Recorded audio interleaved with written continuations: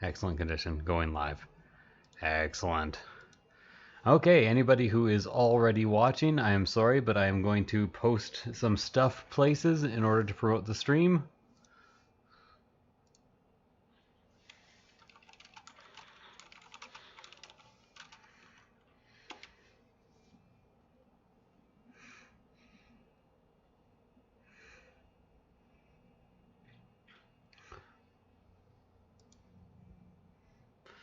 Okay.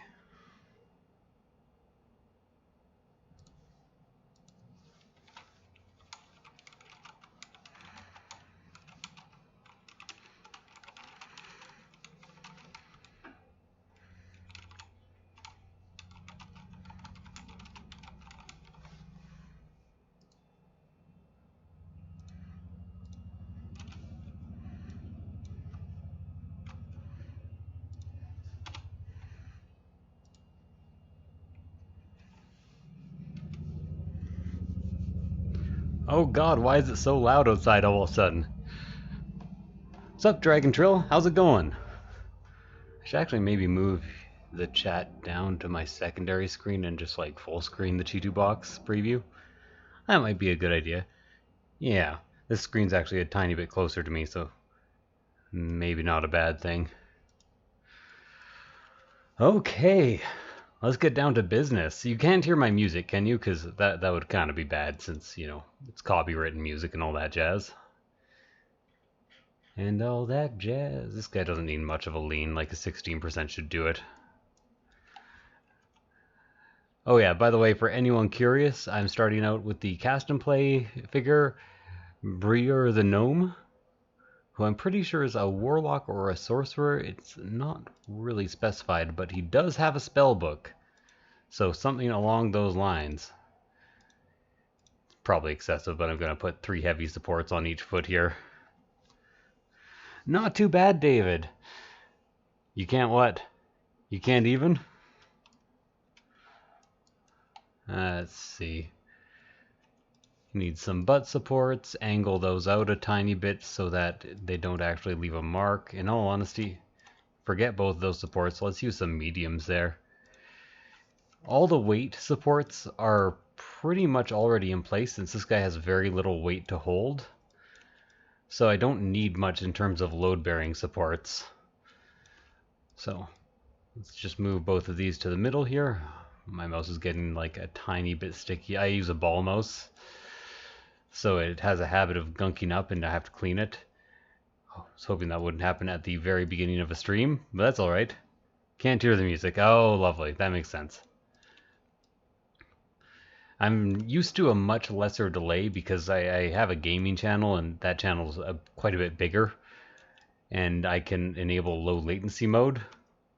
So chat delay, do I actually need to go with the light support there? That's gonna leave a lot of damage. Okay. Already straight to light supports, huh?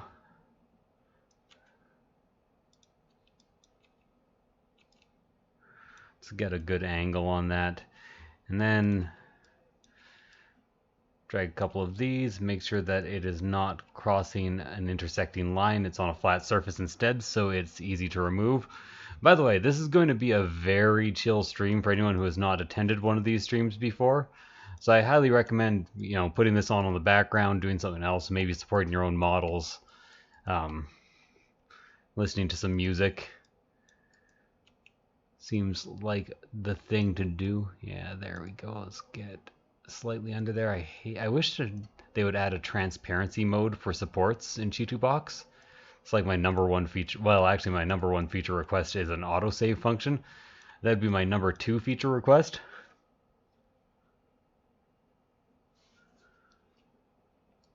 No, I actually start support. I have kind of a support flowchart. I start with load-bearing supports and obvious supports, so that's what I'm doing right now. And then I actually scan through the model to try to find island supports, like little things that I've missed. Then after that, I validate it and go through again, making sure that I catch all of the islands I missed on my eyeball pass-through. Although sometimes files can be too large for the validator, so you just have to eyeball the whole thing, and in all honesty, those have been some of my best printing files. The Griffin, for one, was unvalidatable in a lot of situations, at least not at 0.2, which is the height at which I do most of my support work. This is a bit of a problem here. So let's go ahead and drag one of these out.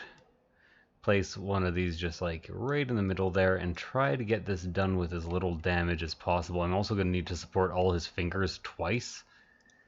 This is bringing back flashbacks of the kobolds, actually. Kobold the Old. There we go. 2. Yeah, so the first step is always just what's obvious. Let's get that done. Second step is what's less obvious. Third step is my eyes can't actually catch that.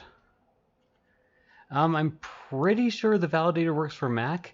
The only issue with the validator is it only works on .photon files, so if you have a different printer, you're out of luck. But you can actually still export to .photon if you have a .photon or a photon, what's it called now? If I go to settings, I have a photon as one of my printers, so you can export to photon, and then that will allow you to at least go through your file and look for errors, but you won't be able to validate all the little weird pixel errors that slicers always throw up. But in all honesty, it's not a very big deal. Those don't really do all that much. I'm not sure if I have to support his fingernails. I will check after I move all these into the pillar. In all honesty, one pillar should be more than enough to hold this book in place and to support his arm. Like, it's only light supports, but it's a lot of light supports. You have a photon? I think the validator works for Mac. I'm pretty sure it's just like a standalone, what do I even call it? I've been in software engineering, a standalone API, so I think it is system independent.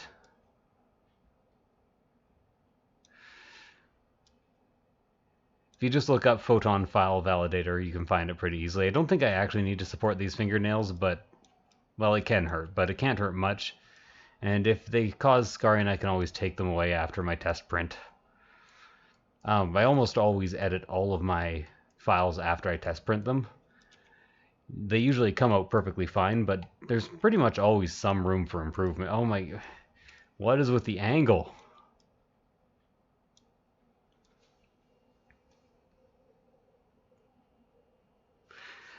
Yeah, it doesn't like anti-aliasing at all, and not to mention you should not be using anti-aliasing for miniatures. All it will do is muddy your detail, and nothing else at all. And these heavy supports on the gnome. Is that going to come off nicely? That might, yeah, you know what, that'll hold his whole arm up. So let's go ahead and do the rest in light supports. Probably make them a tiny bit taller. So always add, on any long flat object, you're going to have a chance of failure as it tries to pull off of the supports with suction. So it's always pretty important to support long flat items. Generally, I actually try to orient models so they don't have any of them, because when I say they're prone to failure, they might be the most prone to failure thing on a model. Okay. Probably don't actually need to support his crotch here, but it's a habit, so I will. Just with the light. Now this dagger doesn't actually have an island because it blends nicely into his pants right there. How do you control supports spawning with or without support structures? Okay, so first of all, I have to understand what you mean. Do you mean how do I prevent these from happening? I don't. I just erase them very quickly, if that is what you mean. Does your nose need a support? Maybe not, but maybe, so I might as well do it. Also, it's important if you're using my style of supporting to save a lot. because it has the bad habit of crashing Chitu box when you stack supports up. So I tend to lose like an hour or 2 hours of work per day, at least unless I remember to start setting timers.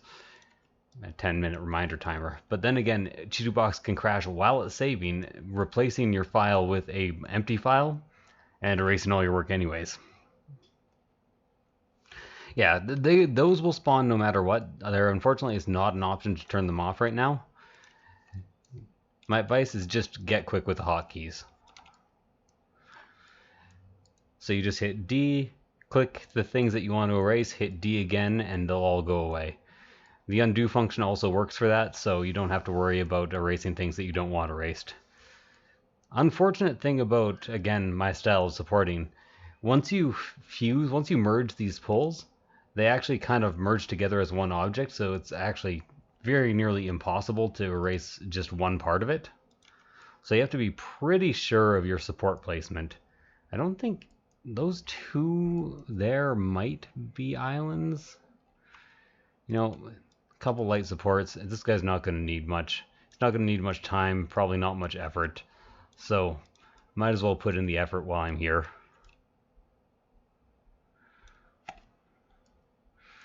Now, he has some weird little details under his book here.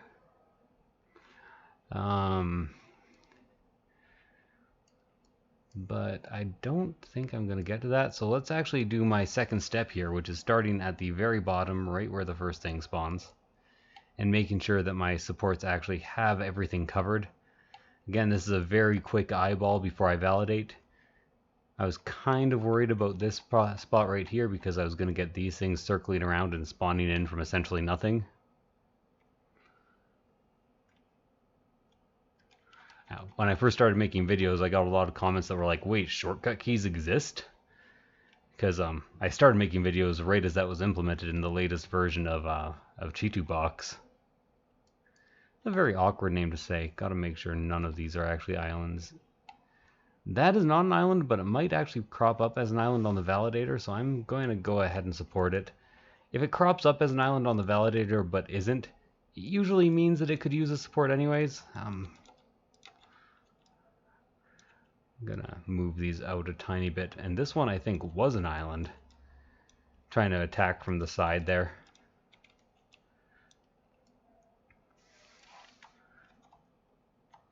Okay, so that was actually an island, and then there is another one in there. See, it's a good thing I actually went and checked the belt. Fixing these errors using the validator is always much slower than fixing them normally. No problem, Luke. Nice seeing you around.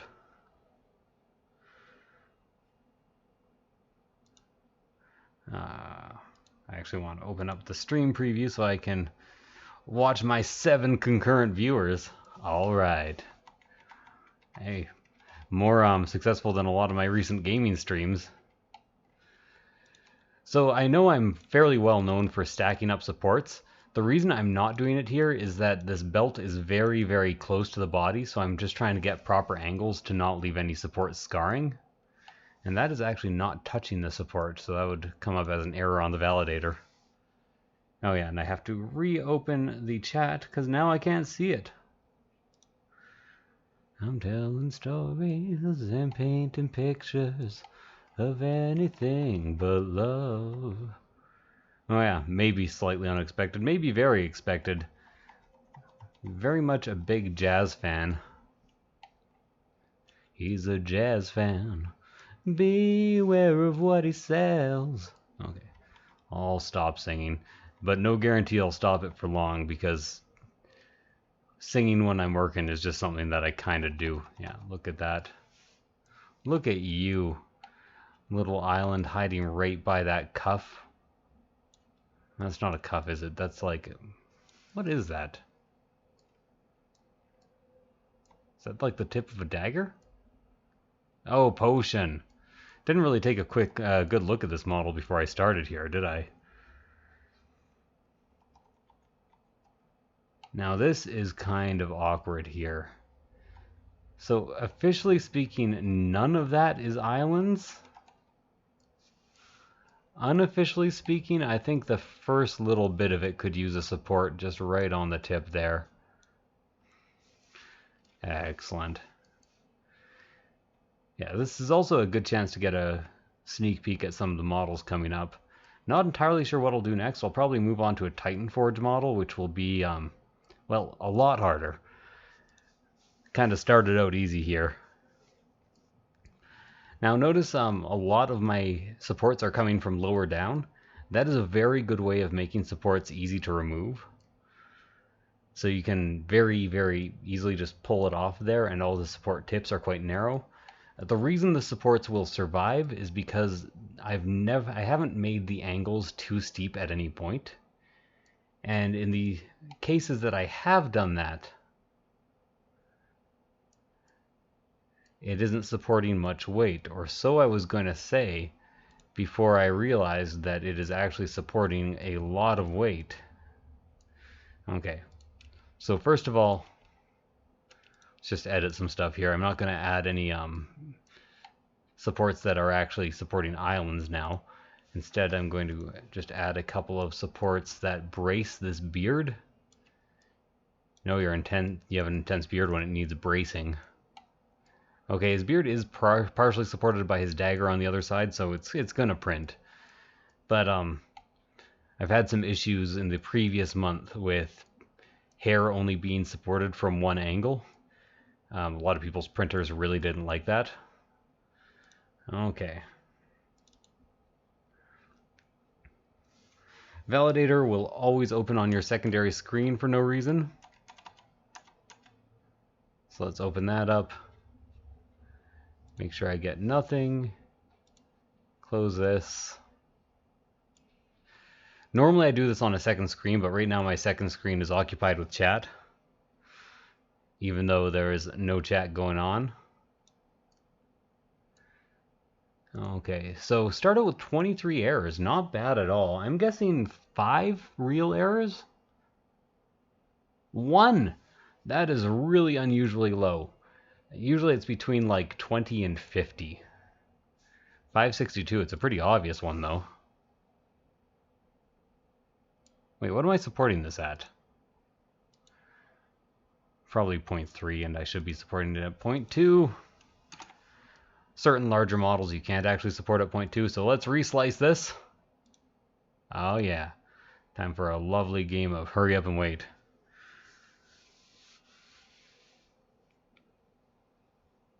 Laughing Games, StarCraft 2 commentator. I probably more likely sound like YesExeek at youtube.com/YesExeek, but also, you know, I could sound like a StarCraft commentator. I tended to keep things pretty chill even when I was doing gaming streams, though I kind of have a thing against reactive gamers, if you know what I mean. I guess if that's your kind of entertainment, it's your kind of entertainment, but very much not my kind of entertainment. I'm so obsessed with doing customer support that I'm like constantly flipping back to Discord and Facebook to try to help people out. It's become almost a compulsion. Okay, there we go. Open that up again.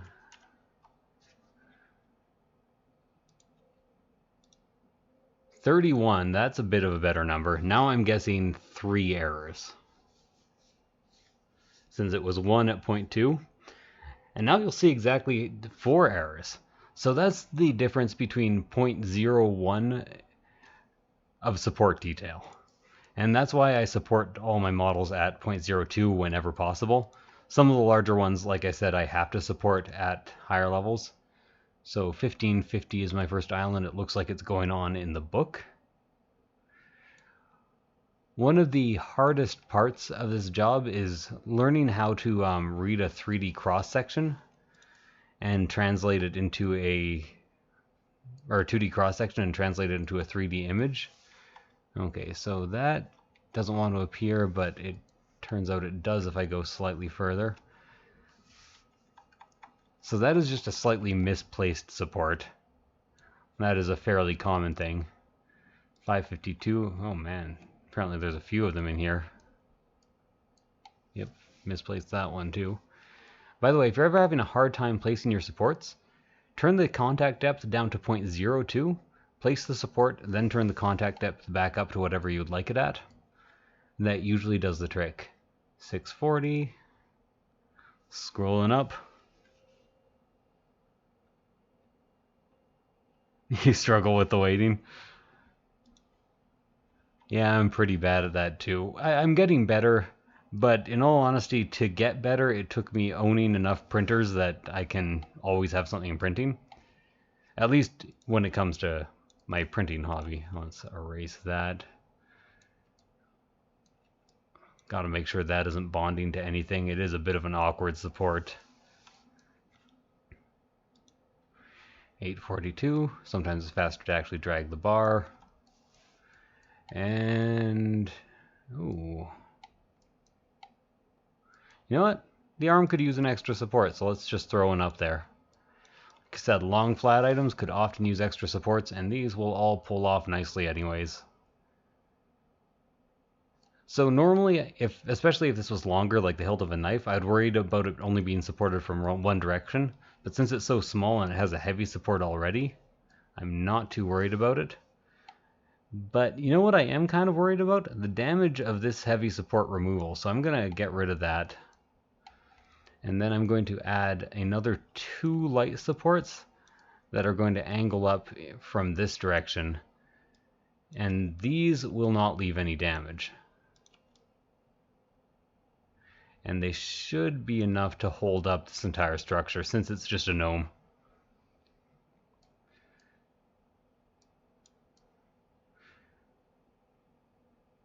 And as far as I'm aware, all those supports should come off pretty easily with absolutely no damage.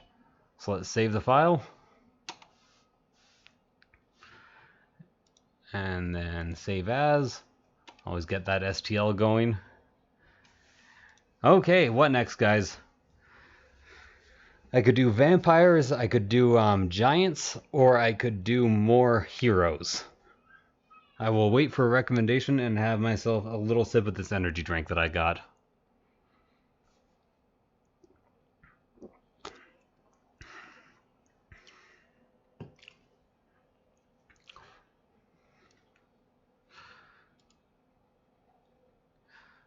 Nobody's saying anything yet.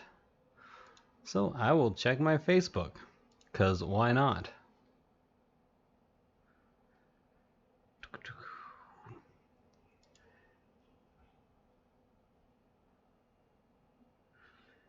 Okay, back to the chat. Samurai Jack.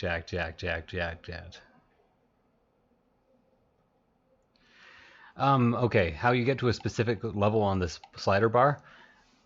Dragging it is very imprecise. It likes to skip around everywhere. But if you drag it to approximately the location, click off screen, and then tap up or down on the arrow keys, it will go up 1 tick at a time. So you can get to any specific Vampires Giants outvoted? How is he outvoted? Nobody else said vampires. Swedish bikini team. I don't have one of those to support, or else I'd be totally into that right now. It's a very odd country to have a bikini team, though, considering the general weather. Like, I guess every northern country, like, I'm from Canada, we have a summer. I was originally from Yellowknife. We definitely had a summer there. It was like 30 degrees and then minus 40 during the winter. Oh, 2 vampires. Okay, vampires it is. Now, do you guys want some previews of the things I've already supported before I get to supporting something new? Because I can do that for you guys. Okay. Over to the Titan Forge. I'll show you what I've done.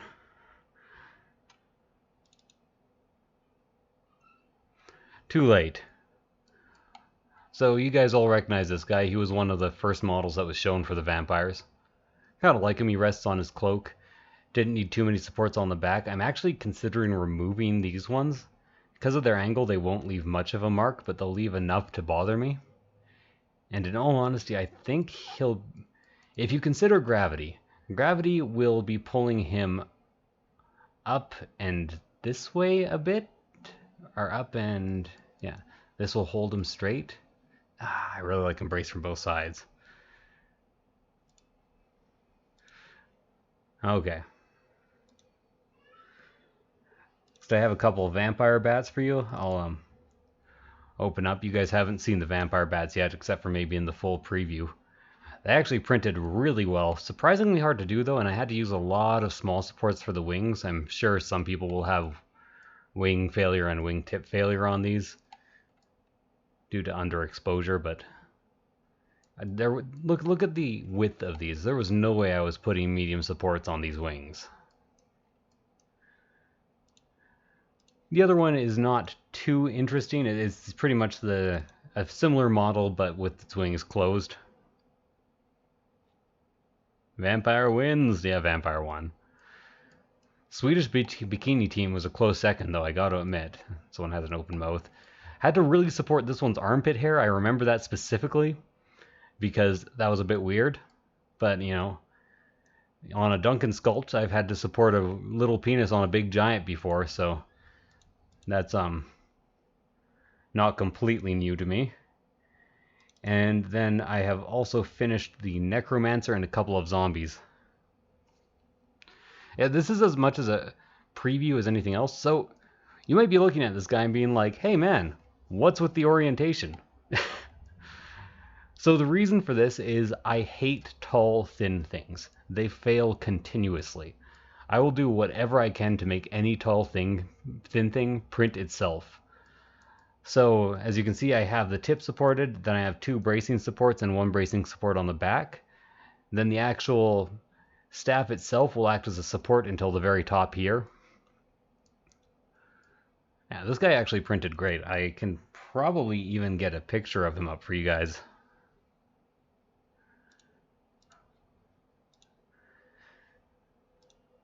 This is as much of a preview as anything, so I'm going over the ones I've done too.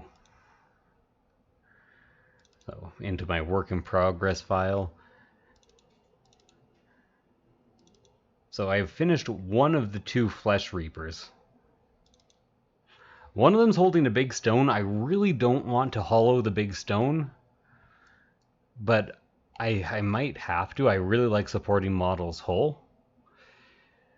The funny thing about large models is they're not always much harder to support than small models, because the artists themselves tend to zoom out as much as you would to work on a human scale model, no matter how large the model is. So you get the giant size, but sometimes you don't, like, the detail isn't all that you'd expect. I had a really hard time with this one tooth in there. There was an island in there for some reason, I can't remember. I hate having to place those, but I did.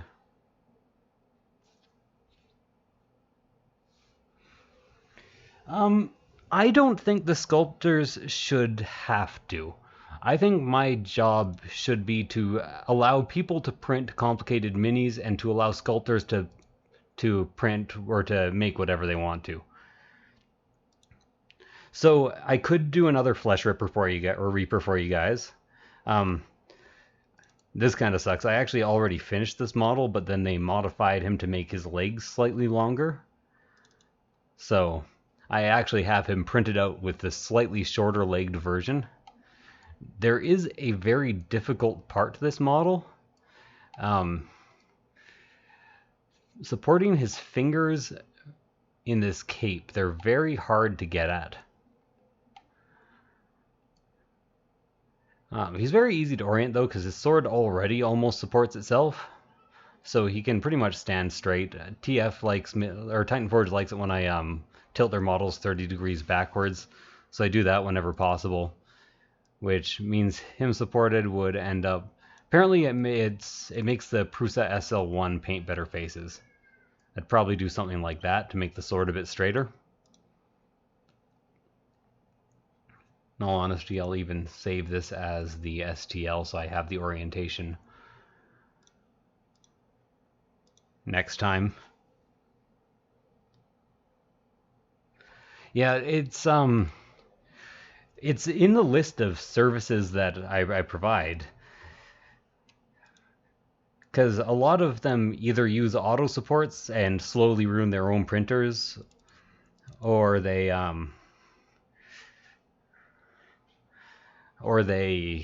no, what am I trying to say now? Or they use the Form 3 formware or formware software, preform software, which is great support software that uses way too heavy supports that are really big. Yeah. Forgot I was still doing sampling of what I've already done, so you guys can see some of the files that we're not going to cover. No, I don't have a Prusa SL1. The TF guys in the main office in Poland have a Prusa, have an SL1. I have 2 Anycubic photons, 1 Anycubic photon S, and one Sonic Mini. Most of my printing right now is done on the Sonic Mini. 2 of my photons are out of commission. My Photon S needs a replacement FEP, which is coming in the mail right now. So the next model I'm going to show you was a lot of fun. I gave the artist a hard time about it, because artists have a habit of putting absolutely insane textures on things. And this specific zombie, this zombie, has a straw hat. So it's very hard to see in, maybe I'll actually, it's very hard to see in there, but there's like 20 supports, like just getting every little inch of that straw hat. And especially as it goes up to there, like what is that? 1, 2, 3, 4, 5, 6, 7, 8, 9, 10, 11, 12, 13, 14. I was wrong. It's more like 30 supports.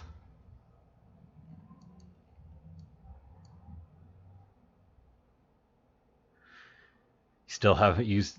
Yeah, no, like I said, their auto supporting is better, but it uses very, very heavy supports, and it still doesn't cover all the islands. It just might be the best auto support software out there. Actually, I'm going to show you guys a piece of software that I picked up in order to try to get base supporting done. Like, they don't have the inclination or gumption to get me to support 30 or 40 bases every month. But I was thinking if I could somehow get them supported rather quickly, that would be a good thing for everyone. And for this specific purpose, auto supports will probably do the trick. This is a piece of software. It's $500 for 2 commercial licenses, like $200 for an individual license. I have a commercial license. Just going to open. I'm going to move this file browser just so I don't accidentally spoil anything I'm not supposed to, but I'll tell you what I'm doing. Going to Dragon Empire. I'm not going to do all of the bases, but I'm going to show you like a fairly big sample of them. So the thing I like about this software is it has really good bulk processing abilities. So right now I'm just uploading a bunch of bases. Normally I would just do this and leave it to run overnight, but I still haven't test printed this. I want to test print this. So now all the bases are selected. If I go to File, Batch Process, so it auto-orientates, and this software, by the way, has the best auto-orientation. And then it just the standard support profile for everything. So if I start to batch process this now, you can see that it actually takes every single one of the bases, puts them in the ideal format according to the software.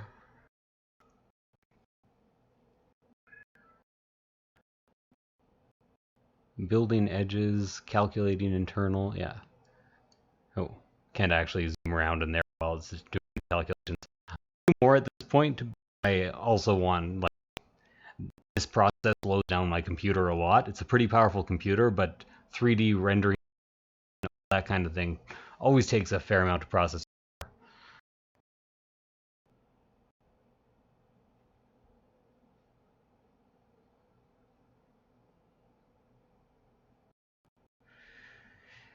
And in all honesty, it depends on how long you're going to be away from your printer.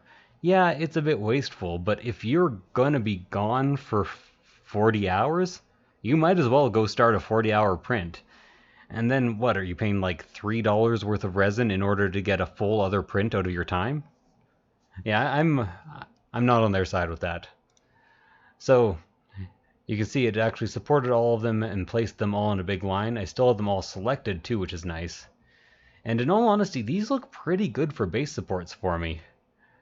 Like some of these are going to be a bit hard to remove in the detail areas.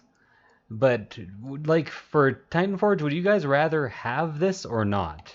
Like all of these provided for you? That's what I'm wondering. Everybody in chat right now. Because what you can then do is hit File, Export Selected. Oh, everything is not selected right now, which kind of sucks. Because for some reason, shift clicking does not work too well in... Control clicking does, shift clicking no. So I have to actually manually shift or control click through this whole set of things. There we go, now they're all selected. Then I can go export selected. This can go back up here. If I export as an STL, I can then name it supported bases and save it. And then I hit support each part as a separate file. Then the actual folder will be called supported bases. Second, I'll actually bring it up. And all of the full files will be properly named inside that folder. The table was 63 cents. Yeah, I think I might have seen that post of yours, Neuro. How do you prefer your name pronounced? Yeah, I would be well, okay, let me put it this way. I would test print a sample size of them because there's just so many bases. Like if I were to test print all of them, it would cost me huge amounts of resin, like $20-30 in resin. And also my print time, which is very important to me for other things. But to me, these look well supported, if you ask me. Like the supports would be way too big for a miniature. But for just a base, maybe not.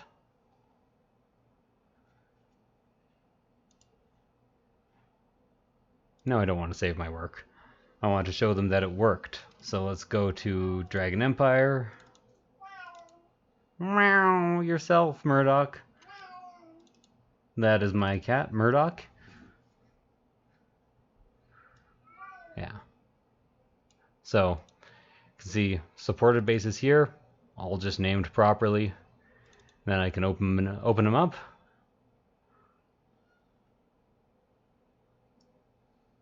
Yeah.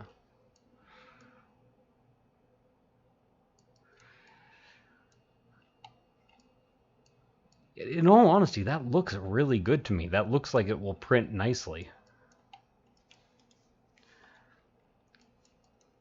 Like, it might have a couple of microscopic islands, but nothing that couldn't be overcome. The option is nice. Definitely. Sin nerds! I'm so sorry for falling out of touch. I didn't mean to. Things suddenly got very, very busy. Sin nerds is somebody I'm looking to maybe do some collaboration with in the future. I've worked probably 220 hours now this month. So I've been working like 2 full-time jobs. It won't happen every month, but this month, yes. Okay. So what else do I have in work in progress? I was not supposed to show you guys this folder. Just in case. There's a straw hat zombie.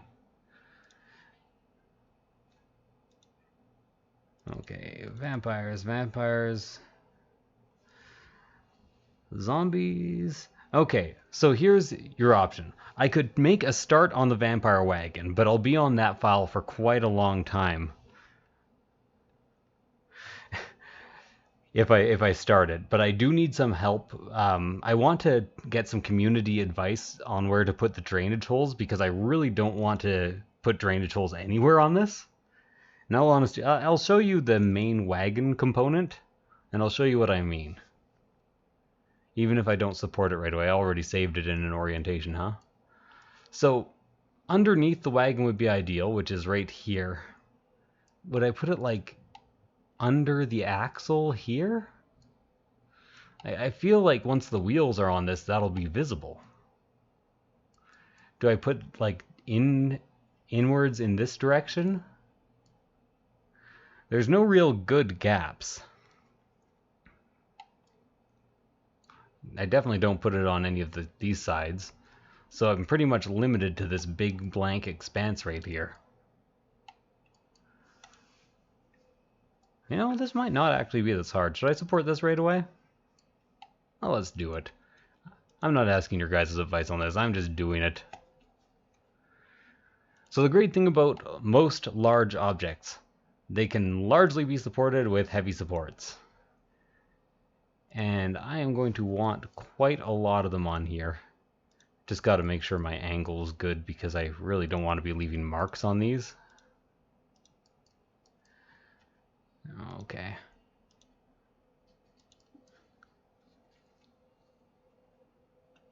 That is going to take quite a while to print. Well, that's why I picked up the Sonic Mini. So let's go here. Let's make sure those angles are good. You always want things to be flush to the actual surfaces you're printing, or else you're going to run into trouble, or you're going to run into marks at least. Okay, so now this will largely build itself. I could probably use a bracing support or two on the back. If I'm not mistaken, this angle should be good. And then that should be fine for that. Okay, let's make sure this whole bottom section is going to print before I do anything else. I think maybe I need a lot of light supports up here. Because these aren't, not light, medium, sorry. These aren't actually all islands, but I think they could use a tiny bit of just weight carrying capacity. Yeah, no, this wagon is a large piece. It is like Steam Dragon large. It is going to be quite the endeavor to print it. So you guys saw the loyalty reward dragon. Do you guys want to see some of the supported files for it too? I could bring some of those up real quick. Oh yeah, no, I do not use well, okay. I might have hollowed one or two pieces of the loyalty dragon with the mesh mixer, or no, sorry, the Chi2 box hollowing. And I'm very sorry about them. They are properly supported inside, but it did make a kind of a mess of things. Okay. I'm actually going to zoom down here because I want to see exactly how this... Oh, you know what? Already caught a couple of little islands. I might as well take care of those while I'm here, right? Yes, yeah, go for it. Absolutely.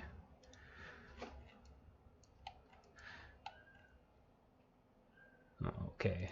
Set to the work in progress. You know, let's go ahead and hit save on this while I'm there too.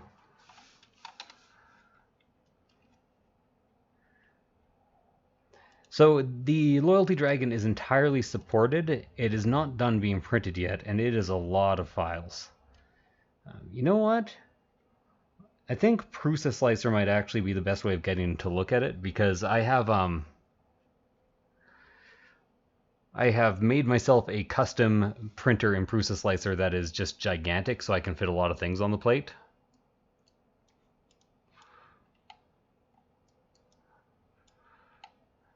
So far, everything other than the middle head and the pillars has printed.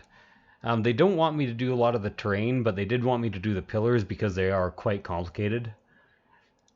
So, oops. You know what? These are all released. There's nothing spoilery here, so let's go Loyalty Dragon.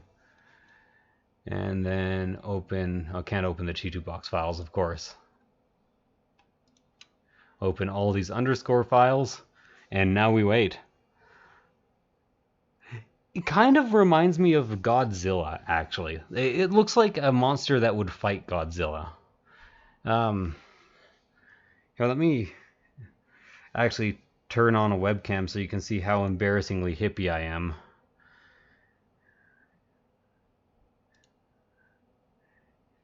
Image capture. And then I will get Jessica to bring me what I've printed so far. How does this work again? It's been so long since I've done it. Should be not media source, video capture device, of course. Been a YouTuber for like 6 years.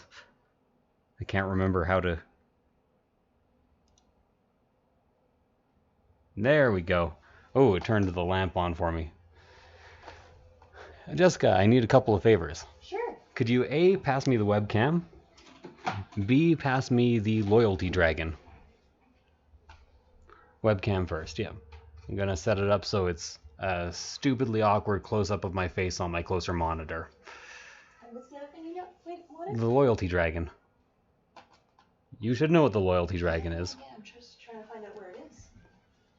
It should just be on the desk where it always is. Okay, yeah.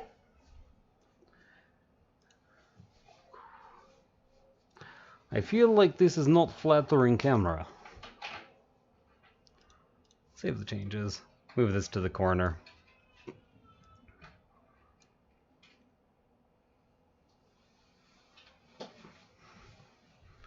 Well, that's way off. Is it like really zoomed in? Oh, okay. So this is what I have so far of the loyalty dragon. Oops. Okay, maybe turn that light back on. I can't even read chat, so everyone's probably like, stop it with the bad pictures of the loyalty dragon. Okay. Wow, it's so zoomed in. Get me out of the frame. I'm actually embarrassed. Okay.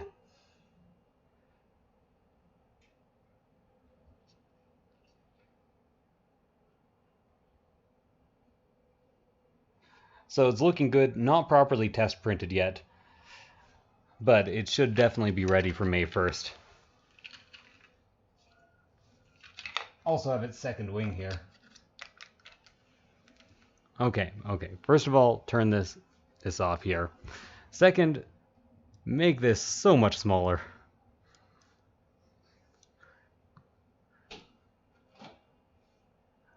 Third, see if it isn't massively zoomed in. Sorry about all the technical stuff. Yeah, it's zoomed way in. Okay. I was like, that seems really close to my face. Okay. And yes, I do my office work on a couch. Now I get to see how the chat reacted to all that. Actually, I'm going to have to turn that light off or else I won't be able to see my support work.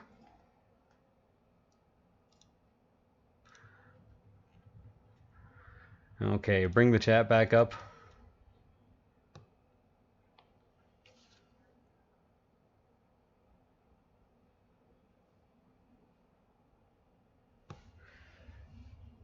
Yeah. Here, let me bring that up one more time just so you guys can have a real proper look. Now that I'm a bit zoomed out. Yeah. The necks are actually pretty long. It's just the body itself is very big, so it makes the necks look a bit shorter. I love the wing, though. The wing has to be my favorite part to the wings of this guy. Also, Daniel, who does the splitting, he's also one of the artists. He's really fantastic at making like these organic shapes that fit together really well. This is a bit of an exaggeration, but I hardly even needed glue for this thing. Like the pieces just fit nice and snugly, which I've seen a lot of artists struggle with that, so I'm very impressed by that. Well, now that I've shown that off, do I need to show the parts off anymore? Uh-oh, mesh errors. It doesn't matter. Or do you want to see the supported files, I guess is what I should be saying.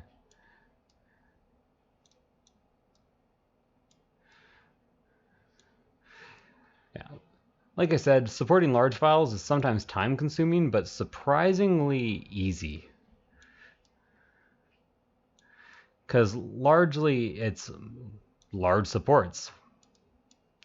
And it's like the standard in 3D software that middle click is to pan around, but it is not that way in Prusa Slicer, and it kind of bothers me. Now, I do have to repair one of these heads. I had some experimental supports in here that essentially stitched them together. I either need to make those thicker or get rid of them and try to support it from an angle, because those just did not work out very well. The other side of that horn worked out quite well, but it was a very, very minor fail. Not clean your tank worthy, really. Okay. And that is it for me getting sidetracked right now, hopefully. Now I can bring the chat back up again. I only have 2 screens. I should have 3 screens here. Oh yeah, I do do all my printing on resin. I have 4 test printers for resin. Um, I'm not saying people shouldn't do it, but I don't think that printing minis on FDM is something that anyone should be designing for. It's just the market isn't suited for it, and it's not much cheaper, and it's not much more accessible, and it's much less reliable. So I'd rather have everything done for resin printing other than large terrain pieces.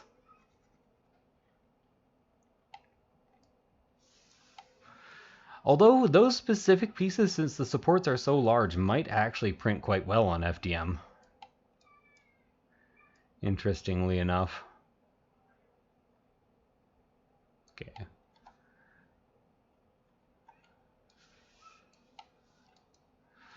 So you see, this is the nice part about large objects. I can just use heavy supports all day long and nobody will complain. And it will barely leave a mark. So far, almost every larger object I've done has been nearly exclusively medium and heavy supports. Whereas most of the smaller objects I do are almost exclusively small supports with only some mediums and heavies as weight-bearing supports. Are those more islands? You gotta tell me if you're an island. I think it's an island. Okay, forget all that I just said because I'm about to place a couple of light supports. Because I am a dirty liar. Did something happen to these light supports? 12, 22, 8. Lower diameter, I guess, is quite a bit lower than... I heightened that a bit because I decreased the tip diameter. I did it specifically for the cast and play kobolds because they were so small. But after test printing those and getting success at all kinds of settings, I decided that I could trust the rest of the community to kind of like adjust and tune their printers enough to print them. Yeah, that's another heavy support opportunity. Oh man, I do love mirrored objects. Like this object is most definitely not mirrored, but it has enough mirrored elements that it just makes some parts of supporting it very easy. Okay, let's make sure that isn't something crazy that I'll be covering up a huge detail for on either side. No, those will come off nicely. By the way, if anyone has any questions or wants like some tech support done, I can do it while I work here. I can also whistle while I work, as Mussolini is a jerk. Hitler's blarmy, so's his army, whistle while you work. Bet you guys didn't know there was an anti-Nazi version of that song, World War II. Well, that's definitely going to need a tiny bit of... Oh, okay. Let's zoom down. Oh no, I hate that a lot. Okay. Because that's probably 2 supports needed right there. Long, thin things are the bane of my existence.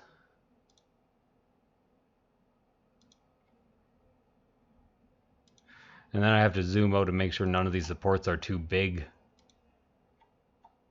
I don't think they will be. I think this is a fairly thick boy, as it were.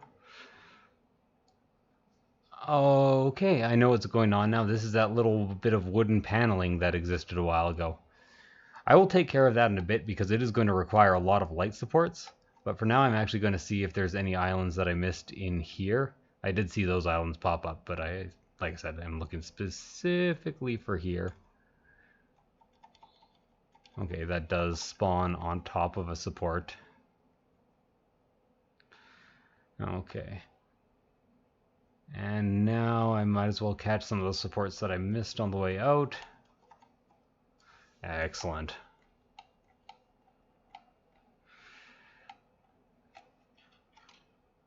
I wish they made movement a tiny bit freer in Chi2 Box too. You know, I could think of like 1,000 fantastic, easy Chi2 Box improvements.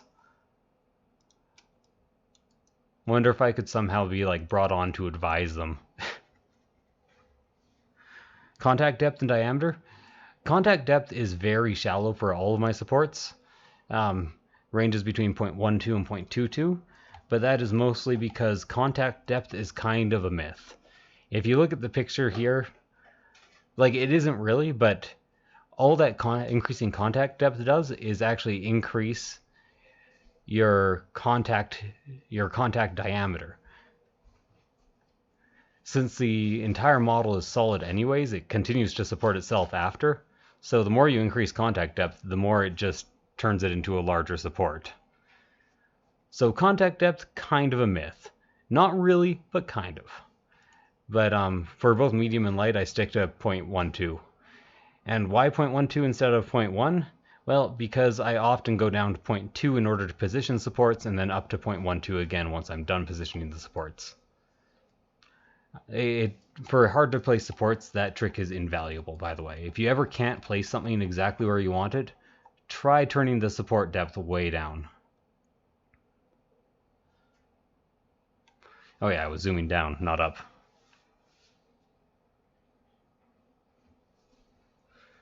Yeah. Look at those mirrored supports that I need to put down. Oh no, I still have plenty of my other drink. My girlfriend is offering me more energy drink. Put that garbage in another man's face, even though I specifically asked for it. And yes, for those of you wondering, that was a Lonely Island reference. There we go. These don't have to support much weight, and that angle is perfectly doable, so that's fine. Well, contact shape can, like, make a... Here, one second, I'll change the settings again. Contact shape can make a bit of a difference, because once you have a real contact shape, it expands the actual support in a slightly different way. But more or less, you're right, contact shape doesn't make much of a difference.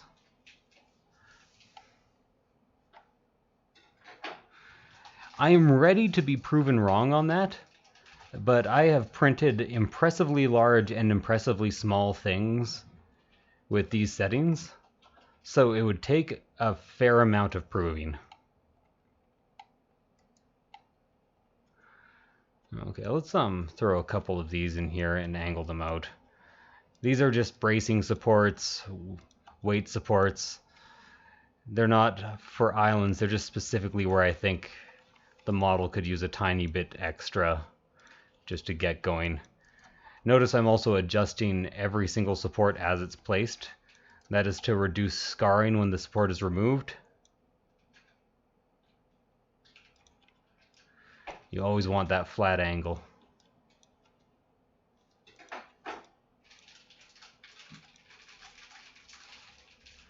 There we go.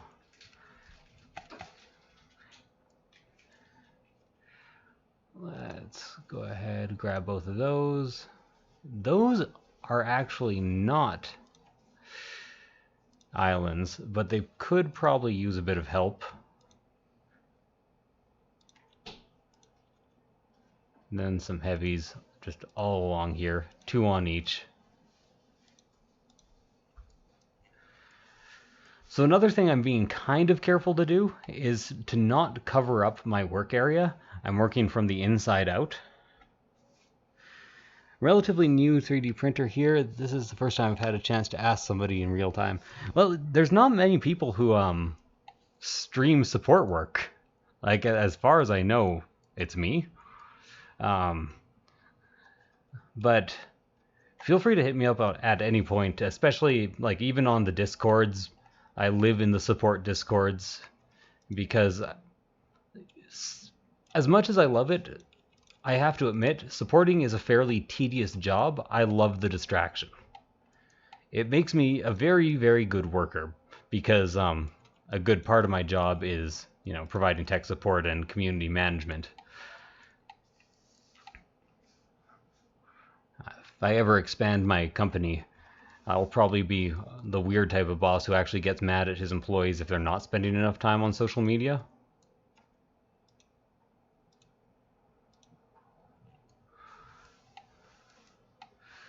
If I was printing this just for myself, by the way, there would be about half this many supports.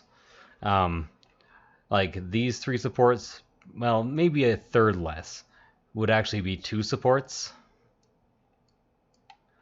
I would be spacing them out much more because I trust my exposure settings in my printers.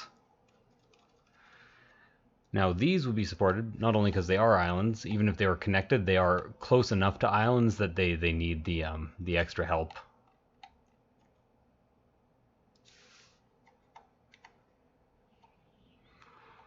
Now I might be doing exactly what I said I shouldn't and covering up my workstation pretty soon. And I did say I was going to do that wood paneling, which I should really get to because I've kind of lost where it is.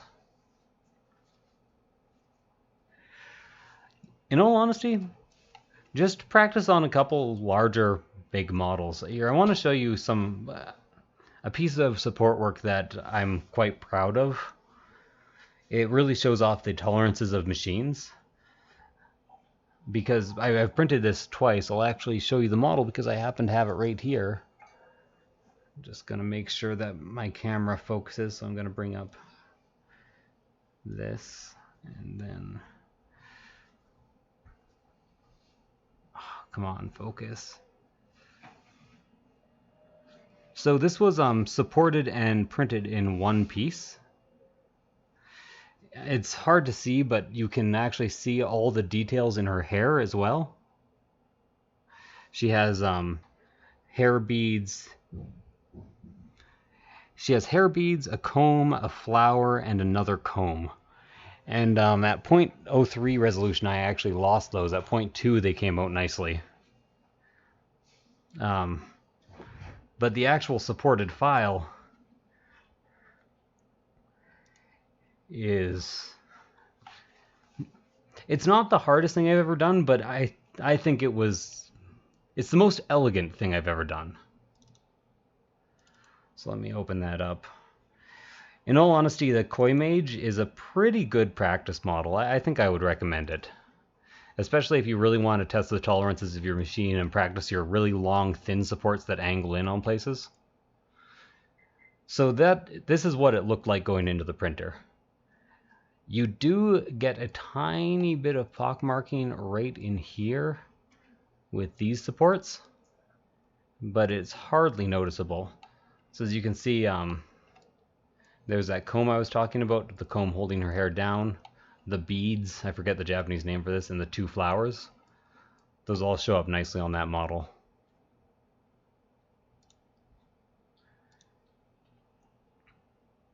And you know what? What was that? Kanzashi. Kanzashi? Is that what they're called? Yeah, I think so. Okay. Very nice. Correct me if I'm wrong.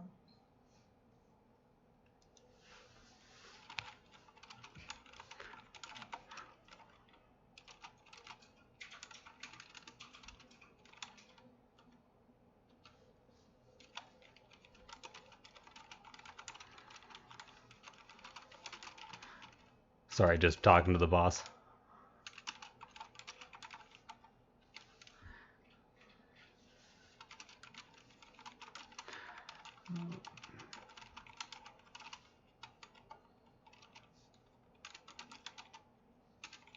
Next.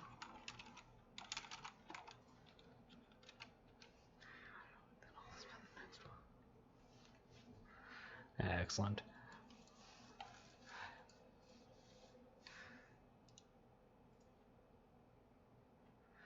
Now, what was I doing? Oh yeah, chat's open. Yeah. So it's actually kind of amazing what your printer will pull off if you have your settings right. A lot of my community work recently, for lack of a better thing to call it, has boiled down to trying to get people really, really dialed in on those settings so that I could do some of that type of stuff and just get really clean models. So remember that lie I told earlier about using pretty much only heavy and medium supports? Yeah.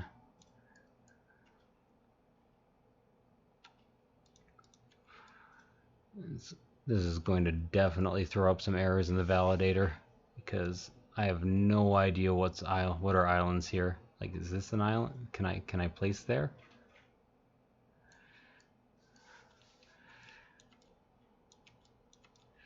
Yeah, long flat things. This is the exact reason I hate long flat things. And now that I look at it, I should also be putting a couple of heavies down right there and right there. I'll probably just get one part of this coach done and then move back on to some cast and play models. Because in all honesty, I want to see them. I haven't had that many available to me until today. And today there was like a major flood of new models in the work folder for the pre-supported. And I really, really like Cast and Play's theme this month. I think it's very clever. For those of you who don't know, what they're doing is a set of heroes, and that set of heroes comes in 2 poses, and each pose comes in level 1, level 10, and level 20 variants, which to me is a very, very cool way of doing standard adventurers. So cool, in fact, that I keep recommending to my boss, that we do more of them with different themes and different methods. Maybe run contests allowing some people to get their parties supported or their parties custom made. It could be a really fun idea for a painting contest prize.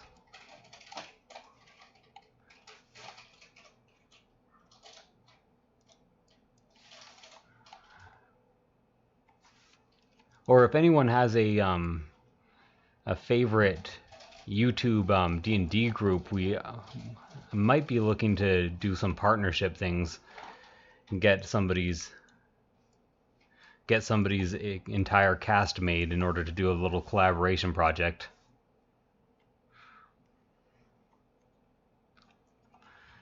Sometimes it's easier to access creators if you're a part of the community than if you're trying to collaborate, because having been a YouTuber, I can tell you get like 100 emails a day easily asking you for really stupid collab projects. It was in the first Dragon Empire release. Were you only around for the second one?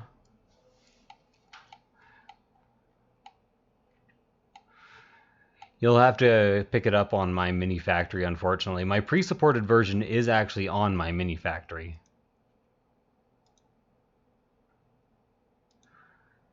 So if I'm not mistaken, doing this should not damage anything, because this is another fairly thick boy. But this is not enough support for most people, so let's add 2 more to each of these.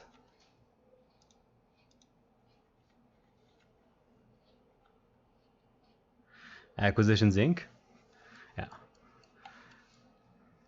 Like, the problem is I don't actually know that many streamers or that many Dungeons and Dragons streamers or podcasters, but I would really like to. Now here's where I thought things were going to get a bit hard with this coach. So I completely avoided this wooden section. It's going to come back to haunt me when I validate, but I really don't feel like going back to it right now. Okay. Gotta actually move on to some medium supports, because these islands you see going on over here, these are zombie hands. Them be zombie hands. So when you see this, this will print except for the red cutoff section, but this whole blue section, the LEDs will be a tiny bit weaker. So you might want to use slightly heavier supports if you're doing a large file.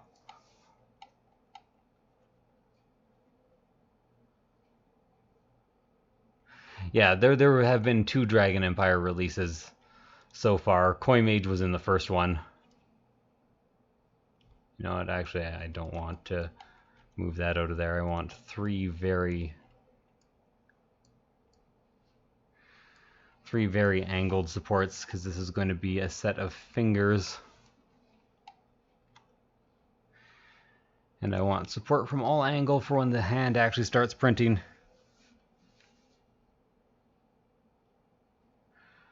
Ooh.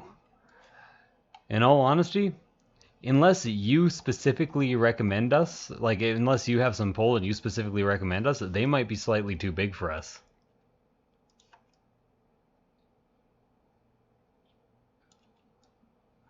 At the present moment, anyways.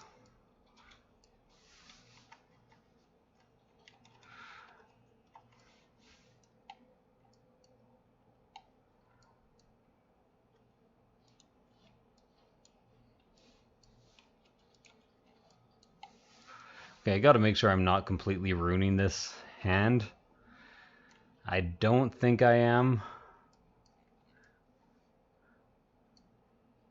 I also did note an island, I think. Some of these islands I really hate. Okay, there we go.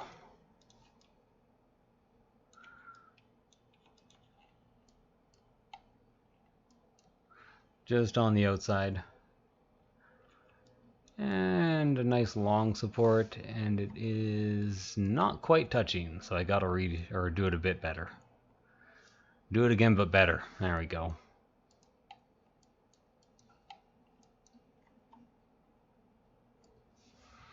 No, honestly, this might be worth more than 1 support. Have to be at a very similar angle.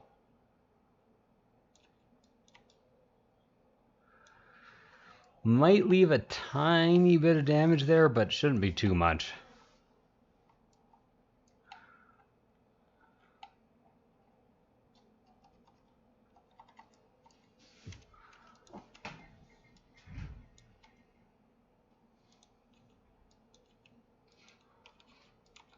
Oh, okay. Then if I'm not mistaken, after that, the arm starts going up.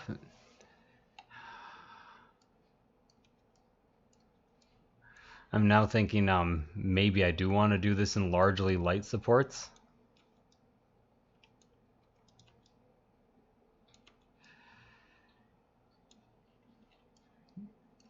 That officially needs a tiny bit of weight holding it, but unofficially speaking should be fine. Oh, I like this zombie head in here.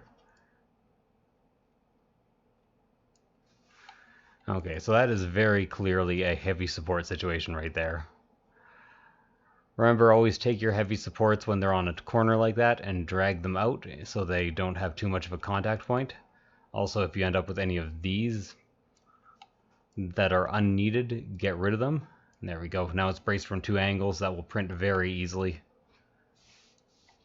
And while I'm at it, let's go ahead and throw a couple of supports on this bar. Pull them back a tiny bit for a better angle. And then keep on going. I kind of want to see exactly how this pans out.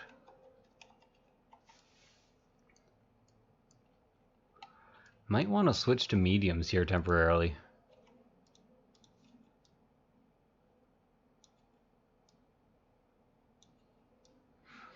Yeah, it's kind of weird. Sometimes you have more pull as a community member than you ever could as somebody trying to do a collaboration project.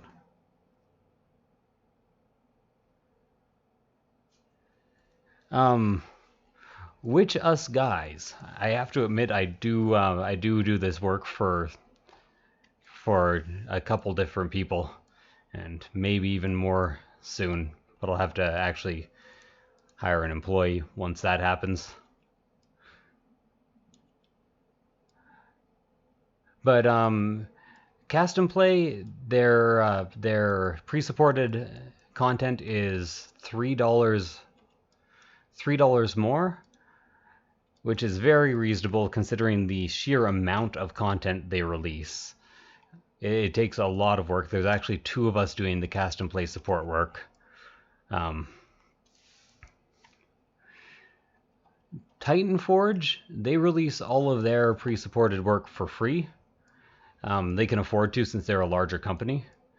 I see a lot of people on Patreon being like, everyone should offer it for free, but really, unless you're doing auto supports, that's not viable for most small companies, most small businesses.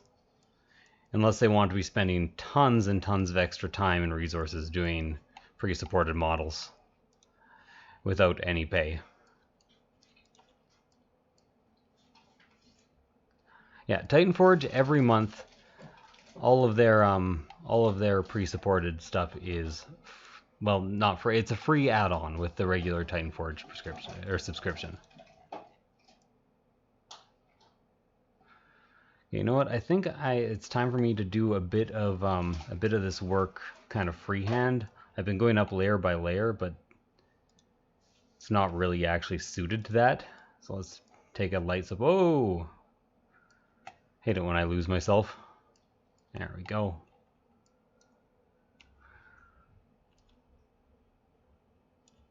I'm gonna want this to be a lot taller. I don't trust those to print.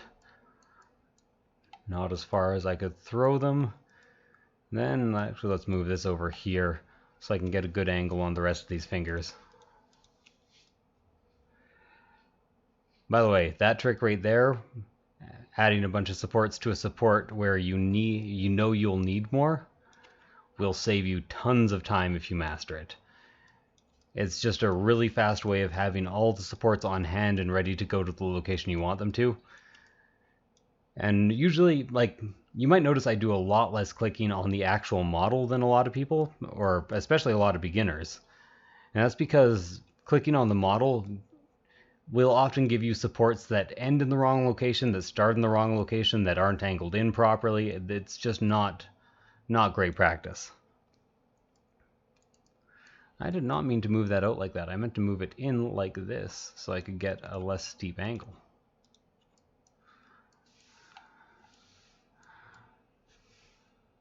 Okay.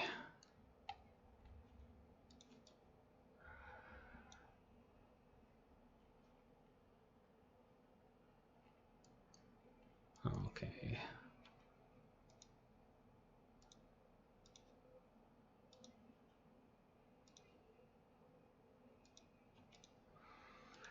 I'd rather not do what I'm doing right now, but I don't think I have a choice at the moment.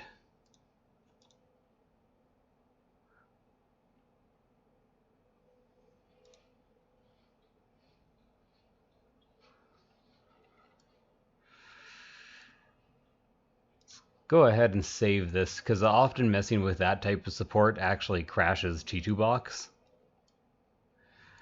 So if you're wondering why I switched to heavy support there, it's that sometimes larger supports of this kind have an easier time being placed.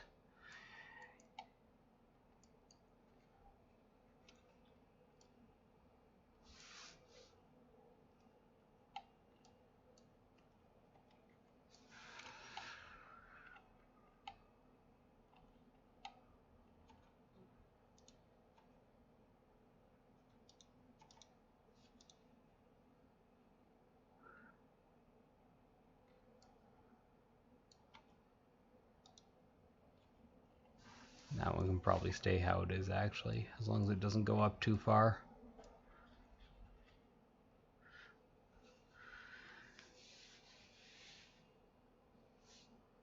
Okay, you know what? I will actually follow that link on that you're sending me right away. Hopefully it actually comes through on my phone. because that would be very nice. Oh man, I love it. I just opened Internet Explorer, and in my Facebook chat somebody was like, 12 seconds exposure was fantastic. I love hearing that. Somebody who's had their exposure settings corrected and actually listened to the advice and not been defensive about it. In all honesty, I'm getting that defensiveness less and less these days. It was really just at the start of things that I got it a lot. In all honesty, until you get the hang of guessing the exposures based on your printer and the resin you're using, it's probably best to hit me up whenever you're using a new resin just to make sure that your settings are going to work. Because it's not like I'm a genius or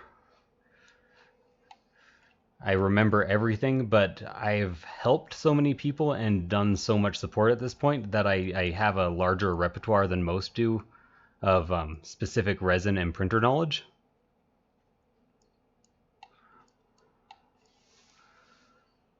Oh, this thing is peppered. Can you imagine trying to print? I'd have to turn the speed down to 20 to print this as a solid block. It would be insanity. Insanity. Okay.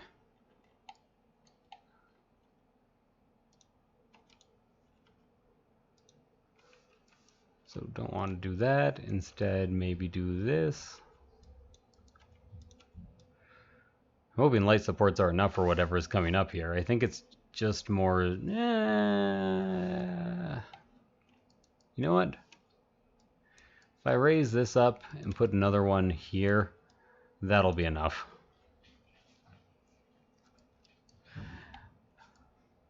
Yeah. Sin and I have had a 18 seconds exposure, 100? What printer are you running that on? That seems a tiny bit high. Except for the bottom exposure and bottom layers, those are actually very good. I approve a lot of those because it actually makes up for a lot of plate leveling issues if you happen to have them. So I love your bottom settings. What layer height and what layer height and what thickness, or what layer height and what printer are you using? Because in all honesty, you could probably get away with considerably less. And this is coming from somebody who usually asks people to up their exposures when they talk to them.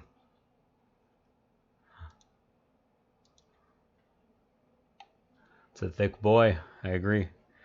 Regular photon, so it is a lower power printer, and you said Anycubic regular or water washable?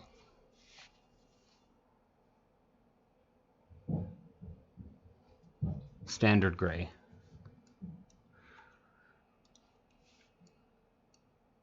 No, honestly, if that was a bit shorter, I might have kept it. Let's get us light support in here.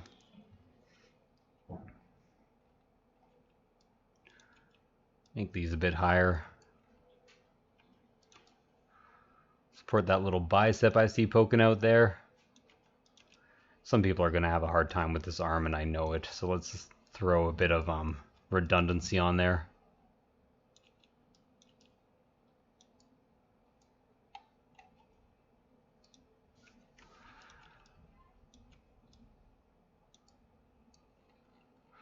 Now, I've likely missed a support in that hand. I'll get it on the validator on the pass-through.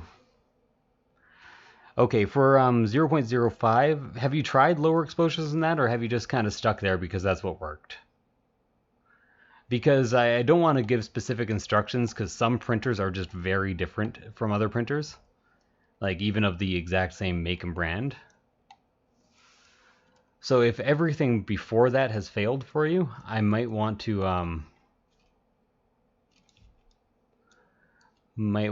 to keep it there.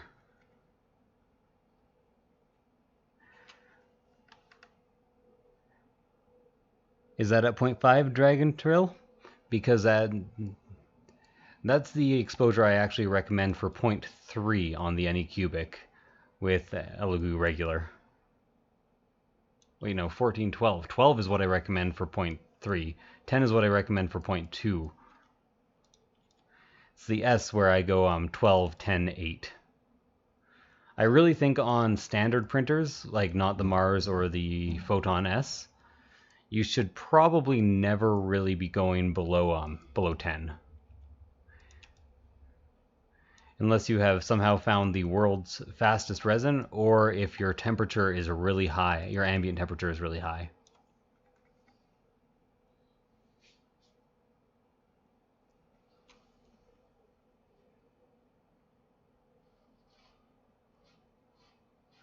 Yeah, to get more detail, you want better layer or lower layer height. And with lower layer height comes lower exposure. My recommendations to print the types of supports that I am printing right now, if your plate is level and if everything else in the world is good, my recommendation is for you at 0.3, it's 12 seconds. In all honesty, I do often print at 0.0. I say in all honesty a lot. I really got to stop that. It's bothering me. I print lower than that all the time. I print at 0.2 quite a bit. But you won't see that much different at set 0.2. 0.3 is a really good compromise between print quality and print speed.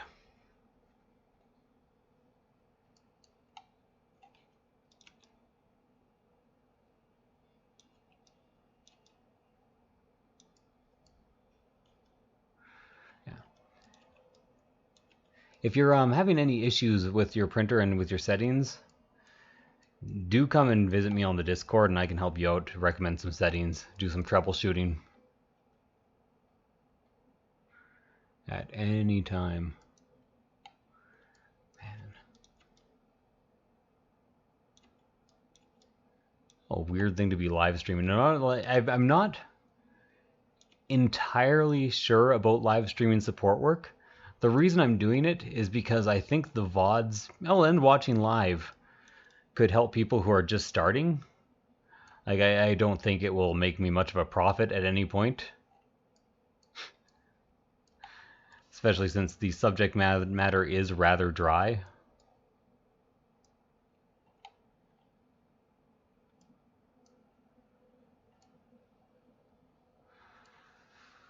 I really don't like what I had to do with that hair. Hopefully it comes out well in the print.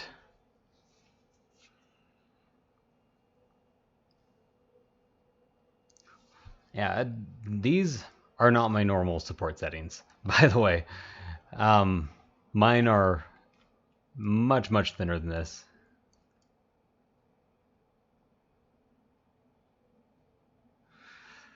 I don't like how close some of these are getting to the edge here. That's going to make some people nervous when it comes to printing. And I don't like me nervous customers. They tend to shoot people. Sounds like a quote from something. It's not.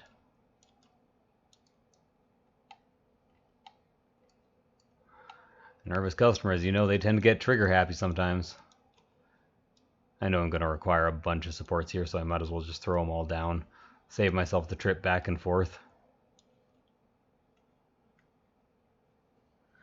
I run... Alagumar is 6 point... Stereotech, 8 bottom layers, 50 seconds. Interesting thing about fast. I'm not sure if this is true for all fasts or just the fast yellow. But you can get away with exposing it not much, but fast loves light. I'll show you a print shortly that I did. It's an example print I use a lot. I did it in fast mixed with 5% blue for 18 seconds exposure, and it is beautiful. It was the yellow fast, And I think that might have made a difference, but I find a lot of Siraya resins, even if they will expose lower, they just absolutely love their what's it called? You know what it's called. Maybe you don't. I don't know. Let's get that picture up here.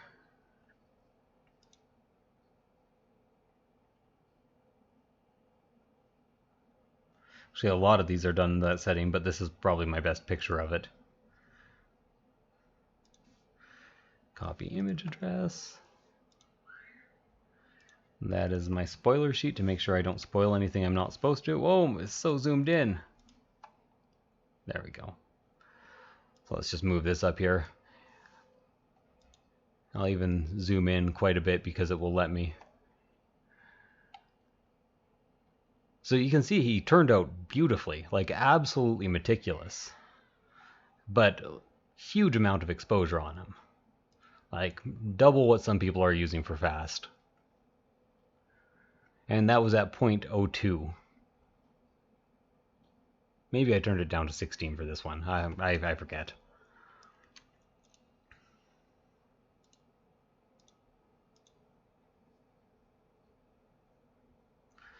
Where do I buy my resin from in Canada? Well, that's a very good question. The answer recently is wherever I can get it from, because shipping is so unreliable right now that I can't always get it from anywhere. I'm also currently experimenting with new resins and also trying to gain a partnership with a resin company so that I can maybe provide you guys with a discount and also reliable resin specs to use on test prints. So I've ordered some dragon resin recently in the hopes that they might be the one for me. They're a slightly more expensive resin that comes in a variety of fun colors. But surprisingly enough, one of the best places I found to get resin recently is Peoply.net. They have some very, very high quality, like almost industrial grade resins. They stock some of the Siraya industrial resins at a very low price comparatively. And I'll actually go visit the store with you guys and show you what they have, because it's an impressive showing. There's some things I want to try on there. Including shipping, I bought Siraya Blue on there recently for about $70 per bottle, which in Canadian dollars for Siraya Blue is fantastic.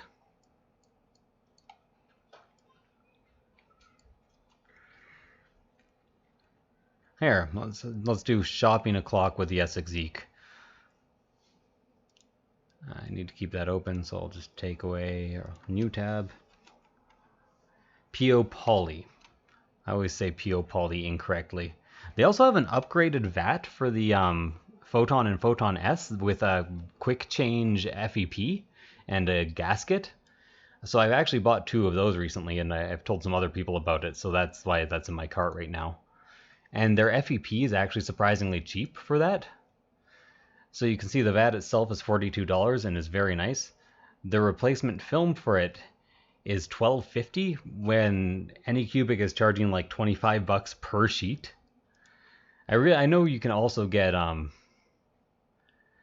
FEP elsewhere, but this has like quick change gasket, just very nice looking. Superior FEP film incorporated Moyes FEP vat design to reduce peel force, easy to replace film, leak-proof rubber seal design. So I'm really looking forward to getting my 2 new vats. But so they sold out of blue at $50 American. They have Tenacious for $70 American, which is a pretty good price. But I'm actually really, really interested in trying these Deft resins by Peopoly. They say they're fast curing, and they have a viscosity that is incredibly good. Like the viscosity of, for comparison's sake, the viscosity of Anycubic regular is 500. No, 300, sorry. Yeah, no, 500. Then the Anycubic Eco is 150 to 200, so is Elegoo. But 105, I have not seen a resin that liquidy, so I can imagine it has some fantastic properties. Really want to give that a try soon. Yeah, they don't have much for consumables, but they have enough to make it kind of worth the little shopping trip. Are you guys interested in maybe looking at some more stores where I've purchased stuff in the past? I'm currently printing in straight Syria blue, and it is hurting my wallet because none of my other shipments of resin will arrive. I usually use blue as an additive, about 5% blue in any bad resin. Well, entry-level resin turns it into like mid-tier resin.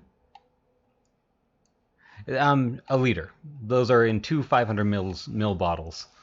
So, a bit of a premium, but in all honesty, for good resin, I'm willing to pay a bit of a premium at any point. I love how I was like, I'll probably use all medium supports. I haven't moved off of light supports till recently. I'm a dirty liar, that's what I am. You want some more shopping time with Yesik Zeke? In all honesty, I'm done with this model for now. I'd prefer to actually move on to some smaller and just as good things. So let's hit it with a save. Then let's go into the folder and make sure that it actually saved. Believe me, that's an important part of working with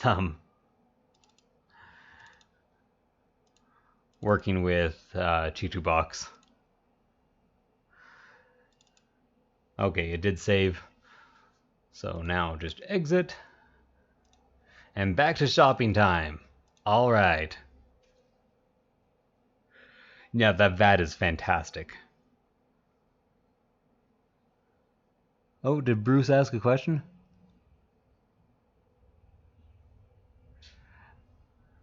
Yeah. I'm really hoping they also add a small, medium, large support hotkey in the future. And they positively responded to my request to add a feature that I'm really hoping the positive response means they're going to add it, to add struts between two parts of a model. So, I mean, it would be a fourth setting type where you would just pick one width, and then you'd click on two parts of the model and it would create a support in between them. They said that was a fantastic idea, and I'm really hoping that they're going to implement it. Oh yeah, we were doing shopping time with Yesik. Bit of a weird thing, but you know, where to get your products is kind of an important part of 3D printing. So, like I said, I'm actually trying to partner with a resin brand right now in order to supply you guys and myself with cheaper but reliable resin. Since I swing so many people behind me, I might have resin. What am I even typing? I might have a chance of doing that for us. I also want to keep the chat open so I can actually read what you guys are saying.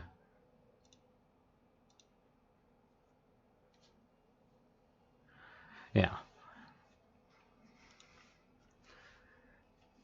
I tried with Anycubic, but they're not getting back to me, so I'm going to have to try to contact them again. Not to mention I'd only be interested in their eco resin because their basic resin is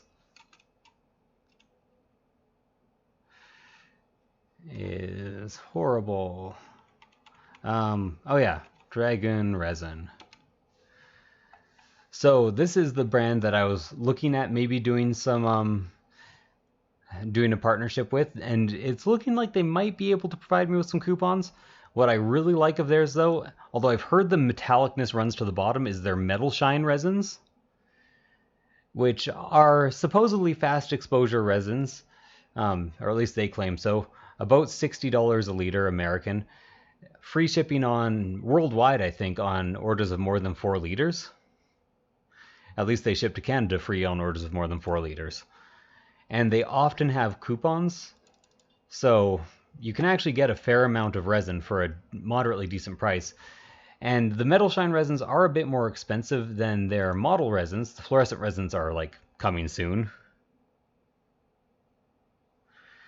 You almost have to order resin in bulk. My favorite part of their resin line is that it just comes in so many colors. I kind of love this purple. I really want some of it. I hope I ordered some. You can see it's a bit cheaper.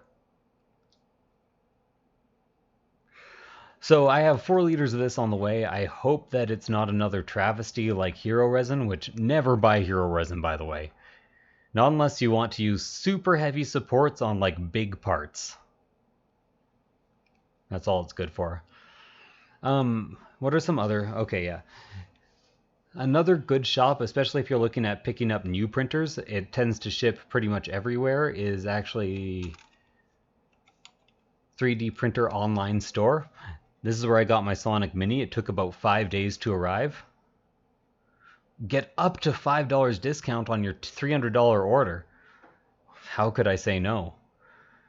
So, I ordered this from here because it was going to show up much, much faster, and I kind of needed it.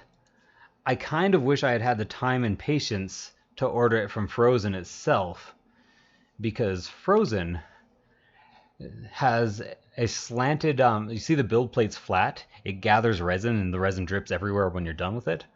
But for $20 you can actually add a premium angled platform that drains the resin off, so that doesn't happen. It now comes with a metal vat, so you don't need to add those anymore. But they also ship pretty much anywhere, so if you're... I've heard their resin's pretty good too, but I haven't tried it yet. Oh, that must be... Cast... How much resin is that for? 250 grams? 500 grams for 17 bucks. That's not horrible, actually. You'd probably be charged a ton in shipping, so you'd have to get a whole bunch. Beige flex, ABS-like gray. I've heard good things, but they've been so untried that it takes a while. I'll actually show you what shipping would look like to Canada if I were to, let's say, if I wanted to order $100 of matte gray resin. And this is in liter? No, this is... Okay, $100 would be 2.5 liters. That's still pretty good.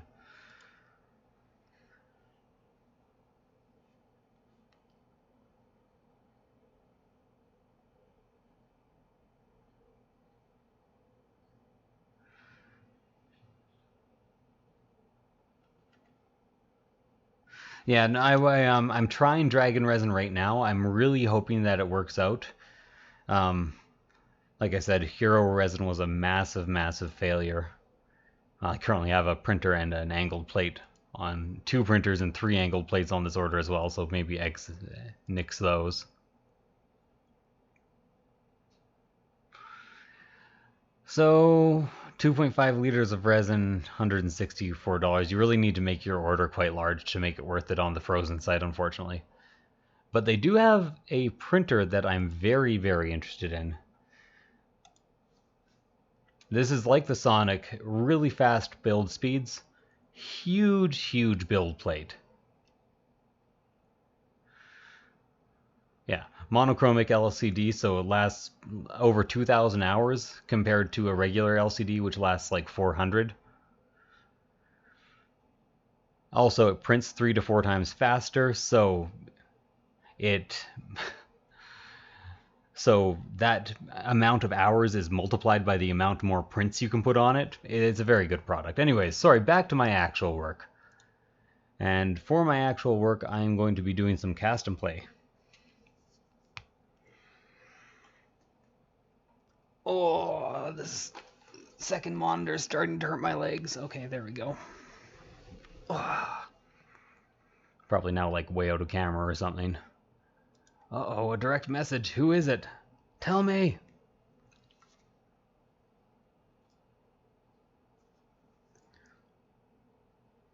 Ooh, okay.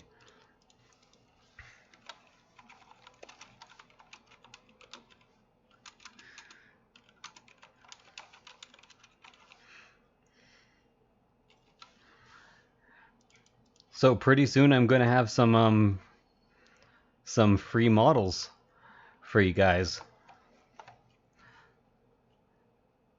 I'm gonna have a promotional tweet at 6:10, so time for me to start doing a bit more cast and play. Okay, Bard, Warlock, Gnome, Monk, Druid, Sorcerer, or Cleric?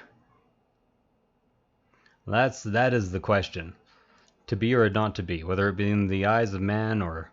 I don't actually know that poem. And I'm pretty sure I got the first line wrong. Let's actually bring up a page here so I can show off some of my pictures fast if I want to. Just while I wait for the answer. I actually send all of my pictures directly to my girlfriend so I can copy and paste them really fast whenever I need to use them as examples. So I can just open up the picture browser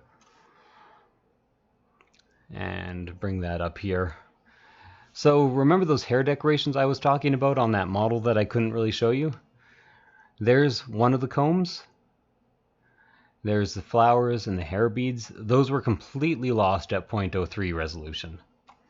Had to go to 0.2 for them. It was a fast print on the Necromancer. This is what AnyCubic told me when I told her told one of their employees that people were using 6 seconds exposure on their resin. I keep that around just because some people are really, really insistent that they can do 6, 5, 4, 3, 4 seconds exposure on like a regular photon or even a photon S. Which is just not a thing. This is an interesting picture because this is a RERF test. So these were all exposed at different amounts. I didn't do a very good job cleaning them, but you can see it started at 8 seconds here, 9, 10, 11, 12, 13, 14, 15. They all turned out perfectly. Overexposure is not a big deal. You have to overexpose a lot before you start losing details. Druid. Okay, Druid it is. Okay, Druid A or Druid B? And you know what? I shouldn't ask more questions. I should just pick. I've already done at least one Druid A, so let's start on a Druid B. Come on, be a good one. Whoa! That was unexpected. I hope this model is previewed.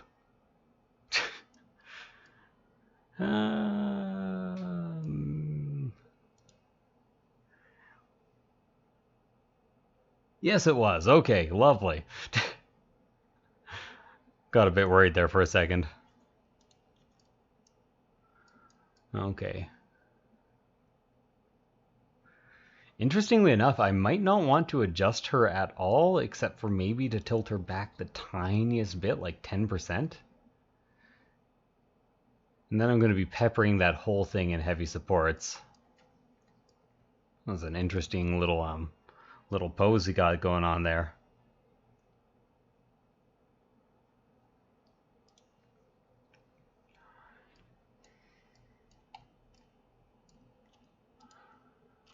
Okay. I really don't okay, I like this base. I really don't like this base for supporting because whenever you get a model that's bubbly like this, it generally needs a lot of supports just in like all the weird little corners, like right there. And then, like I said, I'm going to need to pepper this. Not too close together. Actually, peppering it too close together is more likely to hurt the print. I don't entirely know why. Maybe it's a suction thing. Just find to get more fails if I try to do that. So I'm going to want some heavy supports right at the bottom here, but I'm going to want them to kind of angle in really steeply. There we go. A cloud of smoke, I'm pretty sure. In all honesty, I think I have to ask the artist what's going on here because I don't entirely get it. Maybe I'll ask Alex.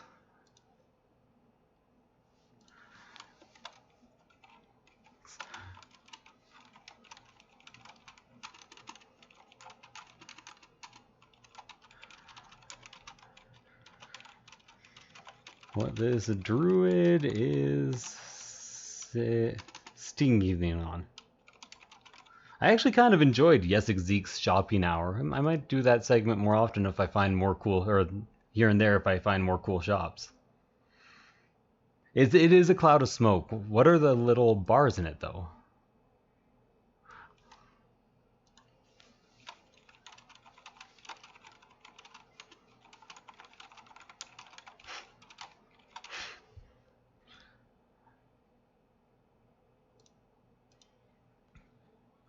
Okay.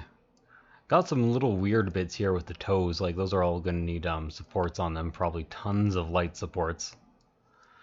And then there's going to be a tiny bit of difficulty angling supports in here. Although most of... You know what? Actually, forget what I was saying. I'm going to have to orient her on her face. This is another thing I generally try to avoid doing, but I've actually managed to support quite a few models on their faces without leaving too much structural damage. So, does anyone want to take a wild guess at the reason I'm doing this? 5 points to the winner.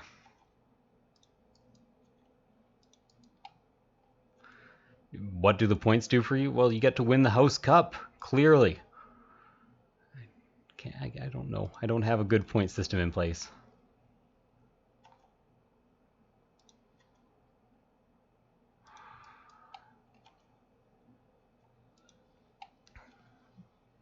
Let's see.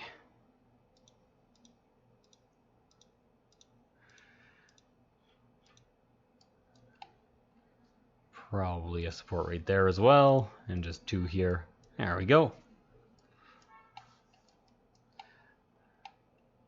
Well, it is that leg. You got that part right.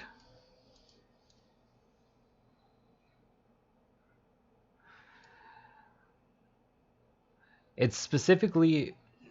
You know what? I'll give you the 5 points. It's the angle of her limbs.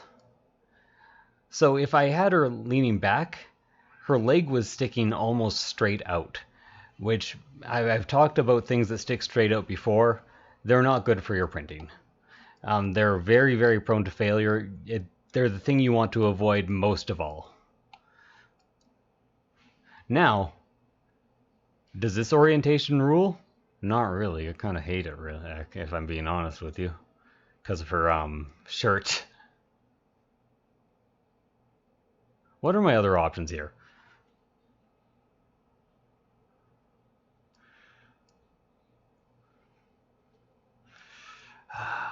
What are my other options? I could lean her really far back. I could support her on her head. You know what? I don't do this usually because I usually disagree with Formware. Let's ask Formware. Formware has the best auto orientation software, which still makes it much worse generally than human intuition. But just in case.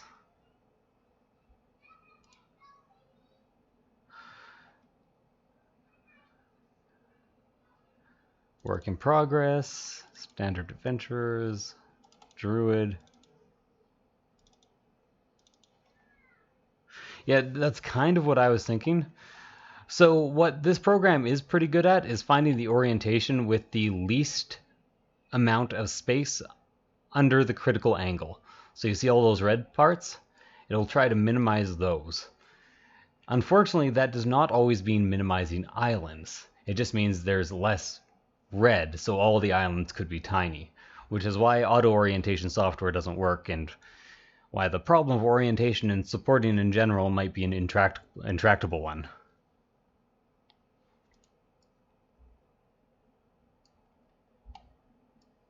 So, like, straight on her face is what they think.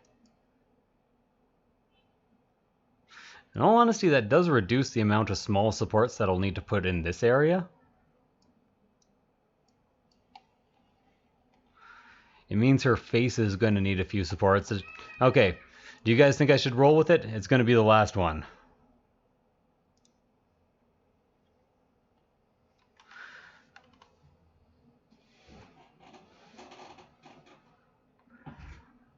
There's a tech support question, but I'm streaming, so I don't want to answer it right now.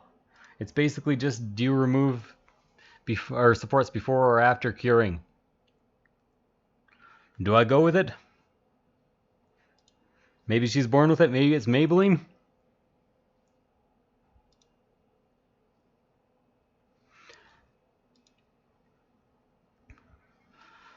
Okay. So time to start posting some links, I guess.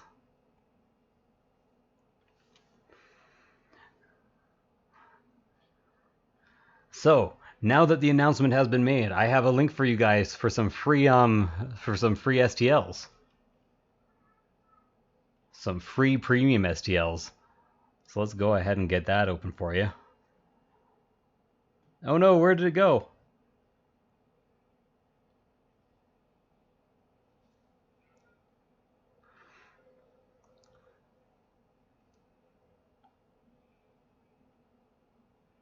Did I already copy it? Because it appears to be gone. Well, it says it's just on Cast and Play, so apparently right now we have some free minis on Gumroad. So let's go ahead and link those. You guys can download them if you feel like it.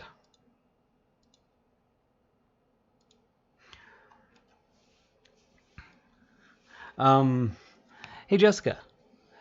Yeah. Could you by any chance bring me the Ghost Pirates? I want to show them off because somebody is doting supports on the face. Oh, okay.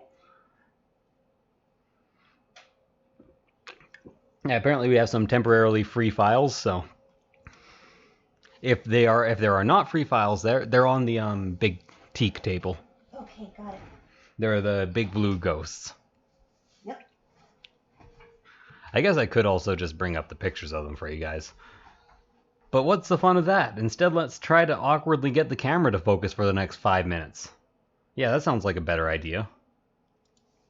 I'm just full of great ideas right now. Let's make this nice and big. There you go. Thank you. Okay, so this guy right here was supported entirely on his face. Come on, focus. Get me out of the screen, then maybe it will focus. Put your hand behind it. Put my hand behind it, then maybe it will focus. Oh, my nails, they're horrible. Okay.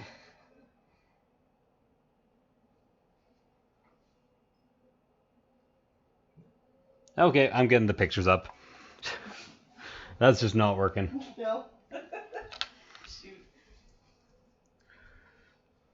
Spend a lot of time painting. I get a lot of paint in and under my nails.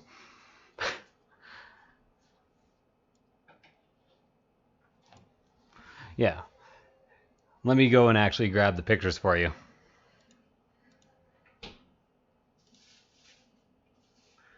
Those, by the way, are in the throwback bundle and pre-supported. They were not in there before because they were a bonus that was added later, but I decided to do them up, so those are in the pre-supported bundle.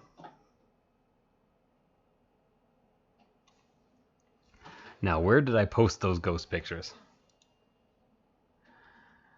I believe you put it in the chill party zone. What was that? The chill party zone? Okay, I only need one picture. I only need this one. So it's a bit hard to see the detail in the picture because Siraya blue. You know what, actually let's open the original so I can zoom right in.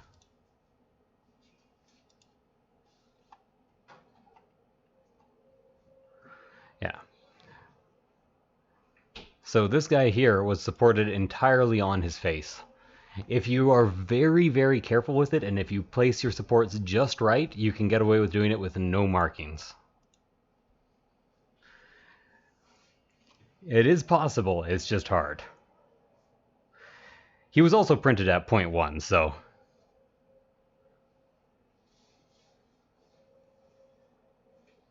Is the free file only the cobalt? Let me actually go and see, and then I will, if it is just a cobalt, I will ask Alex if that's it.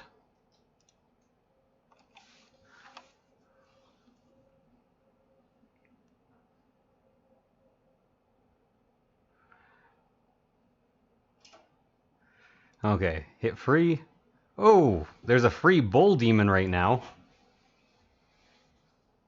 Wow.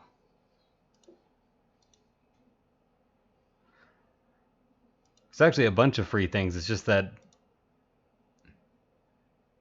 2 pre-supported kobolds, the kobold alchemist.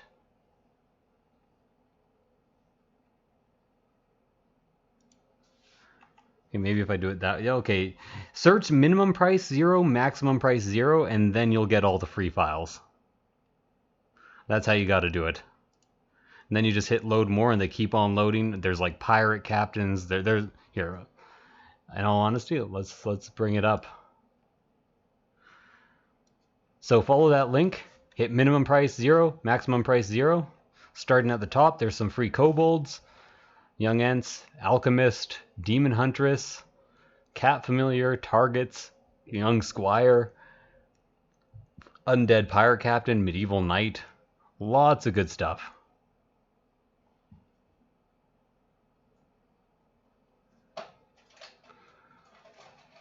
Female necromancer. I like that. You don't see that too often. Ooh, and just a set of nice little free bases. It's always a convenient thing to have.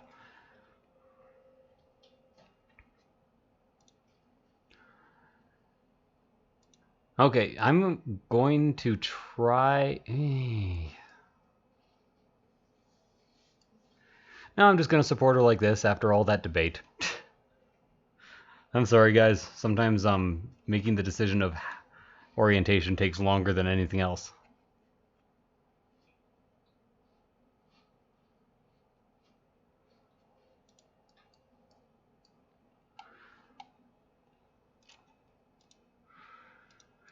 And I hope I get to enough subscribers soon to unlock low latency streaming.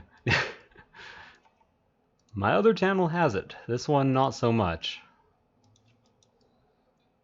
Yeah, no, I actually want this straight.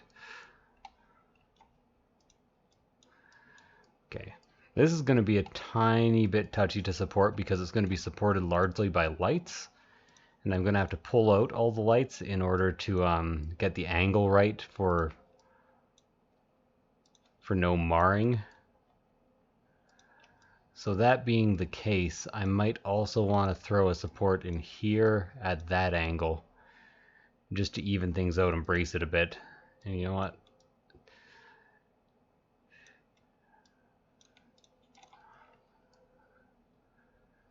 Just going to make sure that isn't bonding to anything.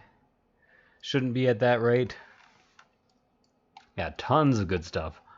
It's just that it didn't update all the free stuff as free immediately. I'm going to do the same thing here, but I'm going to essentially make a heavy support out of these light supports. Usually I would stack these supports, but I really, really need them to hold on pretty tightly to this. So I'm going to instead just kind of allow them to be, man. I don't know what I'm talking about.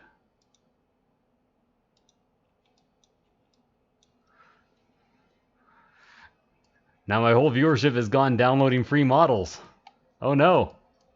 I'm just kidding. I'd be downloading the free models too, let's be honest. Actually, I don't have a lot of those models. Maybe I should go download the free models.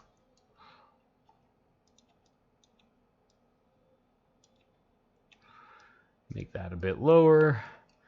Now time to support the toes. It supports the toes again, or else it gets the hose again. Rhyming O's with O's kind of sucks. Do these have multiple islands on them by any chance? No. No, they do not. That is positive.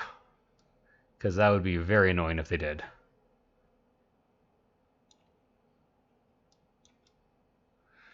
Again, get these a bit higher so that they're angled correctly. This isn't going to have to support much weight for long, so I can just combine them all like this.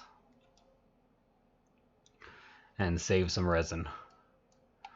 So all this here, none of this is actually islands. This will all print. This, on the other hand, not so much. Okay. I've made a bit of a tactical error here. You should always do load-bearing supports first. Sometimes you miss a load-bearing support though, and then you have to kind of improvise. Now, does this join up with the leg? Yes, it does. But it's still a fair amount of weight, so let's also throw one more of these on here at a good angle to come off. Now it's braced from two sides. Then let's also get a load-bearing support up here. Raise it up. Could probably use two more of them. One just real deep in there. All the way up your blank, Morty. I'm working for a company right now. Come on. I can't be swearing too much. Actually, I should not be. I should be trying not to swear at all, but man, swearing's a big part of Canadian culture.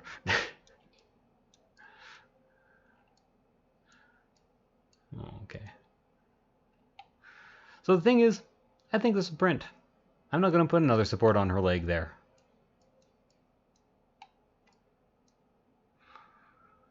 So that is going to need a support. None of this is actually going to need any supporting. That is false positives as far as the eye can see. That, on the other hand, is not. But I can angle a support in nicely from way over there. And I think I saw one more island. What is this music? Okay, let me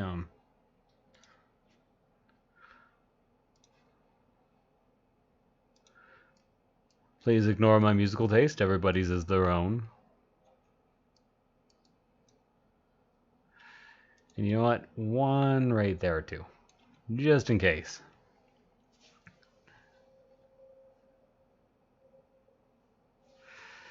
Yeah, a lot of people had to upsize those kobolds. Which is kind of too bad. Well, I think it's kind of too bad because there was a lot of work to support them at that size. while making them removable anyways. The first two models I did were like barely removable. The supports were good, but you really had to mess with or fiddle around with it to get them off. Then I completely changed up how I was doing things to a kind of experimental style that's a bit like tying down a tent. And that seemed to work out for me. Yeah, that's actually exactly where I want that. Those aren't, yeah, no, those aren't intersecting the model at all.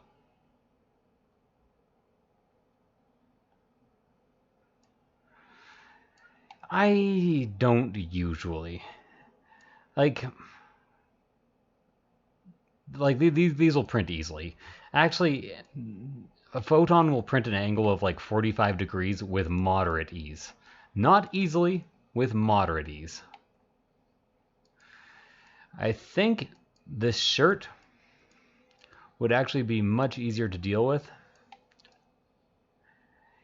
if I was doing it layer by layer. So first of all, let's get some supports on this coin purse here. I unfortunately covered it up a bit, so I have to deal with this weird angle. Okay.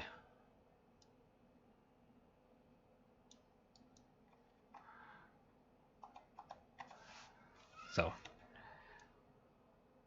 what I'm going to do here is lots of very small supports, hopefully.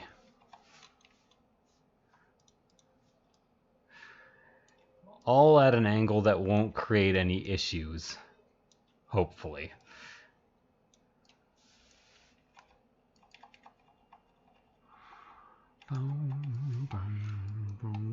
By the way, if anyone wants to watch a very, very funny Canadian music video, it's kind of like hard driving rock. I highly recommend The Boards by Rocket League.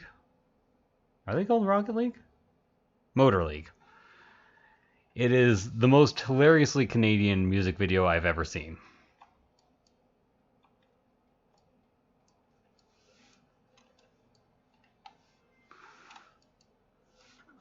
I see you. I see you, you hidey little island. Not sure if I got it, though. I just know that I saw it.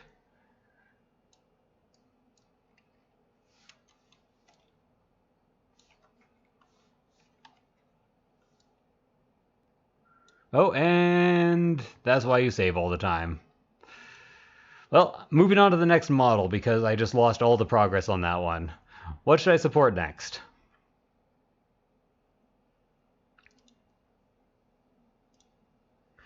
Monk, Bard, Sorcerer, or Cleric?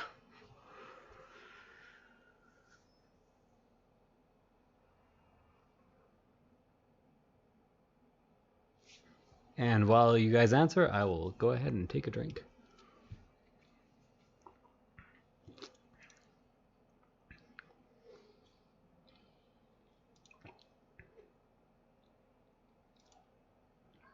That's my micro dwarf.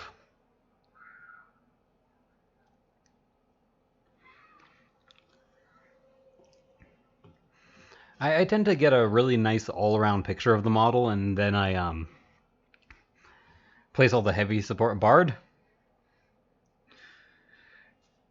a Sork. I got to admit, I'm kind of with Dragon here because I play a Bard in most of my D&D campaigns. So I think that's what I'll be going with. Oh, 2 Bards. There we go. My decision justified.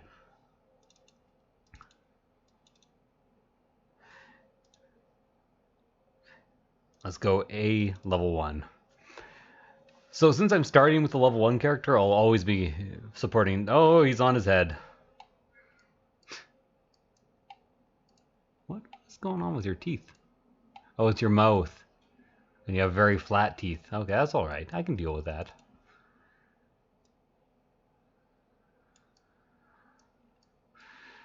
Yeah, I lose probably an average of 2 hours of work to crashes per day.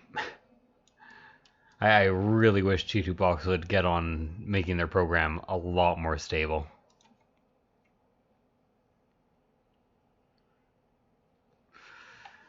I would be straight into the vodka if we had the vodka. Well, yeah, if we had the vodka right now. Fortunately, this guy's a halfling, so you've given me a nice, easy project, which I will forever be grateful for. Do it. I don't have my chat up on the main screen, so hopefully I see it, but I really appreciate that. This is just gonna, yeah, that's gonna do something stupid. Okay. I can probably easily put a heavy support right here without damaging anything. 1 heavy support on that. No heavy supports on that. 1 medium support on that. There we go. Look at how much better that is.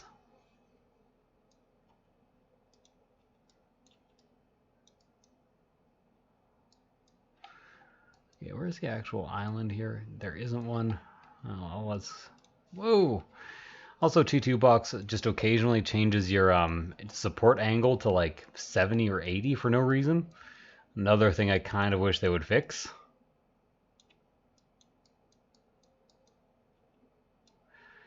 It's very hard to continue a model once it's crashed. Mario and I, or Velkin as I call him because that's his username, we have a spreadsheet, and on that spreadsheet there is a color that you can mark a model that's just called in the index help. And that's if your model crashes and you just can't bring yourself to do it. You just set it to help and the other person does it. Unfortunately, I do not have that privilege with TF.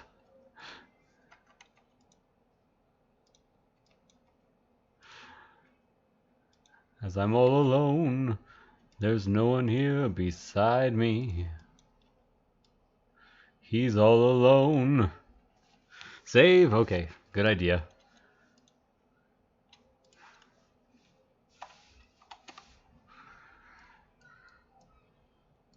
He has islandy hair. I see that. You know what? That loot is going to need a bit more support on it. And it's very easy to support, so I don't mind throwing a couple more on there, or 1 more at least. Make it 2 more? Yeah.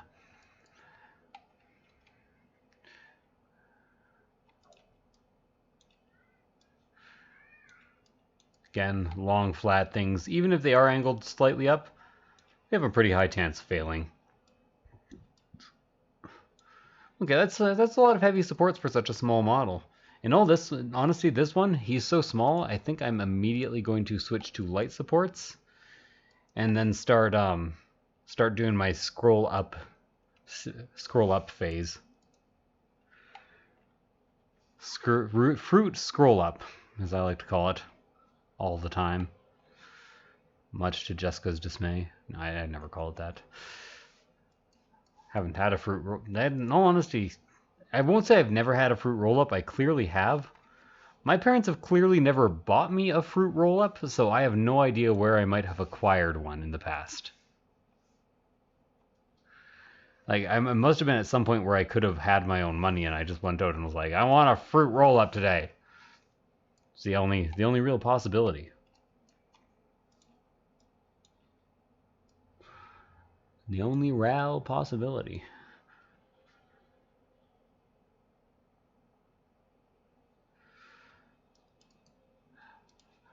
Try for the saves every 10 minutes or so if possible. Because you actually have to... The other issue I have with Chitubox right now is you actually have to change menus to save, which makes it considerably less convenient. Yeah, that'll all print.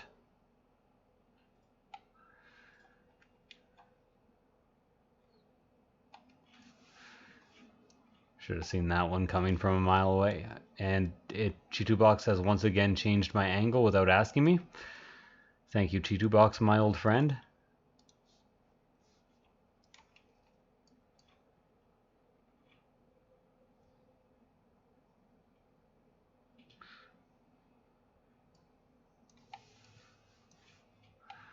Well, actually, normally when I'm working, I set a recurring timer that has like a gong bell. It goes off every 11 minutes. Why did it...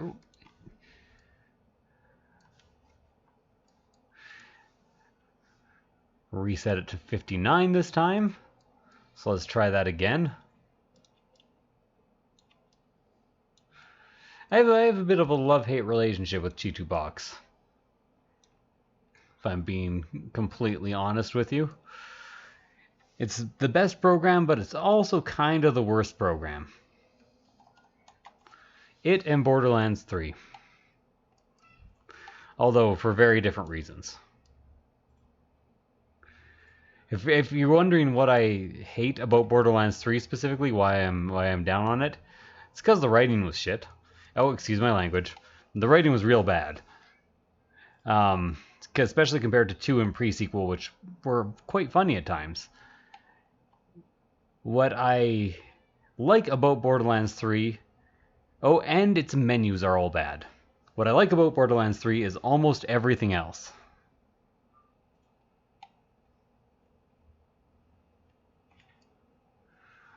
I see a floating finger.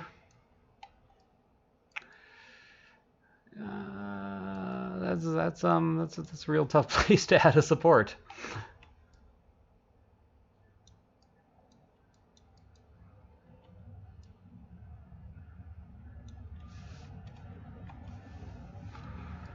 Okay, that will print and it won't bond to anything, but let's be doubly safe here and do a bit of clever thinking.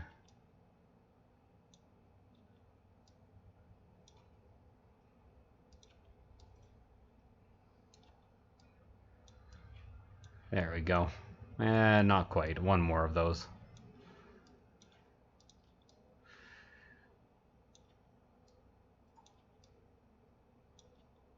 There we go. It's not free, and they don't have a trial, so I'm completely unwilling to even try it. If you're going to make your software cost, at least give me a way to try it. I'm not going to pay for something that I just don't know is going to work.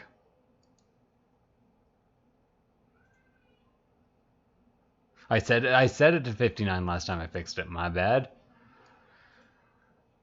I am sorry, Chitubox. I owe you an apology. This once. Okay. So these are going to need to be supported, but they're going to need to be supported from out. Then there should be a second island popping up pretty soon, or not? No? No? Okay, you know what? Kind of surrounding my model right now, but I've done all the lower layers, so that shouldn't matter too much. And since I put a support there, I might as well also throw one right here. But at this angle. Now I'm really covering up my model.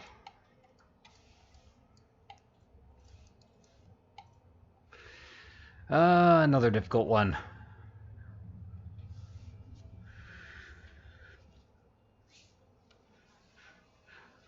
Oh yeah, I saw that. Thanks, Snapplecaps. Your name's a bit hard to pronounce, though, gotta admit.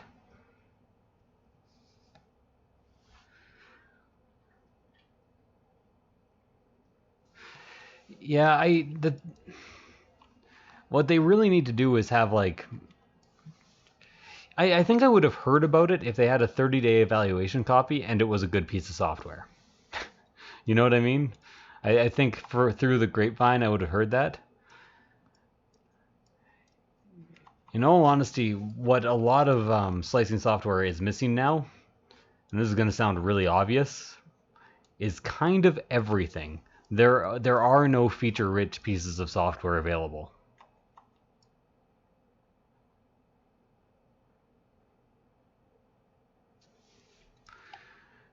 Okay.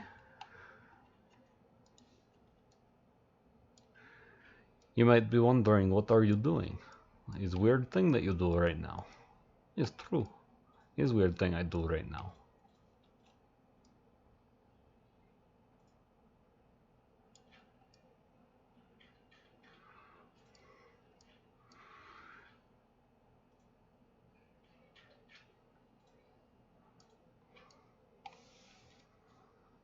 But it worked, did it not? Ah, thanks, Dragon Trail. Well, I guess thanks anyways. Now that I think about it, that's more of a statement than... Like, it's an endorsement.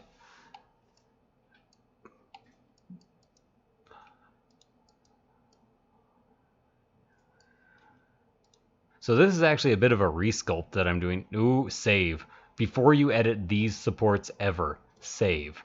They crash T2 box continuously. That was very close to me just completely giving up. I probably would have ended the stream, in all honesty. That would have been unacceptable. Thing is, I can't afford to end the stream. There's so much for me to do in the next 4 or 5 days. Yeah. So why don't I mind that this is going to be like a permanent thing? Well, because it's kind of invisible. Well, kind of invisible. I should probably also decrease its diameter by 1. There we go.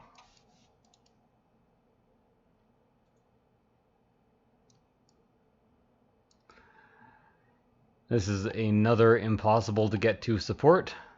And this is why I really want that feature that I was talking about earlier where you can add a strut from one point of the model to the other.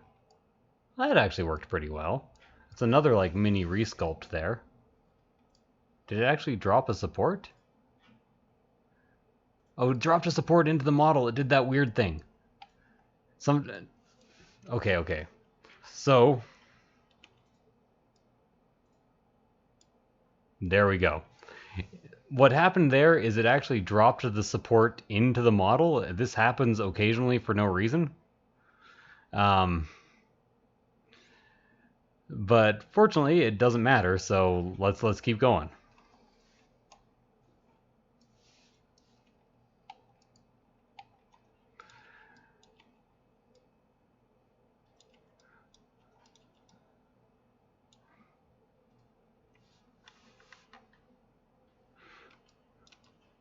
You know what? I shouldn't be so awkward about saying thank you in that situation. Thank you. I'm glad everything worked out for you. I absolutely love seeing successful prints. It just, makes my day the tiniest bit happier in the best way. It's why I like to spend so much time doing customer support. It's so I can see that end result that people are getting. See the hard work paying off. It's an uncommon one. I have hundreds, probably thousands of hours by now supporting. I've probably seen it 3 times. It is not very common. I'm gonna throw a couple of supports down on these hairs where I think they need it. Yeah, that one's actually an island. I just somehow missed it.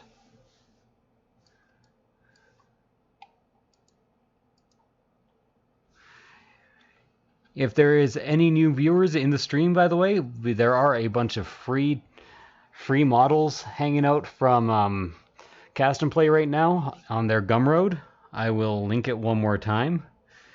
Just make sure you sort by, or you set the maximum price to 0 and all the free ones will show up. There's 20 or so and they're all great.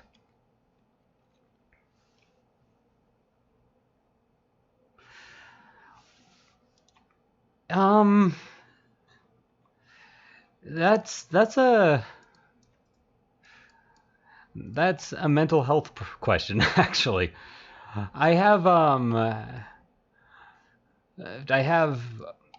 a combination of the more manageable kind of autism, ADHD, and OCD. So one of the things I get obsessed with a lot is becoming good at things. So I just bought a printer as a hobby, and then my OCD took over and the hobby snowballed in a really, really big way. And suddenly I was spending almost all day, every day, supporting things for months and months in a row, printing things, testing settings. And I ran a YouTube channel before this, so I was actually pretty good at social networking and marketing. So I kind of insinuated myself into a couple communities and then started offering my services specifically to artists that I liked a lot and appreciated their work and was happy doing their models. And after I did that, most of them said no, so I started a YouTube channel. That's when Titanforge got a hold of me and said, and we organized something. And then I used that in order to leverage more clients. Now I'm actually considering in the next couple of months getting an employee so I can take on even more clients. Yeah, it's a bit of a weird situation. The real answer is an unhealthy amount of very, very hard work.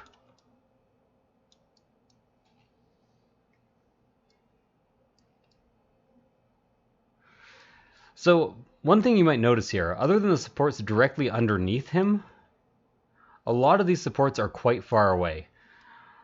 So I just want you to imagine, if you would, a world where blacks and whites can ride the bus together. No, we already have that more or less. Probably less, unfortunately, these days. But just imagine pulling this guy off his supports. It's going to be super easy. And that's specifically why I do this. Why I do my supports this way.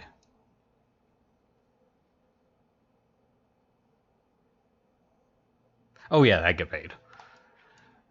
I get paid differently. I won't go over my exact wages, but I get paid differently by Cast and Play and by Titanforge, and I also do printed obsessions. But the reason I could take him on as a client is that he's small and does 7 to 8 models a month. They're fantastic. I don't like that. They're fantastic models, but they don't take up too much of my time, so I could afford to support them, literally and metaphorically. Yeah. Cast and Play pays me a profit share, whereas I'm kind of a contractor for Titanforge, so I charge by the model. Legally speaking, I can divulge how much, but for some reason it's a really awkward, like it feels really awkward in American society to do so, so I won't. But it is your legal right. Always remember that. I know, right, Snapple? It's ridiculous. Yeah, oh, you missed that, huh? I've positioned it very well. I created a support on this support, then I dragged that support pillar into this support pillar, so only the tip was remaining. Then I changed the angle that I was viewing at, took the support, attached it onto a further away support, zoomed out, took the support, put it under his chin. Then I took the or modified the actual lower diameter of the support to be 0.3 so it wouldn't really show up. And that's how that situation came to be.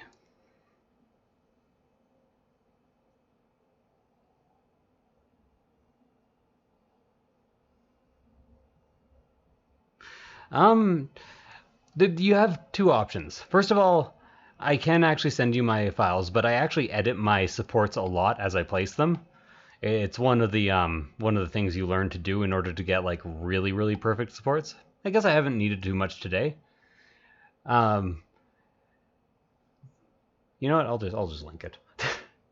Forget all that I was about to say. Google Drive. Here it is.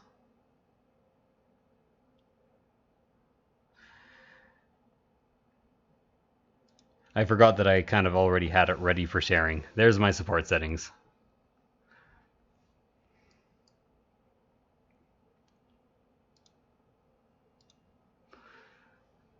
There we go. I really feel like this is going to be an island, but it doesn't seem to be from any angle, and I can't get a good angle on it to see it from below to see if it is an island. Okay, yeah, I know I shared a clip. I shared it myself. You don't have to tell me that I shared it. Okay, so can't add that. Can't add a light there. Can I add a heavy? Sometimes that'll work when lights don't. Yes, I can. So remember what I said about this type of support? Always, always, always save. The second you throw one of those down, save. Actually, before you throw one of those down, save. Sucks that I kind of have to do a mini resculpt here. I'd rather not, but there really was no way of getting a support in there.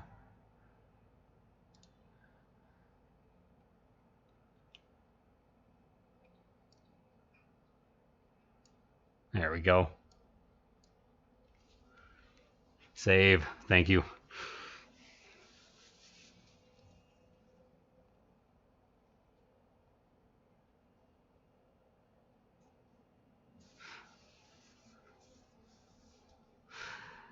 What sort of marks are left over from the supports? I know. Oh, have you not used any of my pre-supported yet, Sam? I'll actually bring up some pictures for you. Where do I have some of my best pictures right now, Jessica? Oh, I know where I have some. Oh, okay.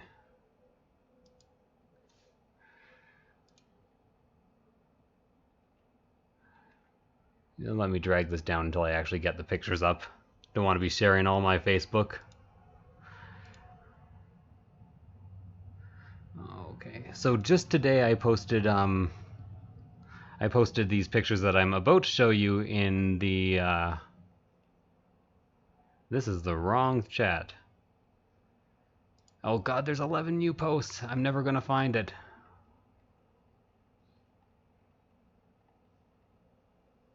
Okay, here they are. I found it. Okay.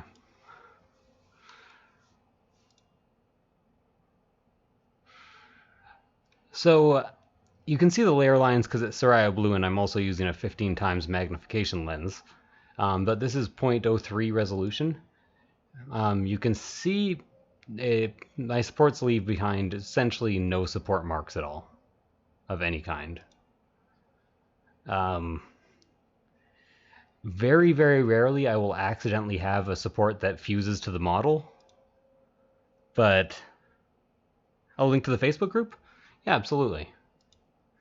If you're not a part of the Titan Forge Facebook group, you absolutely should be. It's a fantastic Facebook group.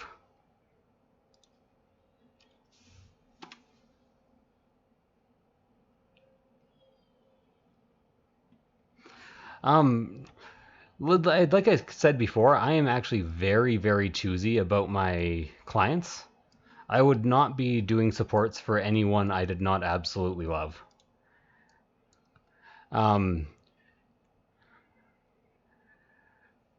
My normal rating of cast and play is slightly unkind to another artist, so I will not say it. But to me, they're a better version of an artist that exists, that is more popular. You can fill in the blanks there if you want. They just create more content. The poses are more dynamic. They're a tiny bit cartoony, but they still do have a bit of that Titan Forge grit.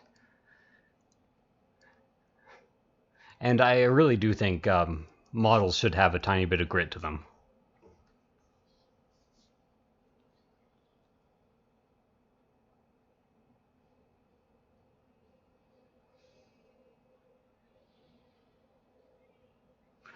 Are we talking about, Sam, are we talking about Titan Forge or Cast and Play? Because Cast and Play releases like 30 to 40 models a month. A lot of them are reposes, but they're pretty good reposes generally. Like, very dynamic. Titan Forge, they produce very few models. Well, they produce like 10, 20 models, but they're the highest quality. I won't even brook dispute on that one. They are the highest quality models. Well, highest quality, most detailed. Again, you can't judge quality of art because making something look clean and professional is as hard in a way as making it look complicated and detailed.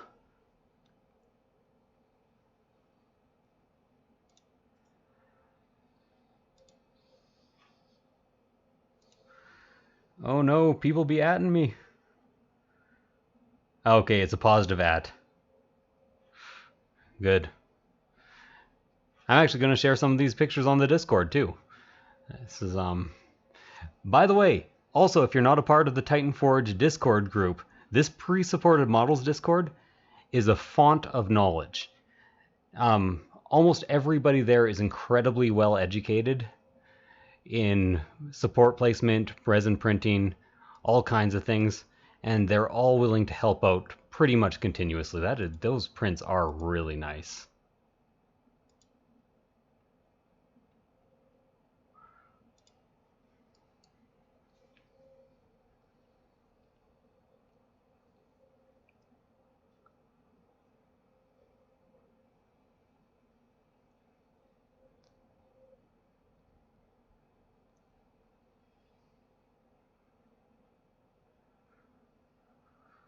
Well, that's just kind of how Patreon works. On the plus side, Cast and Play does have a throwback folder every month, so every month you get like almost 20 or 30 files from their previous sets. But of course, you only get one set a month. Actually, this month was a very generous month. You still have time to sign up for it if you want. There's 2 full sets for download this month. Well, 3 if you include the throwback folder. You know what? I'll actually go through this month's release to show you how many models there are, because it's insanity. Okay. So, in the new releases, oh, did I not download? No, I definitely downloaded it.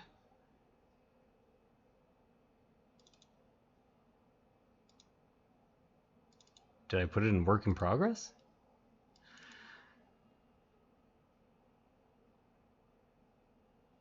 Why is just the cleric in this folder? Oh, okay. I have to extract it still, that's why. My favorite Patreons I don't do supports for. Heroes Infinite, they're new, but I would love to do work for them.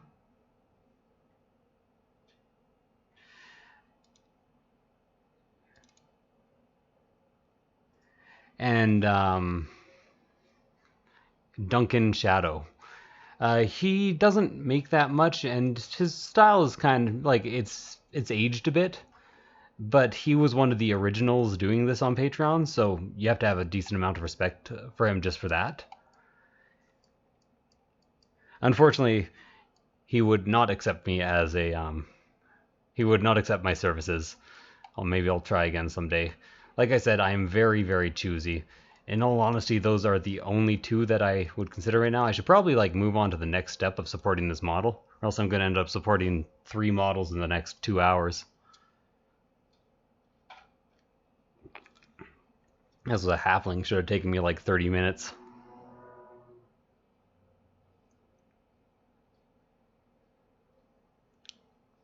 Okay.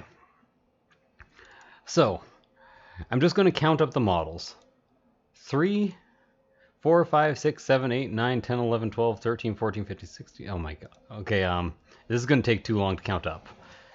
Okay, there's number 59 to number 78, all of which contain 1 to 5 models. So that is already about 40 models. Then that month there was also the Kobold's release. The Kobold's release had 1, 2, 3, 4, 5, 6, 7, 8, 9, 10, 11, or 10 times 3 would be generous, so 30 models. And then there was the throwback folder. The throwback folder from that month. This is why I've been so busy this month, by the way. The throwback folder for this month, which again is just their old models, so you will eventually get everything if you sign up with them. Came with 1, 2, 3, 4, 5, 6, 7. I extracted it twice here. Came with about 8 or 9 new models. Also, if you go to their Gumroad right now and set the max price to 0, there's about 20 really nice free models on there right now. So you might want to check that out. That's the Facebook group. Can somebody... well, I'll have to go copy it because nobody's a moderator. Okay, who's going to be super loyal and wants to be a moderator all of a sudden? Can I even add moderators right now?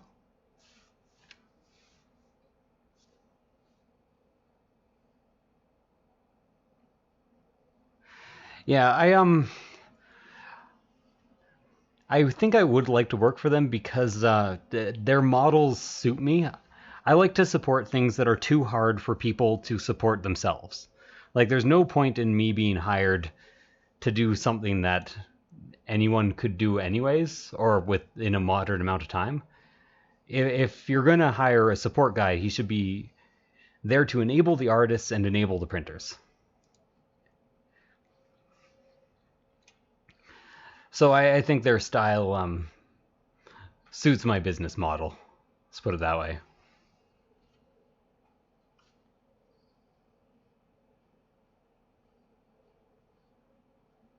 Yeah, I'm a sucker for grit too. Nobody's grittier than TF though. Titan Forge is the grittiest. But you know, like here let's look through the preview here for a second. I have the preview window open right now. Like, these characters have got some personality to them. Yeah, by the way, the whole theme of this month is you get a level 1, a level 10, and a level 15 version of 2 poses. So here is presumably the level 1, I'm assuming, or presumably the level 20 here. You can see their gear really improves. It's kind of cool stuff. I really like how they did this month. I've actually recommended that in the future we maybe do a painting contest once per year, and whoever wins that painting contest gets their D&D crew modeled as a monthly release. I think that would be a really cool thing to do. Or do collaborations with big YouTubers who do D&D. Either one. Alex seemed really into the idea, so I'm hoping that's a thing that, if this set is popular enough, that we can do in the future.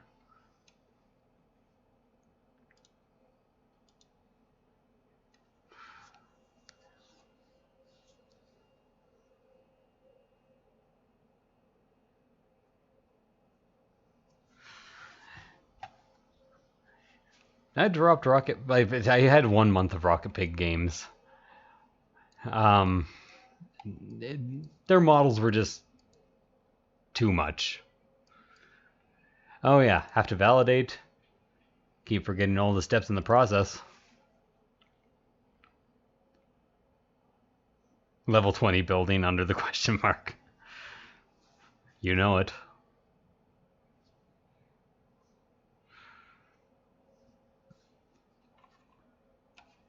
Okay.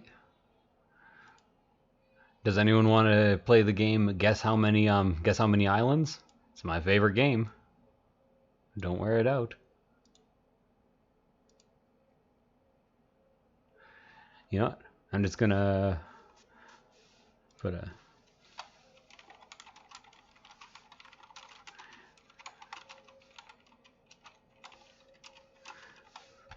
just put this wherever I've been chatted to.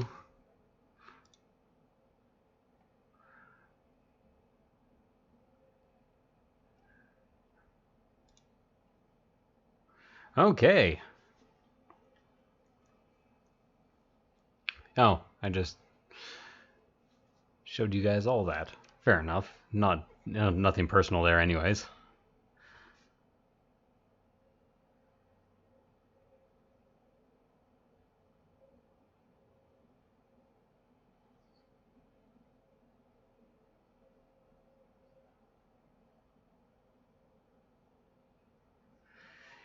Like they just had almost no 3. Did I support this at point 2? I'm on a roll today. 1175. Another one of those. I really hate having to do what I'm doing here. Like generally you can angle things in. I guess this will be hidden by the cloak anyways.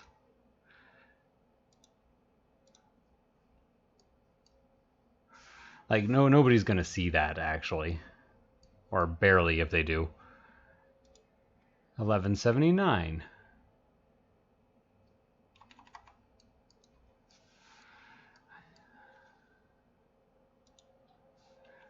Oh, save.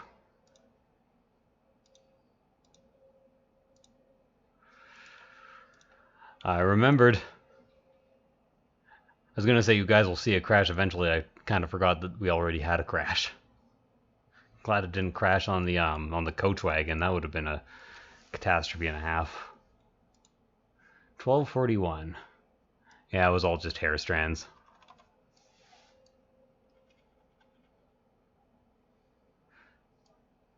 Yep. 3 islands. That is not my usual. My usual is in between 10 and 50, depending on the complexity of the model.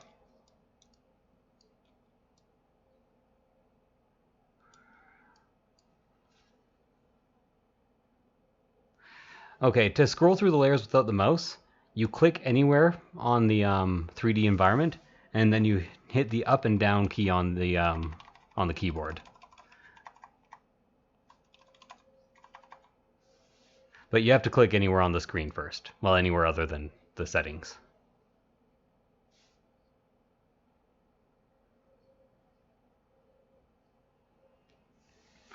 I've heard of them. I haven't really checked them out though, so this guy's done. That was a surprisingly quick and painless end to him. Save file. Save as. Okay. So I promised that I was going to do cast and play models for a bit, so let's at least do one more of those before moving on. What do you guys want to see? Your options are Bard, Gnome Sorcerer, or Wizard, I can't really tell. Monk, not the Druid, because I don't want to go back to that. Female Sorceress. Cleric. Except I don't have many clerics to do if I'm not mistaken. I'll have to check that out.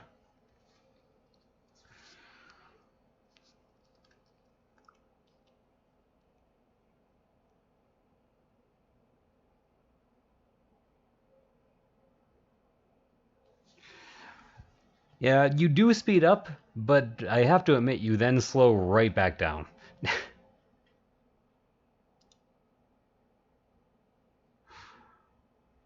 Let's move this back down to where you guys can't see it. Cleric or monk? Wizard. Need to wait for a couple more votes to come in before I make an actual decision.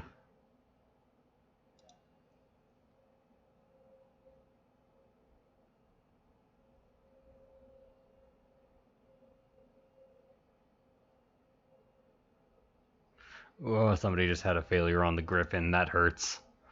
Hate that. Monk? I am so glad two of you picked Monk. Okay, let me make sure that I'm not doing overlapping work here. We have a spreadsheet. Oh, some of them haven't even been added yet.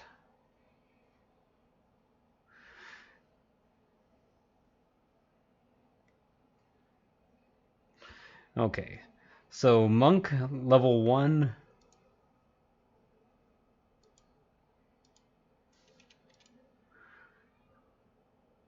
Okay, both the level 1 monks are done. So pose A or pose B level 2. Let's go with pose B level 2. There you go. Set it as being worked on. And let's go.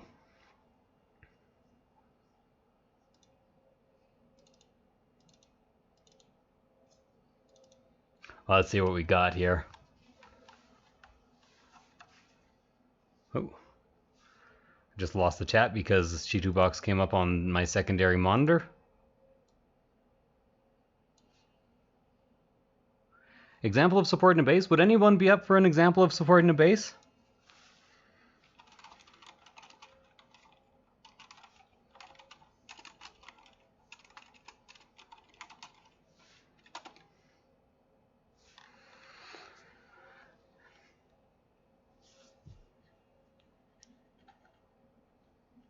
It is a question that I get asked a lot.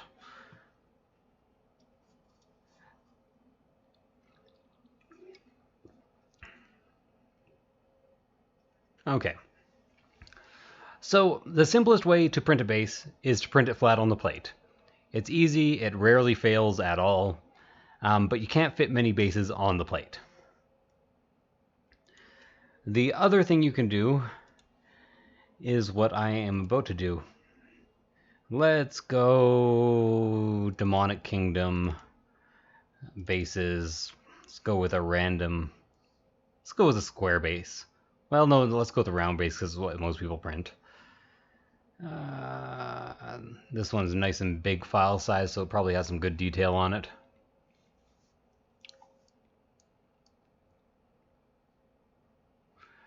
Okay, first of all, you're going to want to orient it so that the details are kind of like in a vertical line. Then you're going to want to tilt it back. 22 degrees seems about good. Okay, now the only real hard part. Placing the first like 5 supports. Okay, so you see this? This is going to cause a bit of damage. Move it slightly this way. That'll be almost an invisible amount of damage now. And then a bit further in, here and here. Adjust the angle so that they have a straight angle of attack. Make sure that that angle actually is straight. Whoa, what happened here? Well, what have we here? Santa Claus, Oh, I'm really scared. Okay. So now let's just kind of pepper this.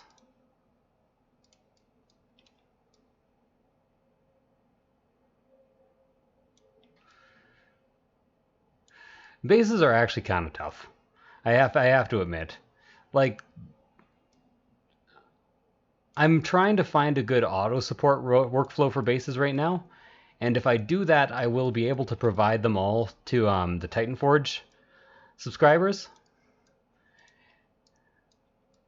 Got a couple that are more like along this line here. Okay, so almost all of these bases have straight angles of attack.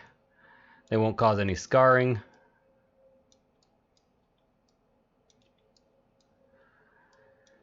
I was entirely wrong about that, so I'm readjusting them. And they'll support nicely. But now what you're going to get is this is going to fall over. There's nothing bracing this. So, starting low, because you want the bracing to start fairly early. You do the same thing on the other side, making sure that your angles are well adjusted. Ooh.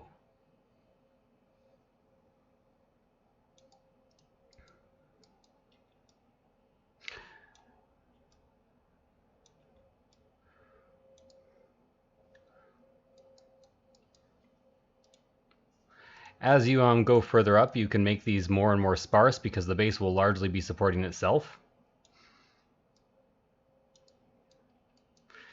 Oh man, I'm pulling these way too far out.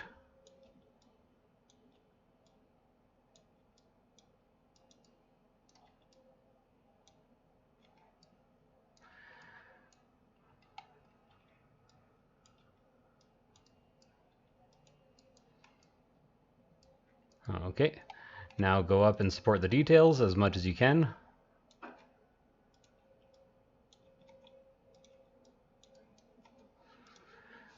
Notice after I place each support, I adjust its angle in order to get a very nice parallel fit. That prevents me from getting marks. This will all print. That will not, so I actually should probably also have a support right there.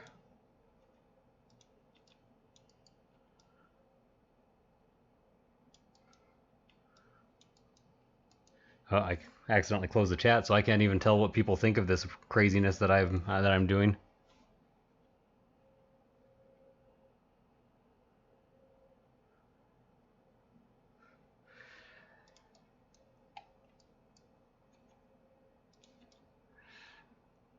Yeah, you want to make sure, think about it this way. These are little bits of plastic holding this up.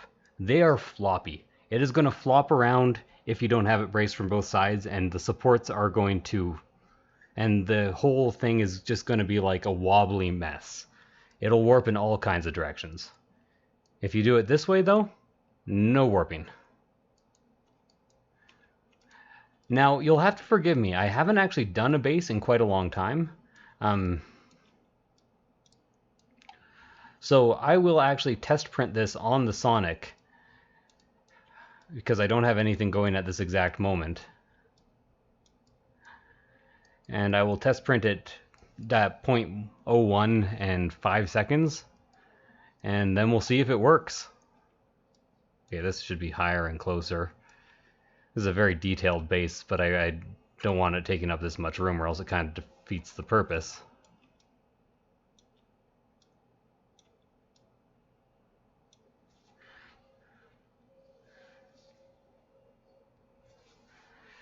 But I'll show you when it comes out. I can almost guarantee none of these supports will leave a mark. Well, maybe this one would, but not anymore. And this one will right now, but not anymore. Also, all of these can be much closer.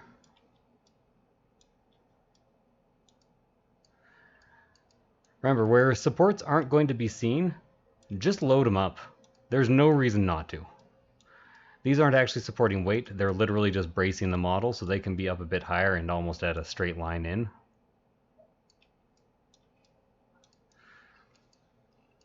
Okay. So I'm not even going to validate that, because I don't think there's going to be enough islands for it to matter, and any that they do have will be fast enough. So let's go print, exposure time 5 seconds, layer height 1. I'm not too worried about suction on this guy, so 80-80 will do the trick. Light off delay is quite high. My lift distance is also slightly higher than average.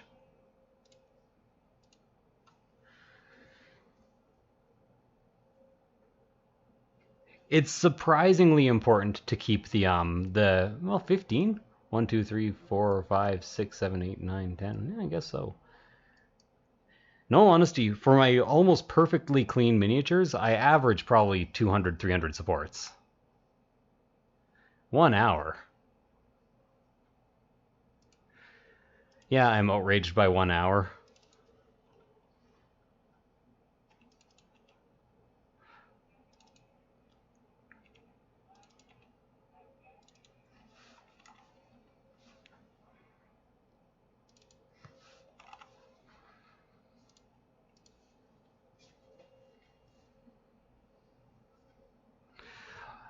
It's still 1 hour. Okay, you know what? Go use my safer settings then.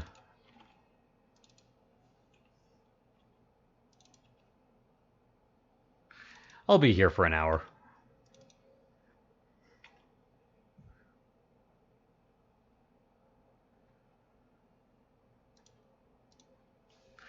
Okay, time to actually go start the print up. I will be right back, guys.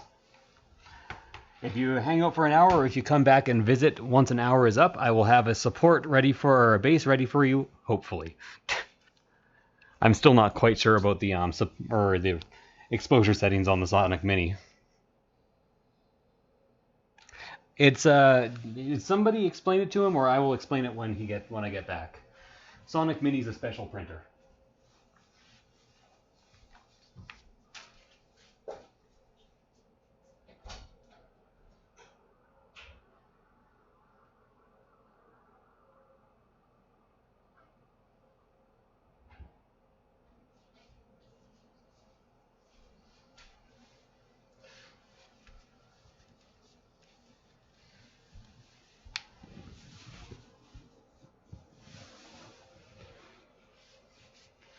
Slow and safe is the way to go, but believe me, for this printer, that 1 hour is actually slow and safe. The only reason it's 5 seconds exposure instead of like 2.5 is because I'm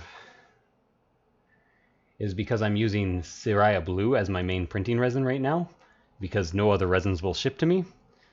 So it's costing me a lot per print, but Siraya Blue is an engineering resin, so it has a higher exposure than most.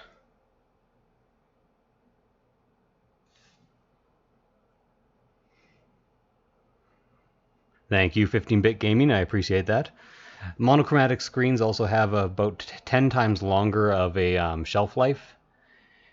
So if you combine that with the 3 to 4 times faster print speeds, it means you have about a 3,000% increase in how much you can print before your LCD craps out. And the LCDs only cost about 20 or 30 bucks more to replace than a regular LCD. So for a 3,000% increase, pretty good. It's only a little bit smaller. It actually has the same size build plate. It has slightly less build height.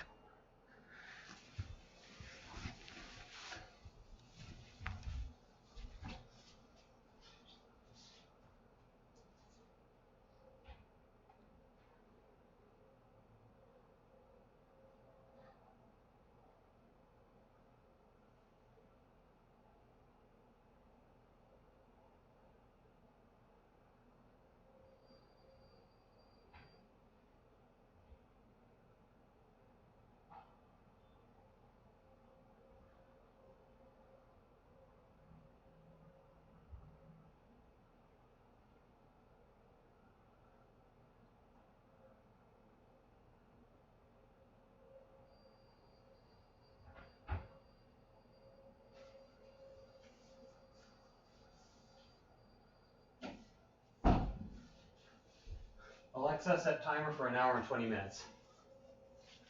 1 hour and 20 minutes, starting now. It's literally all I ever use Alexa for. Yeah, I love it. This chat's become pretty much the pre-supported chat.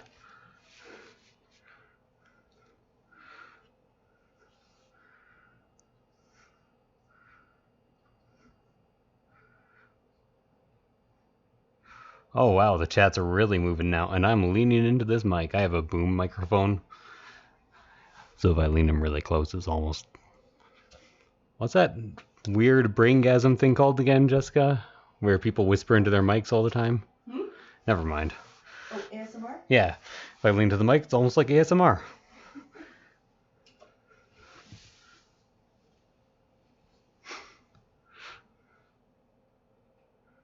The the lower resolution screen barely matters. The difference between 1080 and 144 and 144p or 1444, 14 something p is on a 7-inch screen is barely noticeable.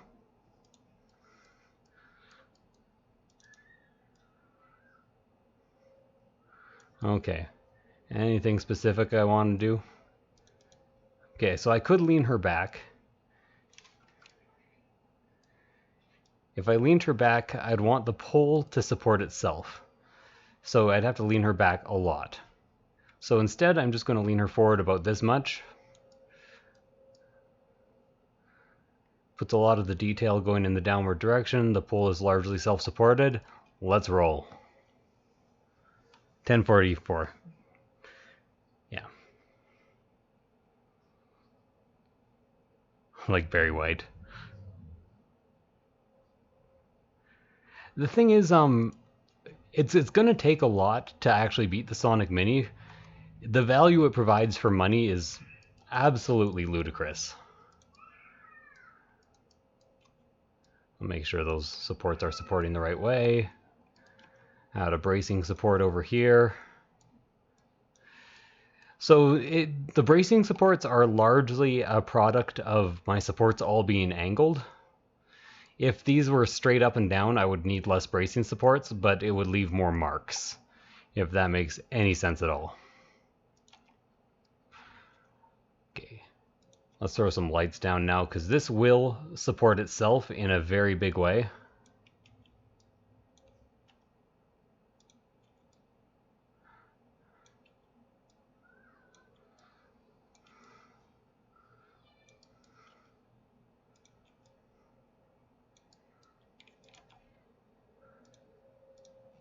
Really don't want those because they really block my view.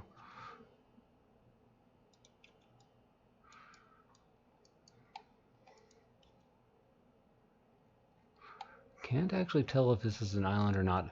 By the way, as I get more focused, I might get a bit more quiet, but to keep up the chatting, I'll check chat here and there. But this isn't only a stream. I have a lot of work to do in the next 5 days. I got the Titan Forge files a bit late because they forgot to send them. And cast and play files are always available a bit late, and there's a lot of them. So funny thing is, this is actually going to support most of the hand as well automatically. So I don't really need to do too much there. Although I do want to set that angle back at 5 since it set it to 43 again. Man, I absolutely hate Cheeto Box. Even if it was a much more complicated program, if there was a better program, I would learn to use it in a second. Well, I'd learn to use it in like a month, but I mean, I would switch in a second.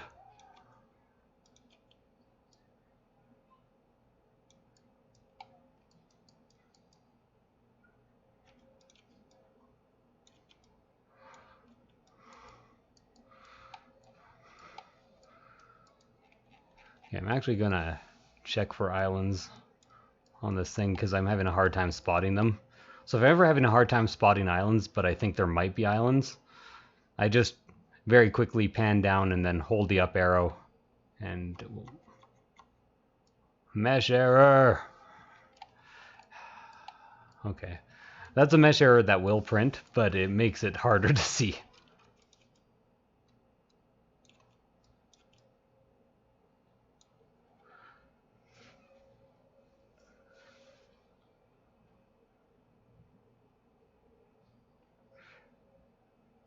With good enough settings, my supports can actually be scaled down, well, even to 50%. I have done it before.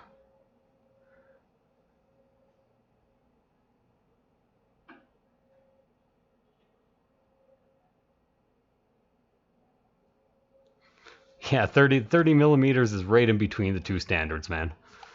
So it's a pretty safe bet.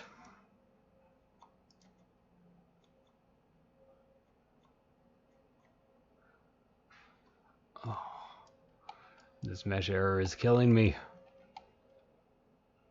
Like, I guess that would be an island. No, don't delete it.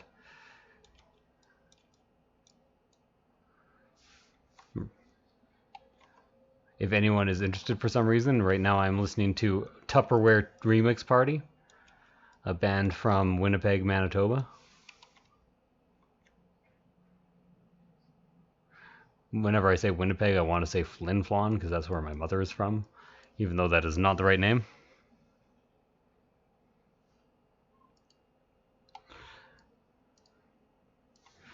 Here, let me, I'm sure some of you have seen this before, but let me pull up my micro dwarf.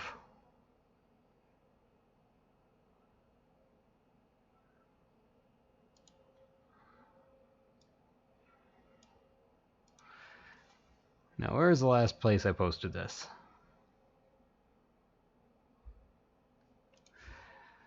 So this was using my supports and printed at 50% of the size. I think the last time I posted it was actually to my Anycubic customer support lady.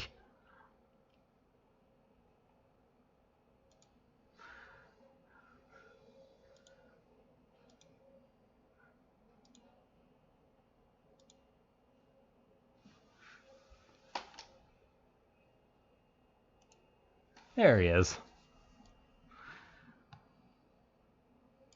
Why did it just close? Why did it just close?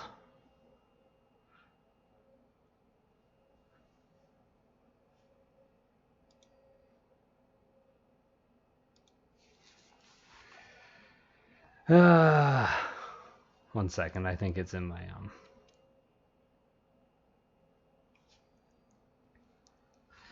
think it's in my Dropbox.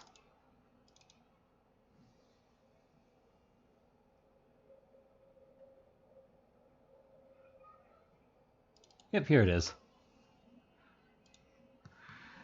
That is my micro dwarf. That is scaled down. It was either 50% or 33%. Seeing its size right now, I think it's 33%. No, I mean, I didn't close a tab. It literally just closed the, like... No problem, Sam. Hopefully I'll see you later.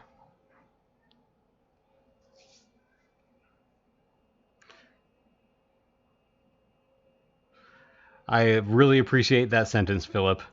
And also, Daclavant? Twerp are fantastic, and so are Ninja Sex Party. I agree.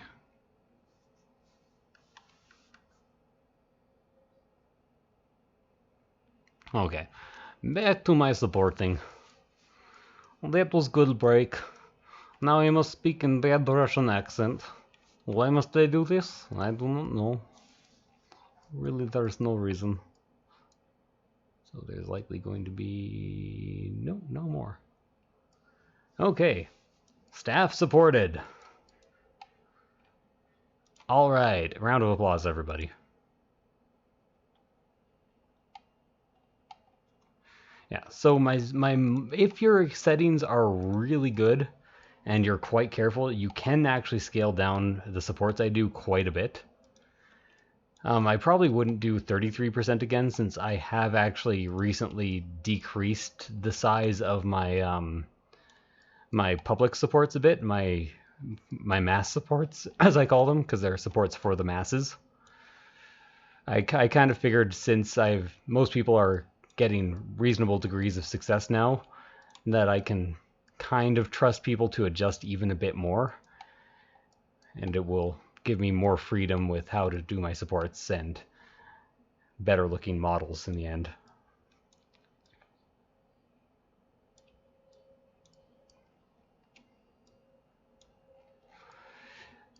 I say recently, but all the kobolds are actually done with my new supports in quotation marks.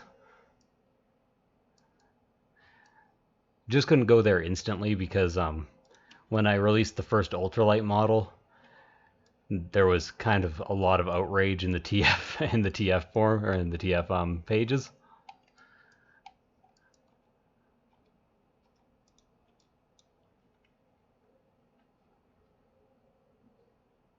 Because of moose and squirrel from our childhoods. Okay.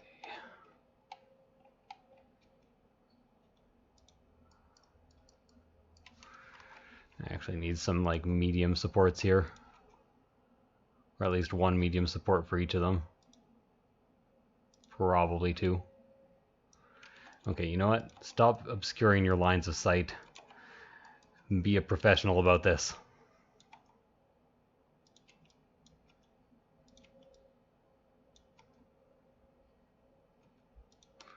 There we go. There we go again. Running through your heart. Might as well do that. Let's see. If you want to push the limits with supports, you could always make one or two models with risky tags and warn people. Yeah, that's a good idea. I would not call my new supports risky. I would call my new supports very, very doable.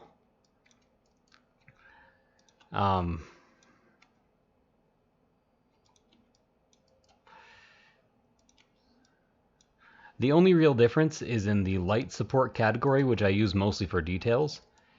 And here's the difference. What? What happened to my settings? All my settings are screwed up.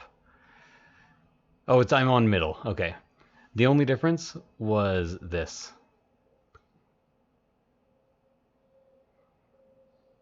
That is the only setting I changed. And I even upped the lower diameter to make them more secure building up to that point.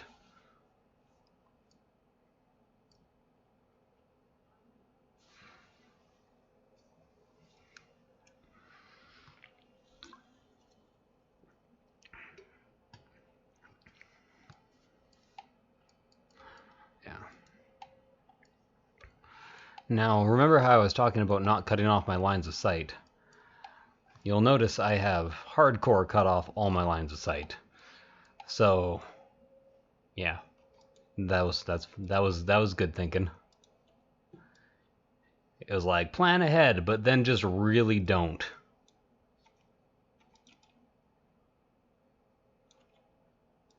You could plan ahead, or you could not. Is also a good option. Have you considered the not planning ahead? Could be good time.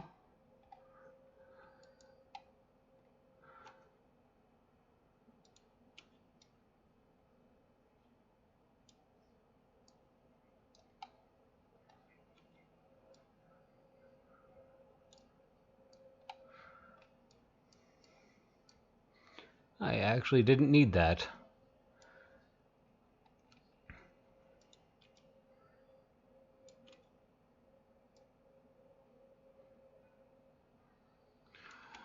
Is this angle giving anyone delirium? I'm not going to change it, I'm just curious.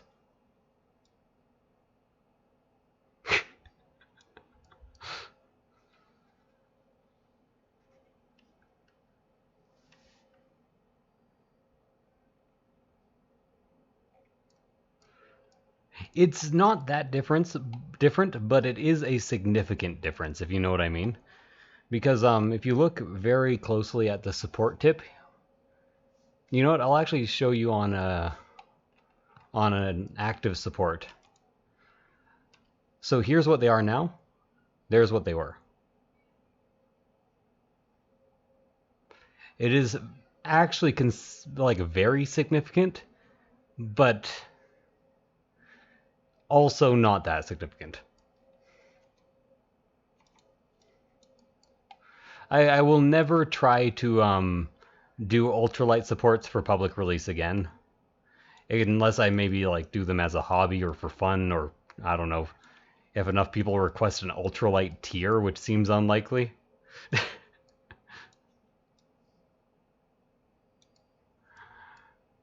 It would have to be it'd have to be like a $5 tier too, because it would cost me a decent amount of resin and testing to test everything twice as much. And really, like, I'm fantasizing here. There is not enough demand for that.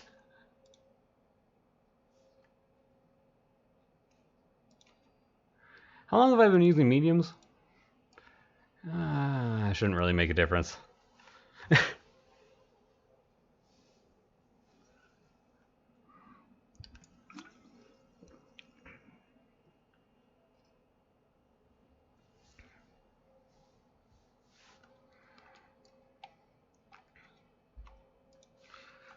Okay, so I have to...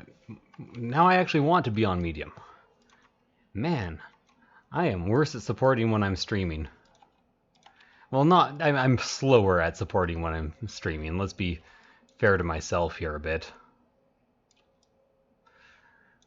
You know what?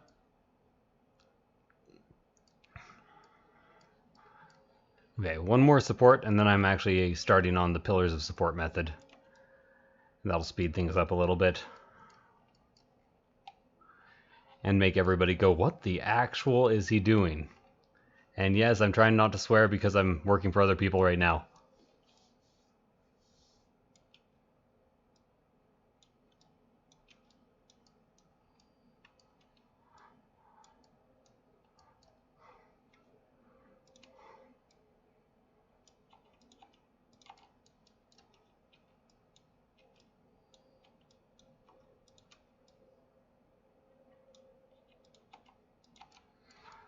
So this is the support method I used to support most of the kobolds. It makes supports very easy to remove, and it also kind of has a different basis in physics than normal supports.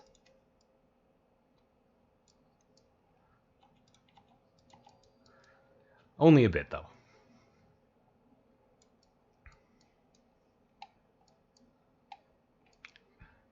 Do I need any more supports from this angle? Probably, but I don't know where.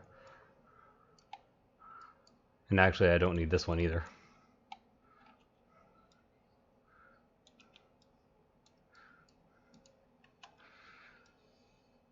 So from now on, all of my supports are going to come from these pillars. Or at least that is the overall goal of this method. I have to do a lot of stitching. I don't like that backpack.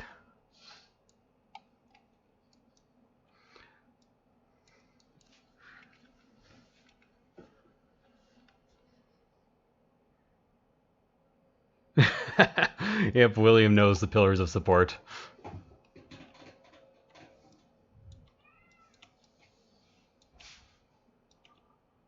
It's a very good method. You just have to make sure that the angle of your supports is never too steep. So you actually want to be lowering your supports quite a bit. I could actually use one more pillar, so we'll go ahead and make that. You see these nice big open gaps it leaves? That's actually the main advantage of the pillars of support method. You're always able to see like a large portion of the model. Yeah, sorry about this. My mouse is getting jammed up. I should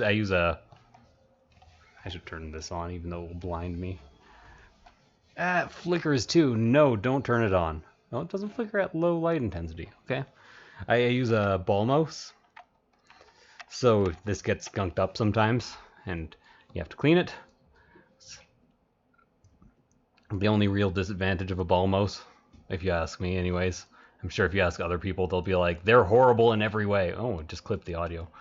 My audio is not too bad, right? I was having some issues with my mic earlier. So I am curious.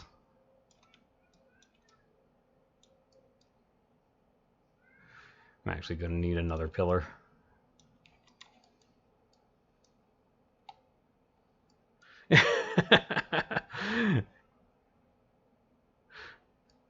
Yep, that is very true, but it is kind of an exciting thing, good supports. I'm not going to deny that. They have their own satisfaction. And like I know I do the support work for a lot of you guys, for a lot of your models, but there's no reason that you can't take some joy in your own support work too, while also enjoying other support work. So it's Okay, those two fingers are indeed fused together. Can I get to the beads? Okay, so I'm going to need... See, some of my pillars of support already exist. Pro strats.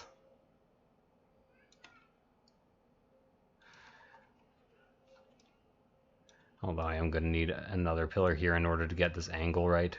Well, actually I can kind of fuse it with this guy. Yeah, that's not bad.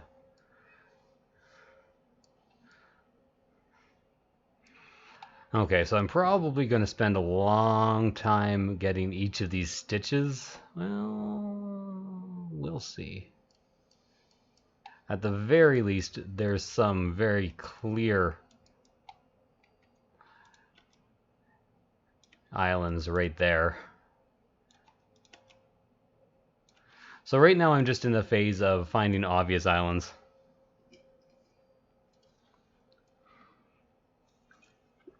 I would argue that it almost is engineering.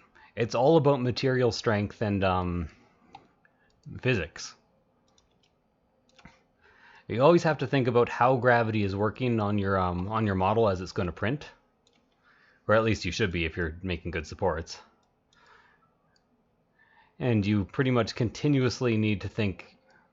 Ooh, see, I'm going to need another pillar of support there. Yeah, got distracted by supporting. What can I say, guys? Yeah, that's like 2 islands right there. Ba-ding! That's probably people trying to get a hold of me to play video games. I can't play video games. I got like 90 hours of work to do in the next 2 weeks. Let's be honest though, I'm going to cave and play video games eventually. And then I'll just have to have like 2 24-hour days in a row.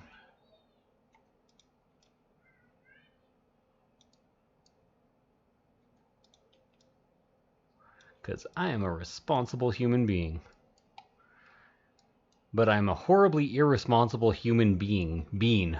I'm just not very good at being a bean. What can I say? Okay. So I like pillars of support. Sometimes getting that angle is more important. And in this specific case, getting that angle is more important.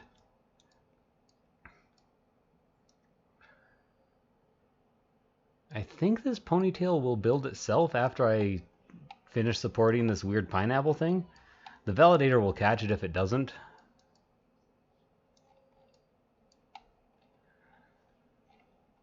Actually, I think I'm going to need to slow my roll here. Oh! You didn't remind me to save, but you did say save. Save file. Underscore that.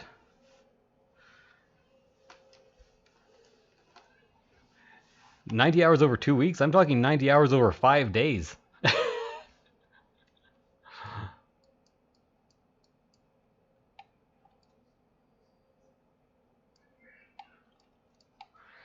This month has been absolute insanity for me because I had lots of extra projects that I needed to do, and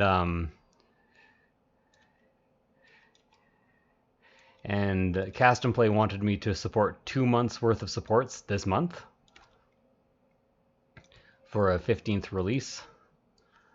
So it's been a bit like, I'm glad to be working, but I'm not gonna say it hasn't been crazy.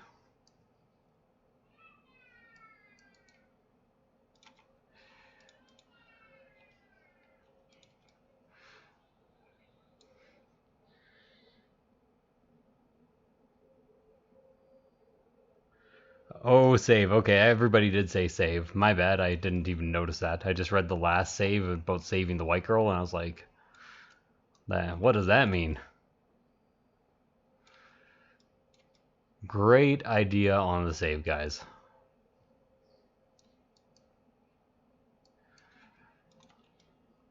Lady's got a big nose. It needs some supporting.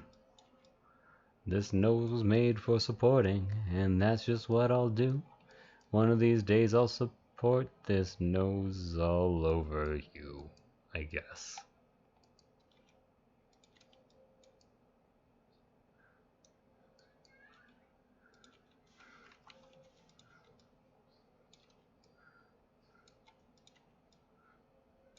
Yeah, so the pillars are not a rule set in stone. They're more of a guideline. As long as you don't make anything obstruct your view, the pillars will work.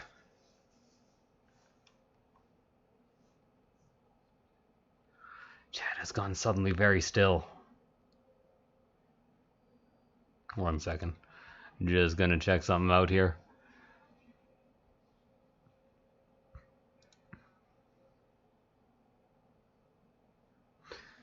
A surprising amount of viewers, 16 for such a small channel. Not bad. That is what I wanted to check, because analytics are cool.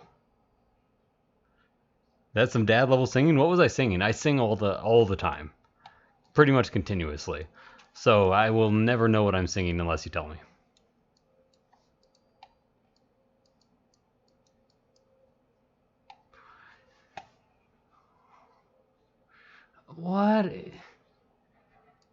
What is with the mesh errors on this? I hope not every one of them, the monks, is going to have this many mesh errors.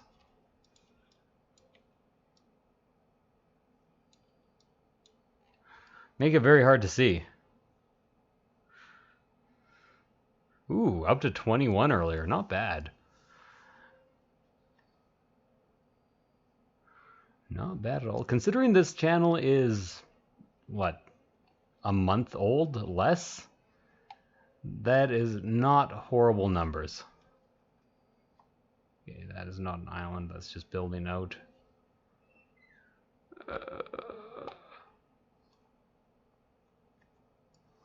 Oh, whoever designed this. I'm going to be talking to you tomorrow. Probably only to be like, why? And then laugh about it. I like giving the artists a bit of a hard time. Even if I love their art.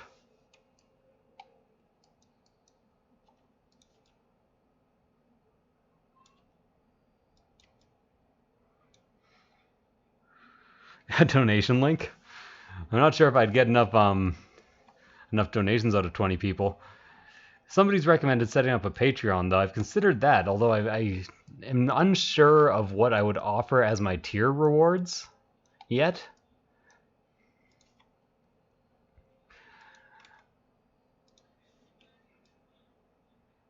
Maybe I could get permission from some of my clients if I charge them less money to just do like a grab bag of models that I've supported from their older stuff.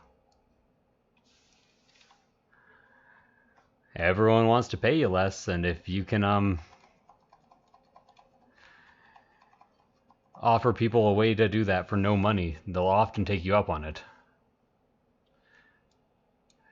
By the way, I'm not saying that these people do not pay me well. They pay me. Just saying that everybody, if they're like, hey, how about you spend less money? I was like, I can spend less money.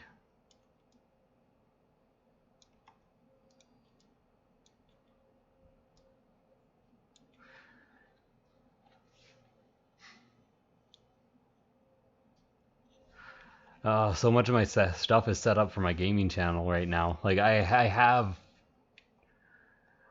all that stuff set up. It's just all the bots and stuff are set up for my other channel.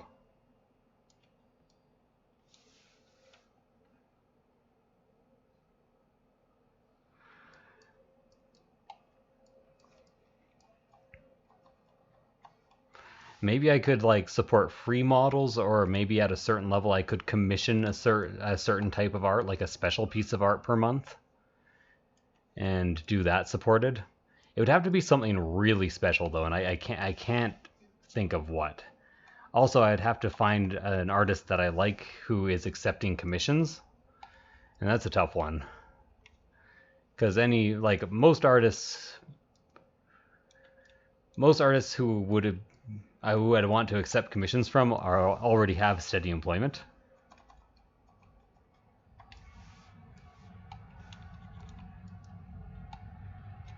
It's an interesting concept, though. I would have to think of what to offer. Not to mention, I'd have to get enough initial subscribers to be able to actually offer that.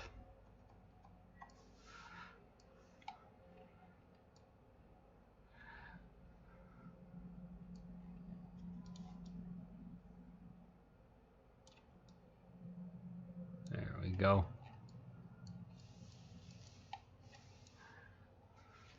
Save, thank you. Looked down just in time for that. Especially with this crazy amount of mesh errors going on.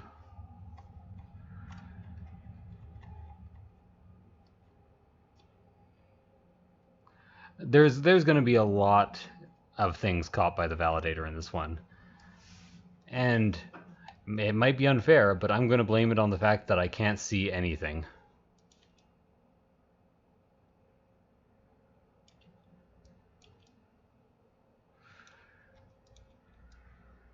Actually, this one should come from over here. See, this is why having a decent amount of pillars is important. So you can essentially choose your angle of attack, so you end up with good angles on all the islands, so that you have easy support removal that doesn't leave any marks.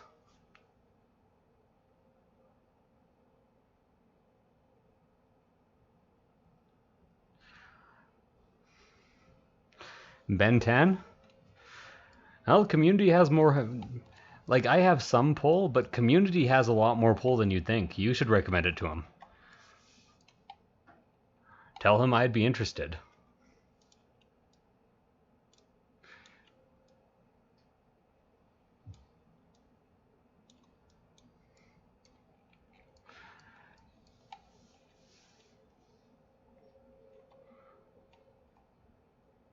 In all honesty, though, I am really like, I want to search out more clients, but I really shouldn't be until I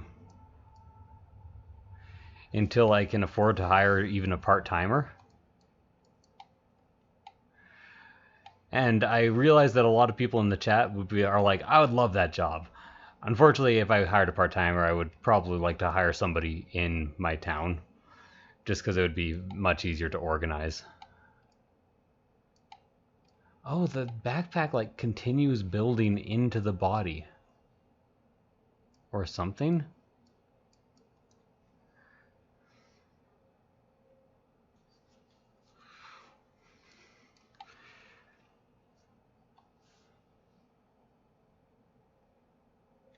Yeah, no, the backpack continues building into the body. Oh, I see what's happened. Okay, so, what they've done is a very logical thing. They created assets for these players to wear, and as they level up, they've attached the assets, but that involves, like, that involves fusing the meshes together. So they've, like, compressed a backpack mesh onto a regular mesh. I should maybe shrink wrap these. The what's it called again? The program I was using earlier, Formware, has a shrink wrap function that turns STLs like this into solid STLs. Doesn't always work, but when it does, it's glorious.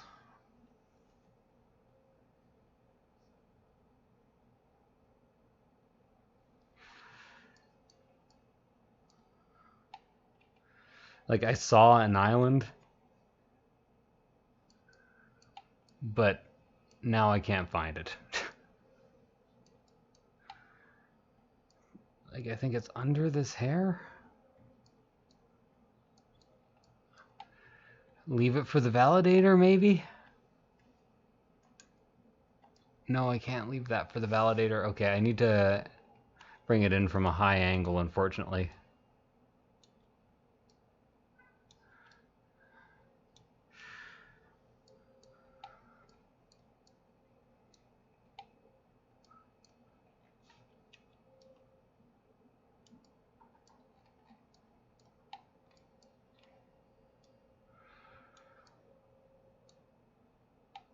That shouldn't bond, but just in case, let's raise it a bit more. Then lower it a bit more, and then do the angle it in trick, because that is barely an angle at all. You know what, it'll be faster if I angle it in with heavies.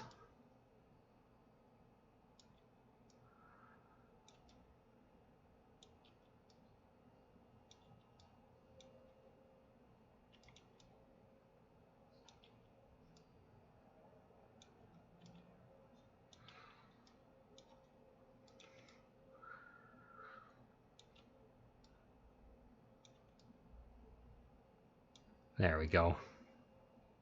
Yeah, that looks good.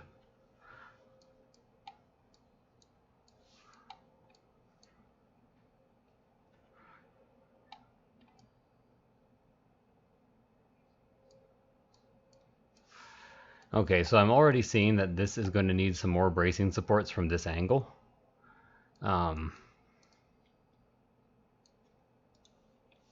Probably not heavy ones though. Let's go for like a row of light ones.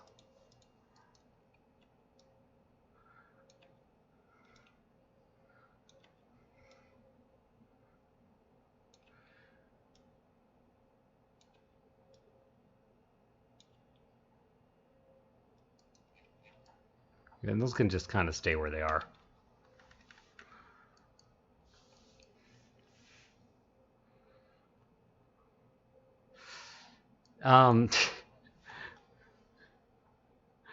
You can go straight vertical or straight horizontal.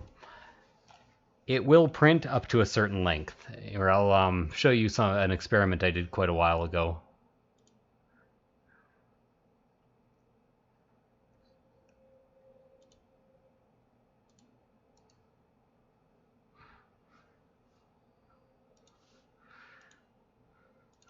So to answer your question, this picture.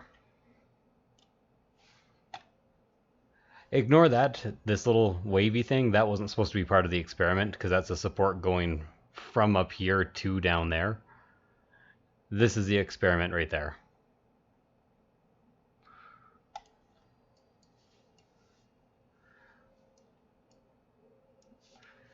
So it really just depends on how you support it and how much weight it has to hold up.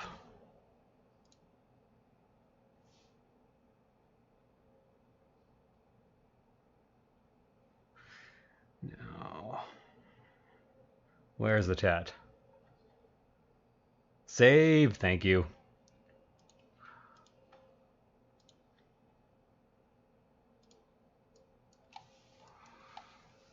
I'll have to eventually learn how to shut up a bit in these streams though, because the reason I quit YouTube to begin with is because my voice died. I had persistent laryngitis for about 7 years. It was a complication of another condition that was only caught a bit later. But it completely wrecked my voice. So I now don't have much vocal endurance.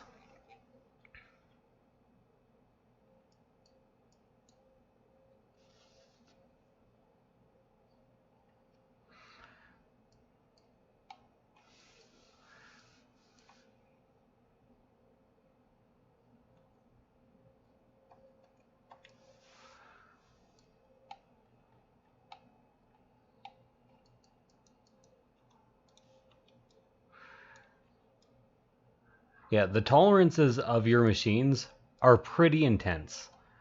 That picture is the reason why when people are like, my supports are failing, I'm like, really? And do you think it's the support's fault? Because I don't think so.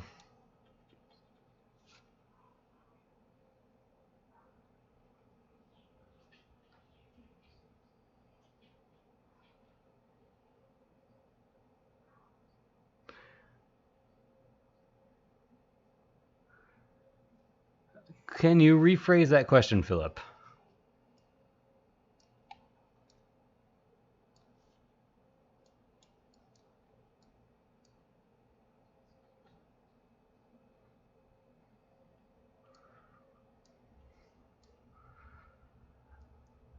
The viscosity of most resins will prevent them from sloshing too much or developing currents, is I think the answer to your question.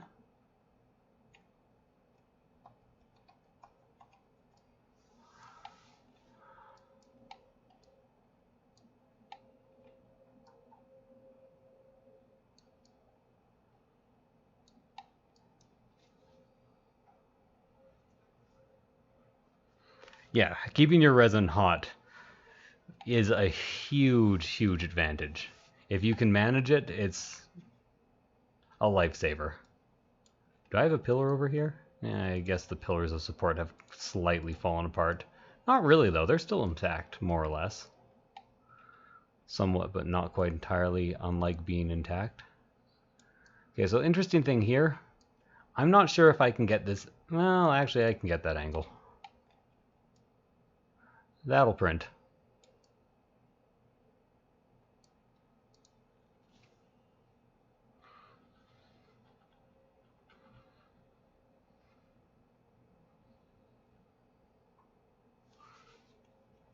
Yeah. Thing is, most of the viscosity ratings that I give are viscosity at 25 degrees Celsius, and resins do gain a lot of fluidity between 25 degrees Celsius and 35 degrees Celsius. Like even some of the most viscous resins become nice and easy to use at that level.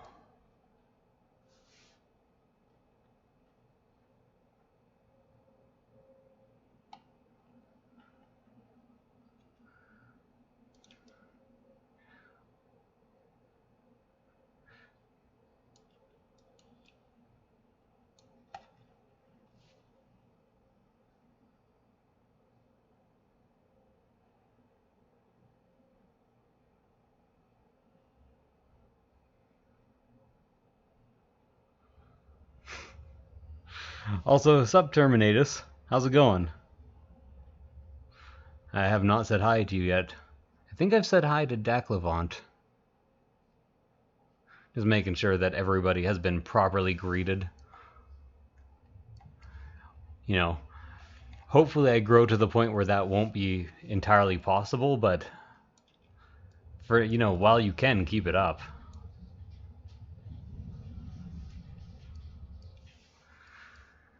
I'm doing some resin experimentation right now, partially because it's so hard to get Amazon to ship resin right now.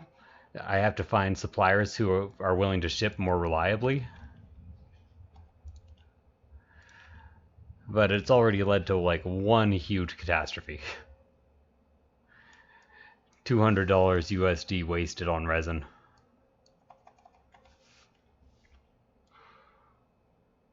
On the worst resin I've ever used.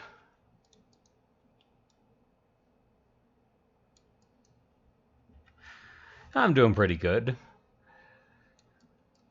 It's been a month. It has been quite the month. I went very quickly from unemployed to having a business that has more business than I can easily deal with. So that is like partially a really, really good thing and partially very hectic.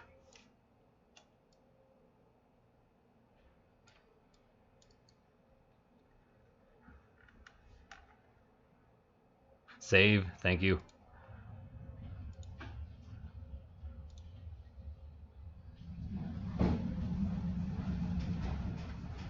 Oh, hero resin. It's hero resin. I bought it and then heard from people that it only works with like ultra heavy supports. And in my mind, it only works with ultra heavy supports is a polite way of saying it's absolute garbage. Like there's lots of strong resins that work with light supports. There's Siraya Blue, for instance, which costs about the same amount.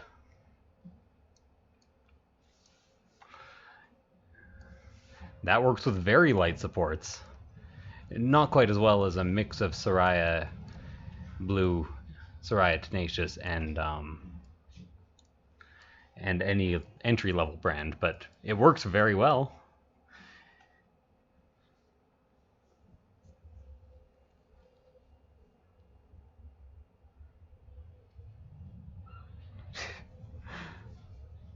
That is actually kind of funny, Kelsey. Amazon's like, it's an essential service. She needs her resin. Okay, I'm going to need to put some supports on that.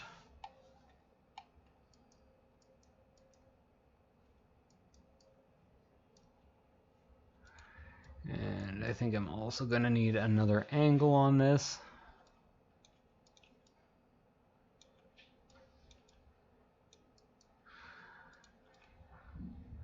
Amazon's like, packages are being directed where they're needed most. Kelsey needs her resin. Or his, I don't know.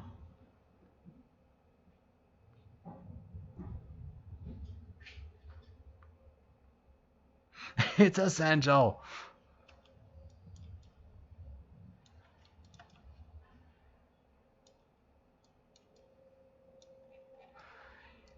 So this, officially speaking, shouldn't be required.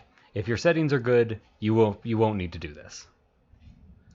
But if I don't do it, I know I will get complaints.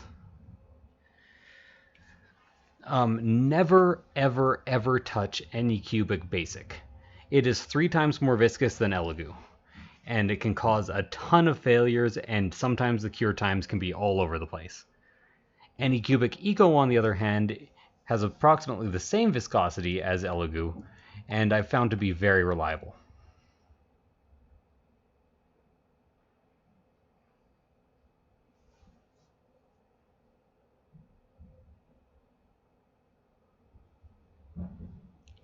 Nova Resin too brittle. Well, it might be good mixed with some Tenacious. Yeah, I'm gonna have to shrink wrap the next mesh. See if it works. Okay, does anyone want to play the game? Guess how many islands? My guess for this one is 23. Although I might be being generous to myself. That mesh was a mess.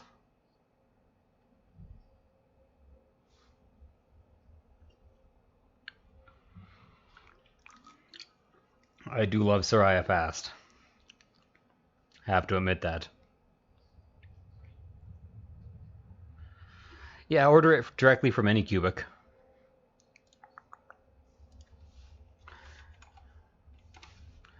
Here.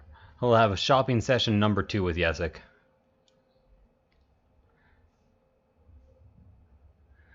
And then you can even see what the shipping's like. Anycubic plant-based. 1 liter. American, $50. Let's go gray because it's in stock right now. I have like 5 liters of this on the way, but who knows how long it's going to take to come from China. So if you want $200 worth, let's see what they cost for shipping.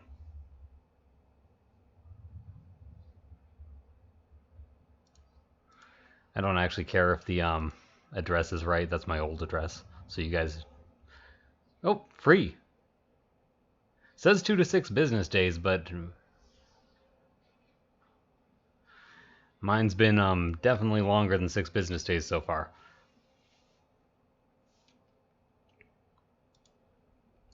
Or maybe it hasn't, and I should expect it in the next day or 2. Who knows?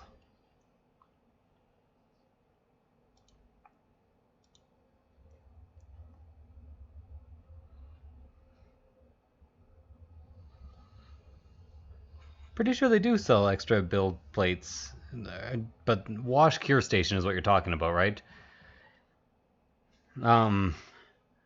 If you hang out in the Discord, and I remember, I have a contact at Anycubic who keeps telling me whenever the wash and cure station is available. Yeah, exactly. Exactly, William. Oh, that finished. In all honesty, this character's so tall that the validator might actually have a bit of a hard time with it. We will see. We will see clearly now. Oh god, that was horrible. I don't even like that song. You ever sing a song you don't like, so you sing it badly, so it's just double bad?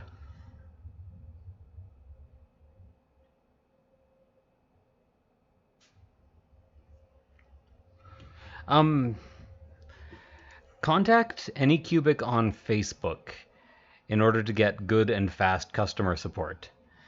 Just tell them that well, the wash station, cure station, they can't really do much about, but just tell them you need an extra build plate, and they should have you covered. Again, never contact Anycubic anywhere but Facebook.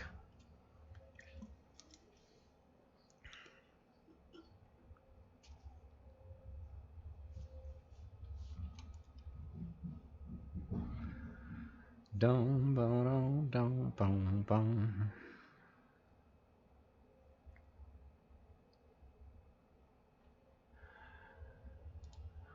Okay, level 10 monk. Did I mark her as being worked on right now? I should probably do that. Level 10 monk, yes I did. Okay.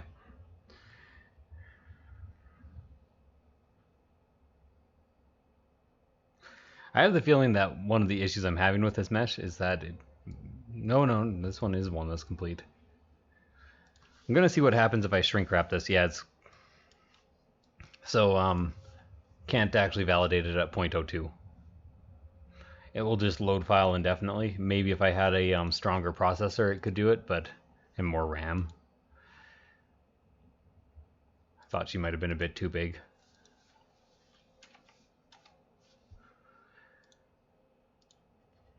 It's not like it'll add that many islands at 0.2 versus 0.3, but I still hate it.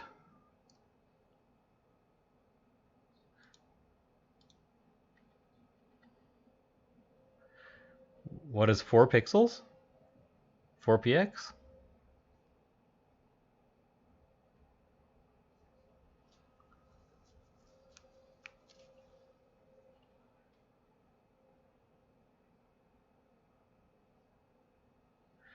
Yeah, I've gotten tons of free replacement screens, tech support, just oh, my CPU stats? Here, I'll just put them up for you.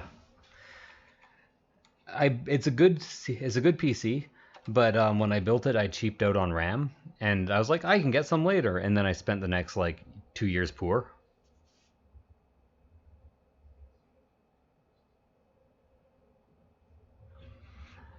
So I'll just stick to this for a tiny bit because I have nothing else to do. And then if you go to display, it's a 1080.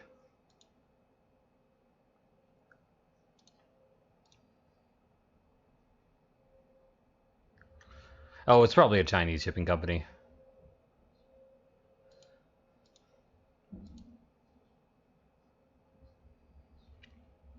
I almost managed to get one through my contact, but it sold out before I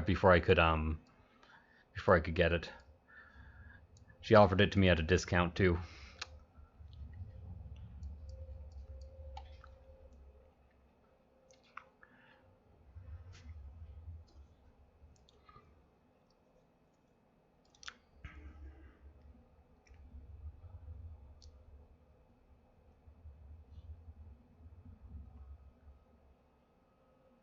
Uh-oh, somebody else having some issues with the Yeti. Oh man.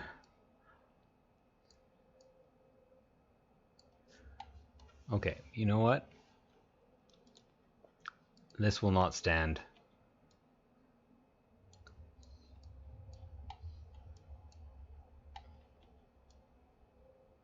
There we go.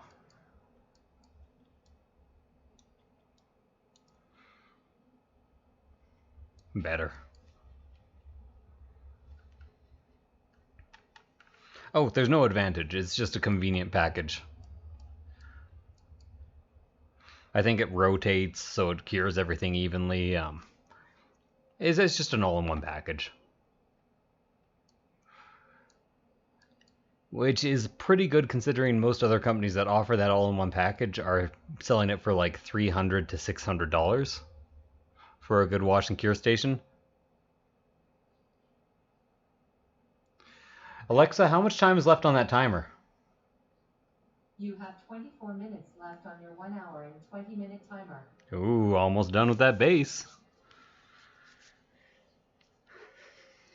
Gonna have to get my second screen off my lap, but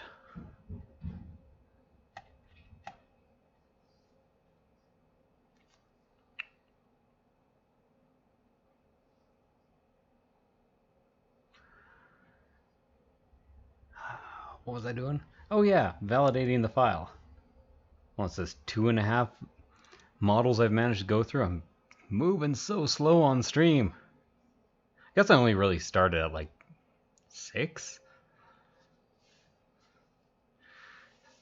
So 3 model an hour. Have I done 4 models or did I just have that one crash on me?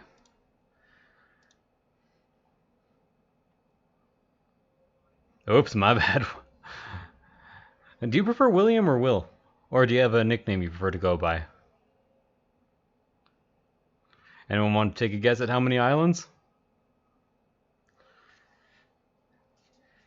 My guess is still 24, but I could be very wrong. Could be like 38.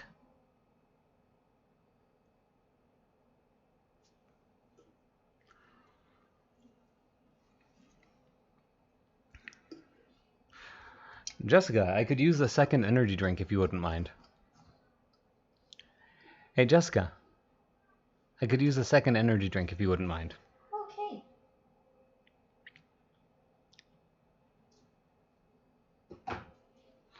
Oh, hey, you 47?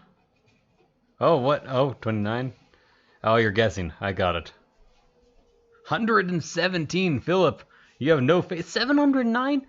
Okay, before validation, it was at 180. I'm talking about after validating.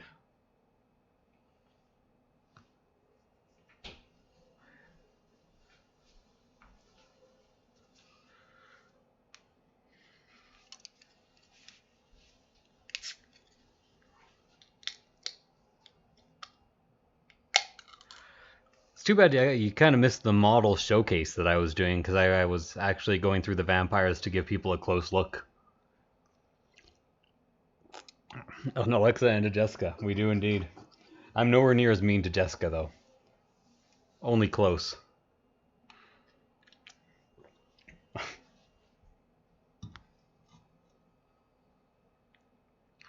Okay, let's see. Okay, the Terminatus, fantastic guess. 30. I thought 21 might have been a bit over optimistic. So now the most boring part of my job.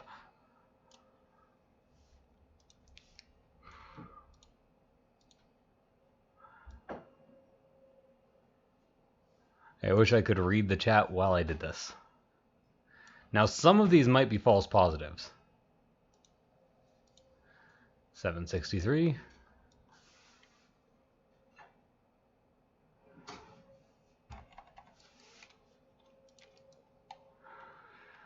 And I don't ignore any pixel islands until I know that they're a false positive. Some people are like, "Hey, what's your threshold for how few pixels you will let go?"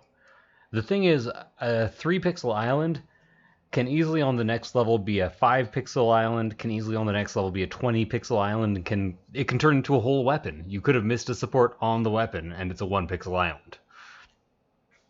So even I have no threshold. I have decisions that can be made.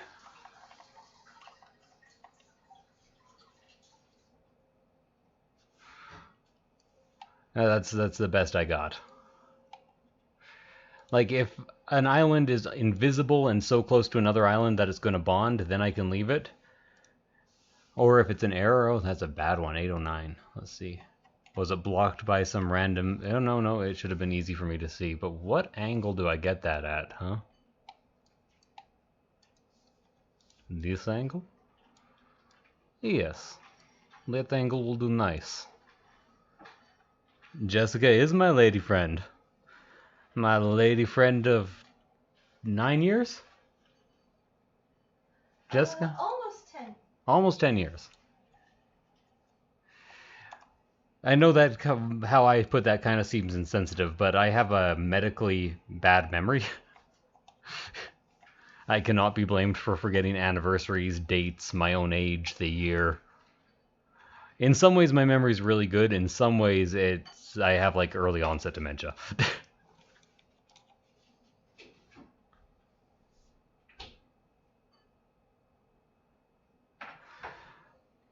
That's a very good idea. I just check them manually.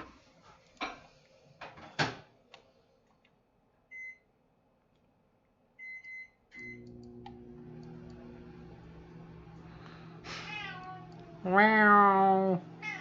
Wow. Are you a loud boy? Do you want attention? Wow. Can you bring him over here so they can see the boy? Yeah. Wow, I know. He's not a big fan of being held.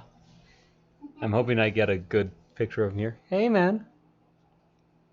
Like, he doesn't mind it, but he tends to get a bit antsy. Oh, you're being a good boy. Oh, good boy. Can you give him a can of tuna? Yeah.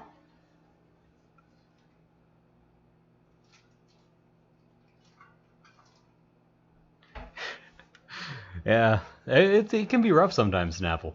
826.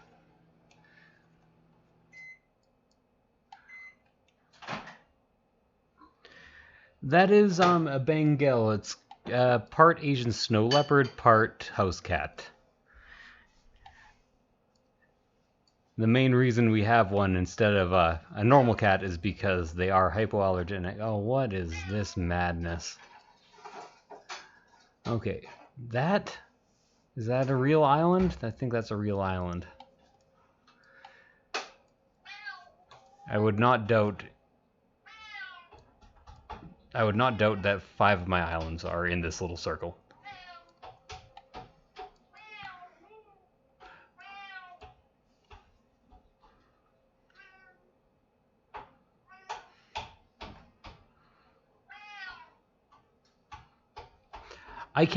This is the most embarrassing part. I can't remember any of my friends' names without struggling for them. Every time I have to name a friend, I'm like, hey, Derek. It actually sucks.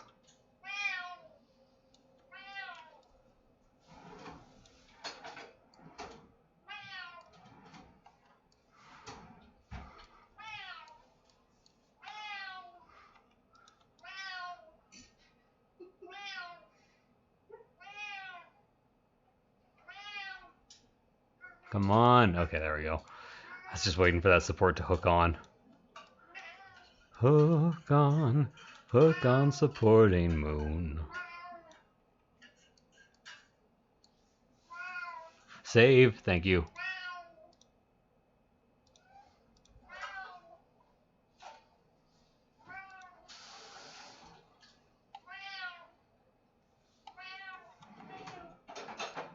Okay, and then it kind of like goes into her body.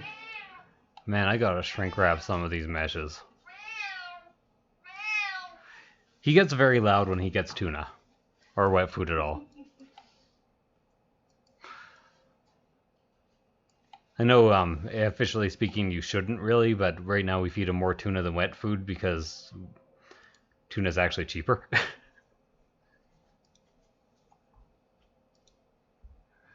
Okay, I thought there were only 2 islands there. I saw 3.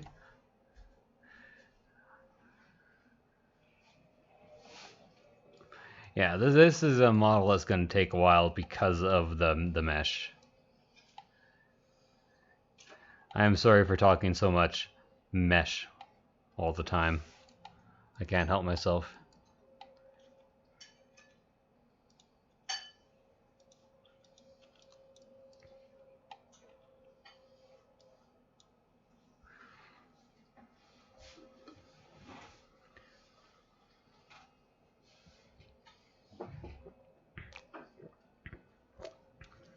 Oh, I do know. I do know that tip, Philip, but I tend not to use it unless I'm really desperate.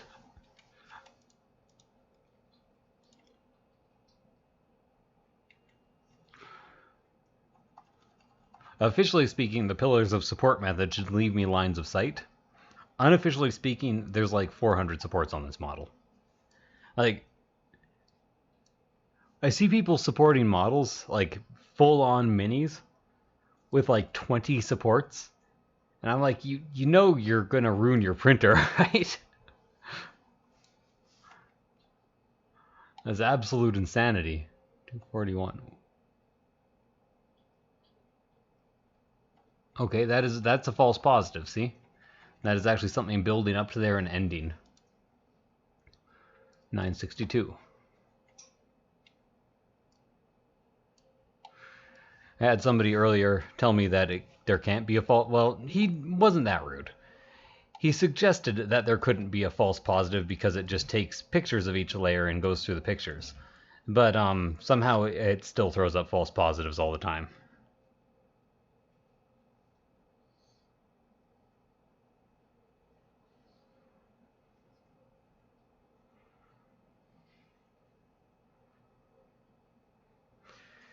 Okay, well, it ruins all your printer gear. Um, Essentially, if you have loose islands in your prints, those islands cure anyways. And there's two possibilities with them. They can either stick to your print and cause weird little artifacts, or they can stick to the FEP. Well, three possibilities. Or they can stick to the FEP and maybe get picked up later by the print. Or they can float around in your resin. If they do the third or the second option, next time you lower your print, it can scratch up the FEP, and it can also just straight up break your LED monitor or LCD display. Every island has to be supported, unless it will fuse naturally to the next island. I guess I owe an addendum there. Oh, it's the pineapple that I never supported, the weird hair pineapple. Not sure what you would call it. I call it a hair pineapple.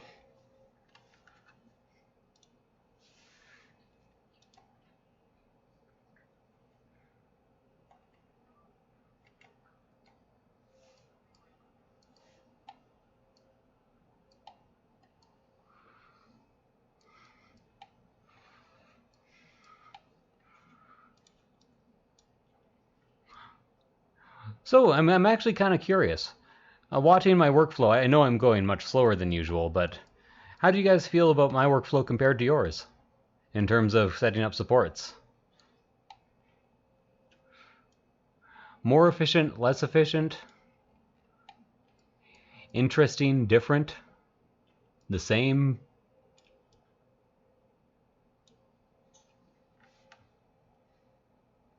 Oh, thanks, Kelsey. 10:55.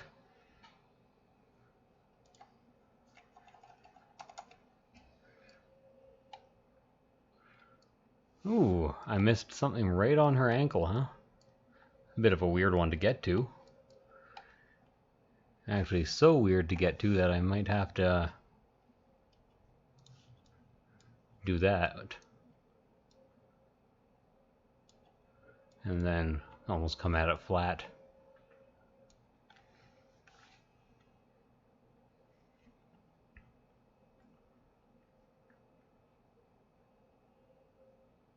Yeah, I work for Titan Forge, yeah.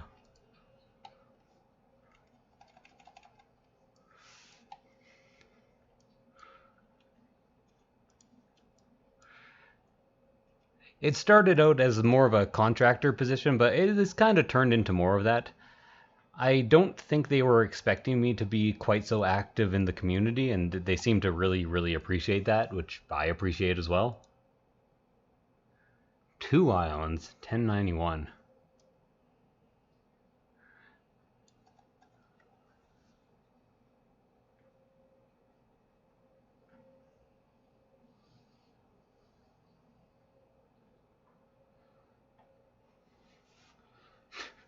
I appreciate that, Snapple.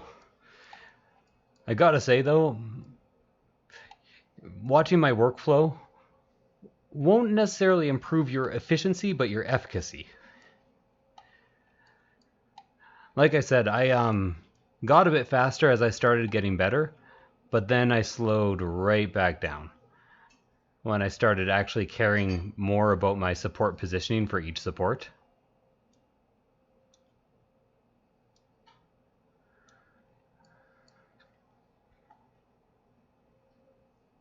How do I put this?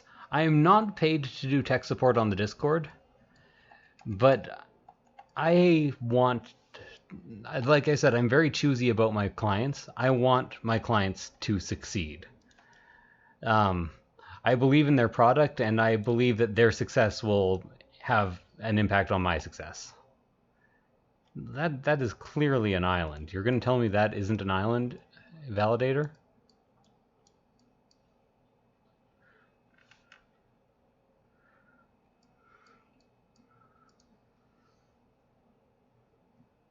Tip of the boot? No, that's printing upwards.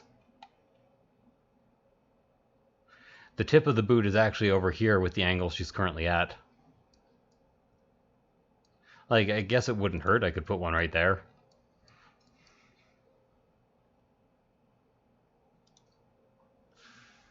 $10.92. Oh, this mesh is a mess.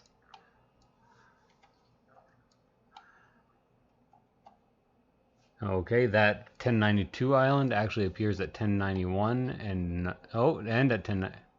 Excuse me? Excuse me? 1092.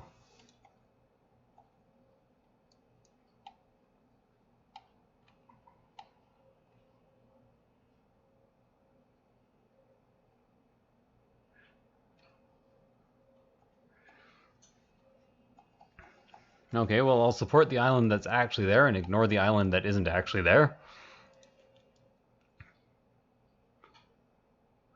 And this is why I tell people, use the validator, don't trust the validator.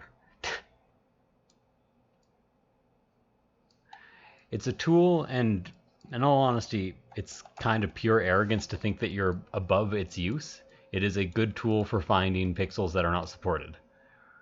I've seen people who were like, oh, I outgrew the validator. I'm like, no, you didn't.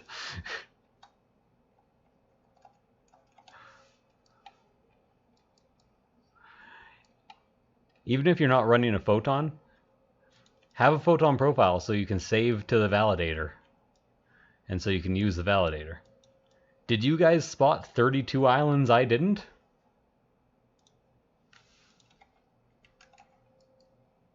Save, thank you.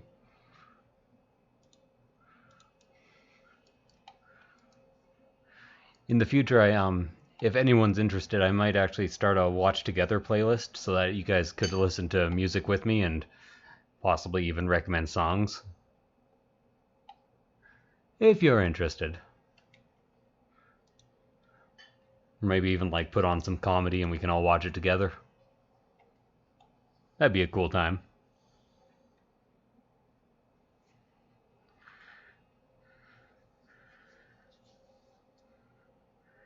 When do you know when you can print something flat and when there's too much suction? You're asking the tough questions. Okay, a cube will actually usually print pretty easily because the amount of surface area touching the build plate is actually always the same. So the tension between the build plate and the resin will actually be higher than the tension between the FEP and the resin. When it becomes a problem is when you're printing something flat and it just has lots of surface area and it's held up by supports. Because what suction does is it doesn't just cause your print to fail. It pulls the model off of the supports. The supports are not strong enough to overcome the force of suction. I'm not going to say experience. There's a proper answer to all this. No black magic. A bit of intuition. 1127.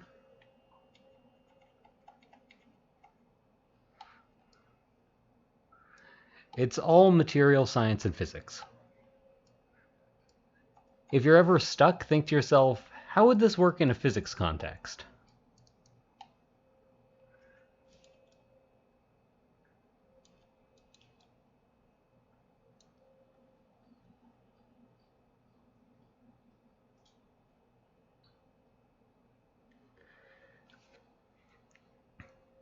Tail on the cat tagger and the dragonkin tail. Can I grab your settings, printer, and resin type?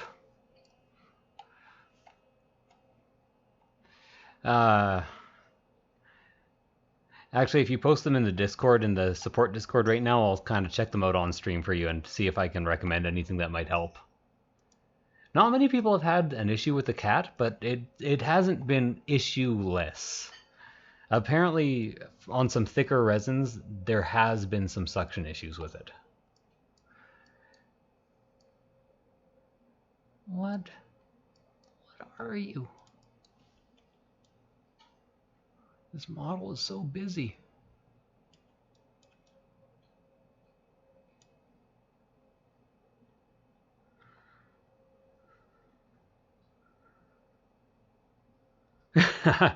um, in all honesty, I found the equation for suction once, and I learnt it, understood it, then forgot it. All I know about suction now is the variables.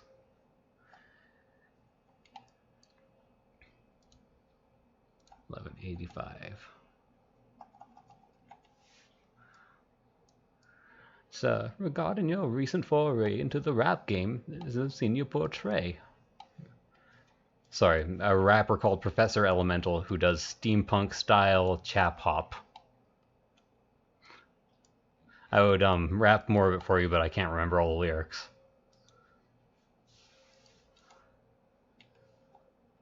And to his head. And this is actually specifically a diss track he's doing to another chap hop artist, which is one of the most ridiculous sentences that's just ever happened.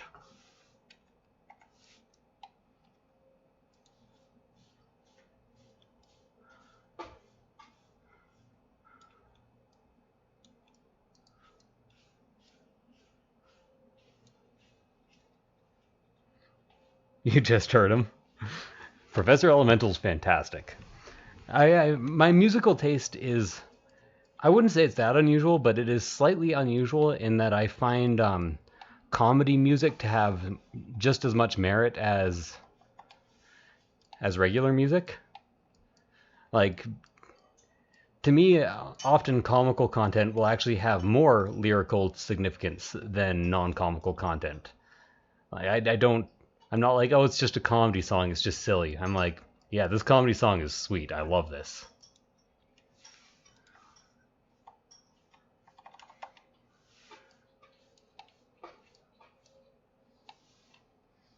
Oh, what am I even looking at, guys? Okay. If I, remind me to check the next mesh before I start.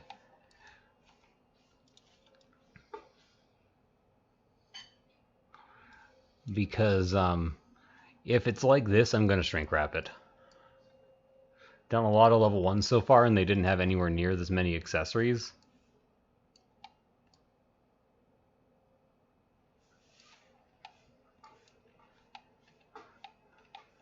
Okay, you know what? Ooh, didn't mean to do that. That neck needs a support.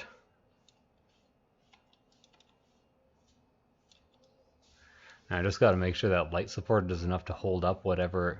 Maybe not. So let's angle in another one at a flat angle.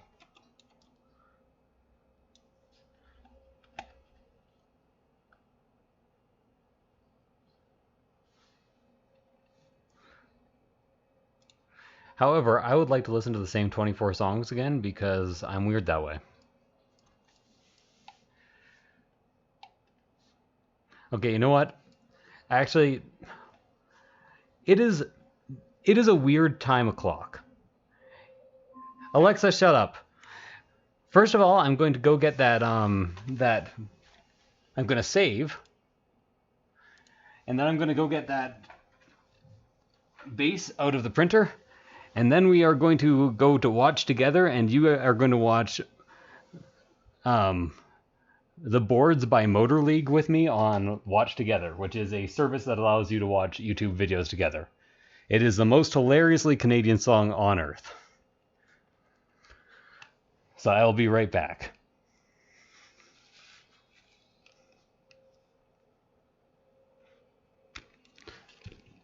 A cone would easily print on a resin printer. Also, a freestanding X prints on a printer. Hopefully, anyways. I haven't actually supported a base in a long time.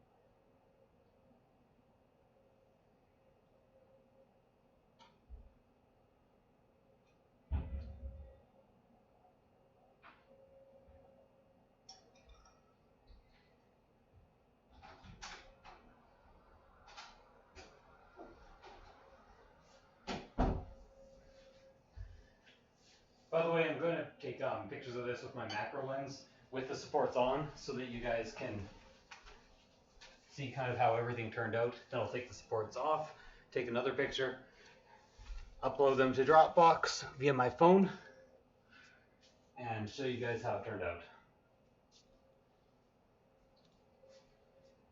So that is what I'm doing right now. It's kind of weird that I can't stop putting on a show even when I'm well away from the mic. Habits of old, I guess. Yeah, taking pictures. And finding my macro lens. There in time is my macro lens. Je me baladais sur l'avenue, cœur ouvert à l'inconnu. There's my macro lens. J'avais envie de dire bonjour à n'importe qui. N'importe qui, suffit-toi. Je t'ai dit n'importe quoi. Oui, je suis partiellement français. Je suis vraiment français, mais je n'étais pas né en Québec.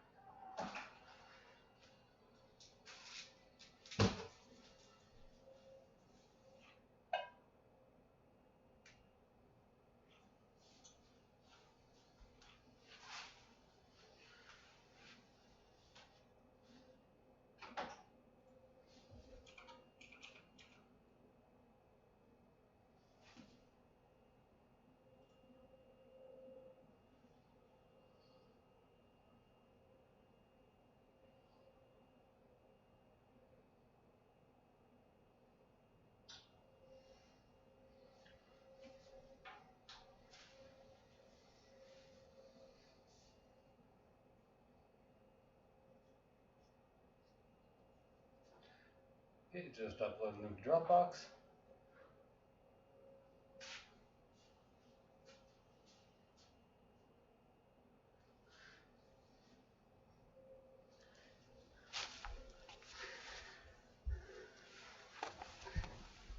And now I'm back.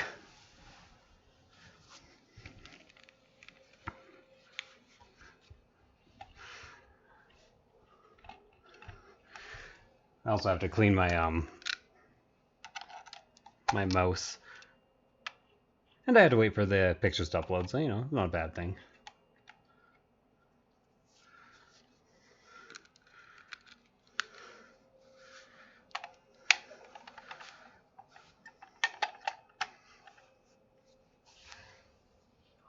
Okay, get my keyboard back. Oh.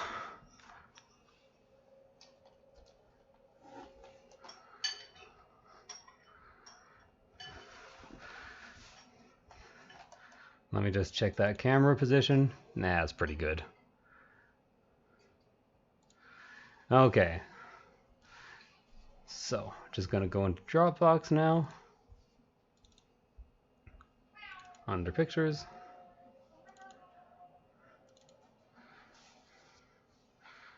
So I did actually end up with the smallest amount of deformity right around the edge there. But in all honesty, that's hardly noticeable unless you're using a macro lens anyways. The supports came off, didn't even use warm water, left no marks. All the good stuff. And zombie dwarves. Because why not? I didn't have anything overly personal in there. I will use this opportunity to look at these guys again, though. Yeah. Man, Sierra Blue is nice looking, but it is hard to see the detail sometimes.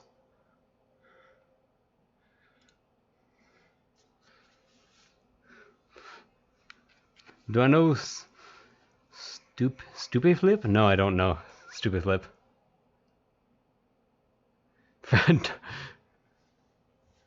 Freestanding X's. It sounds really specific, but there's a good reason I bring it up. Because if you notice, a lot of the orientation I choose is in the shape of a freestanding X. If you can orient a model so it has an X as a shape, it means you will probably have less supports to put down in general.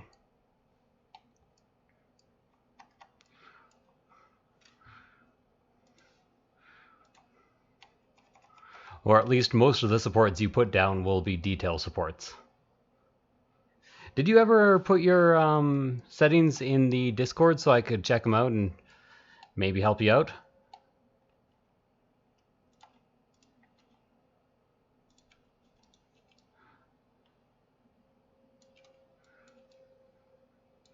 What we're seeing in the community right now is the people who entirely believed me about settings, and the people who were like, yeah, I can increase my exposure a bit.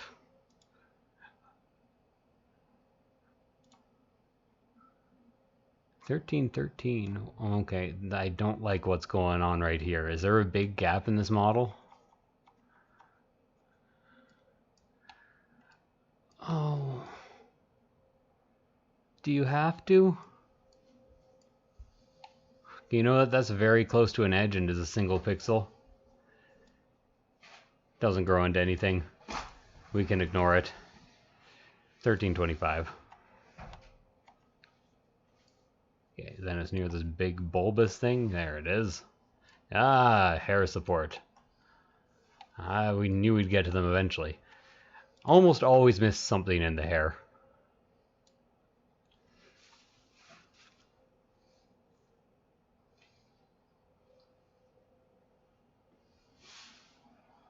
Oh, my macro lens? No. Well, to be fair, it was printed in 0.1 resolution. You know, double the worst resolution people tend to print at.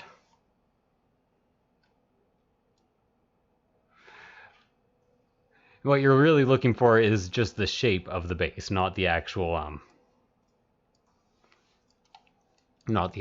quality of the print. Also, like I said, Syrah Blue makes things look pretty, not good.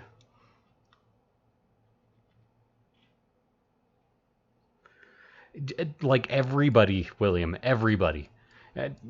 Yes, it can be done with a Photon S or a Mars at 0.2 resolution. If your weather conditions are really, really good, maybe it can be done at 6 seconds.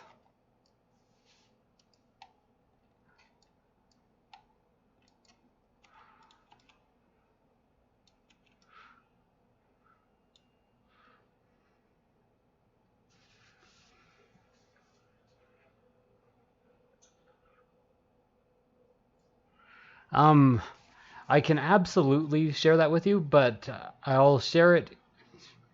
I'll share it in the Discord right now. I have it up in a chat, I think. So it'll just take me a second to track it down here.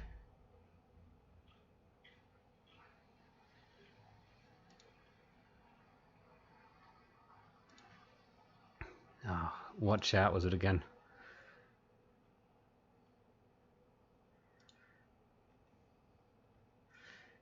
I really should have written that down. I recently explained every setting to somebody, but I don't remember who, because I tend to help out like 15, 16 people a day.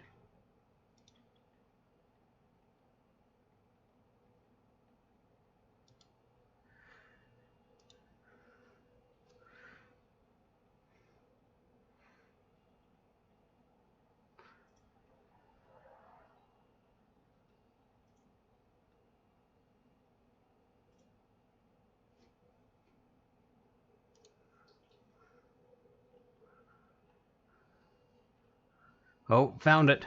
Excellent. So I'm going to repost these in the Discord, and you can see them right there.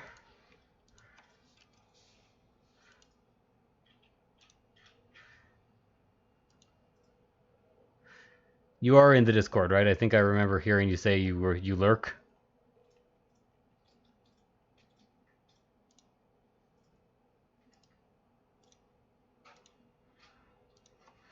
Just click on the picture and it will expand it.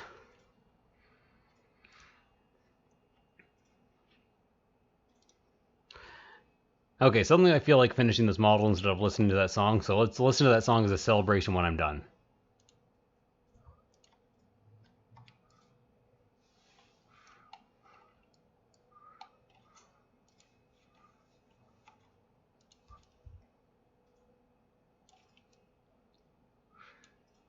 And if I can get quick streaming while supporting, it would help me out a huge amount with my saving game. I should probably reopen the chat so I can see what you guys are saying.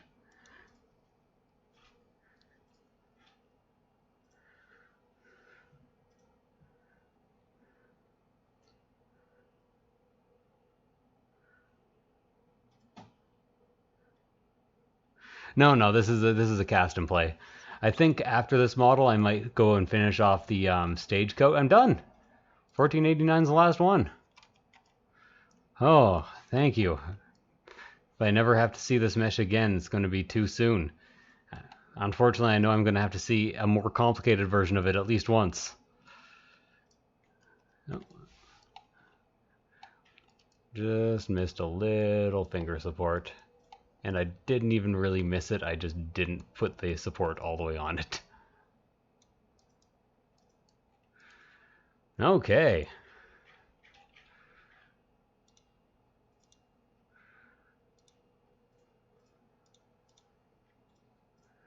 Save file.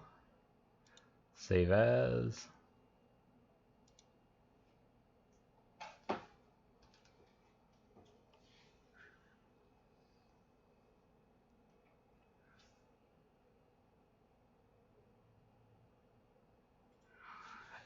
Don't trust that YouTube video, Kelsey.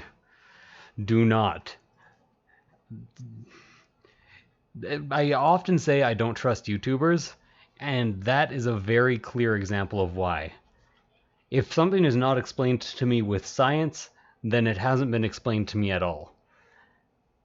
Not to mention, I hear that even where he got that information is BS. He says he claims he got it from the test file for the pawn, but other people who have run that test file have checked that, and those aren't the settings. 300 speed is absolute insanity. 65 for easy models, down to 40 for hard models.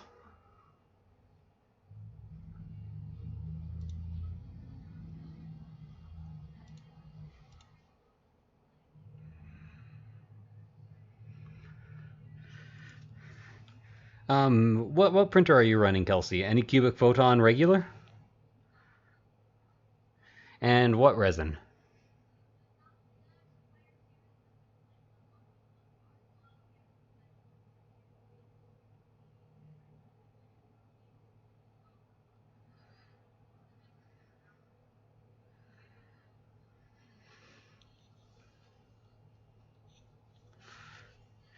It all depends on the exact resin and printer you're using.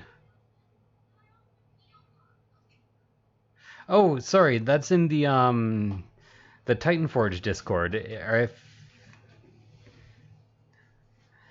I don't actually have the invite links to that Discord, so I will actually save image address and copy it into the chat. So you can actually just save both those files if you need them. It's not a perfect explanation of each setting. There are 2 settings that I do not know the exact... Oh, this link is too long.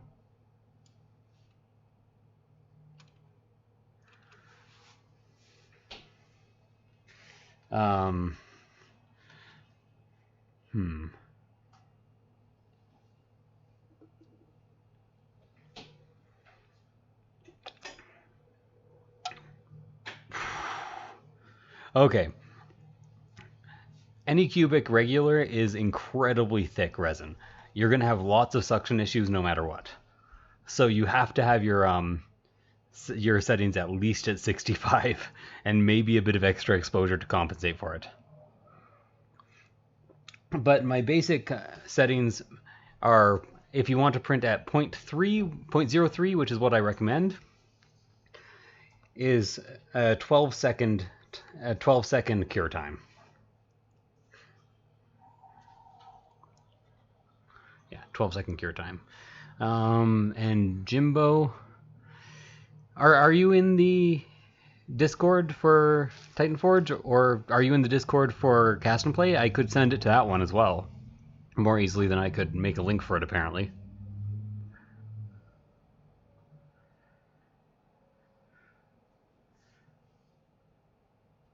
I don't see a link, is the issue.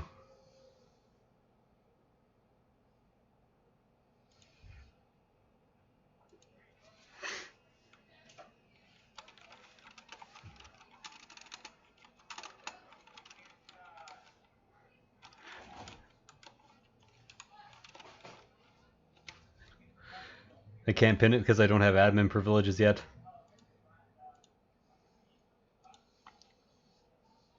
Okay, I'll post it again in the Cast and Play 3D printing support section, okay?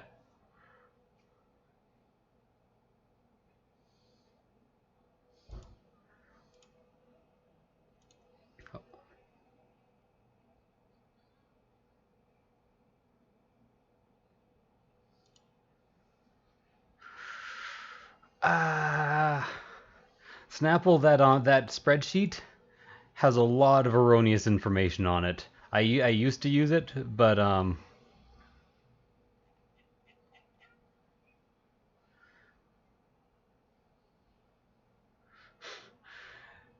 I don't want to refer anyone to it because the guidelines are so vague. Okay, Cast and Play in, where's the 3D printing? Oh, it's way up there. 3D printing support. Then back to Titanforge.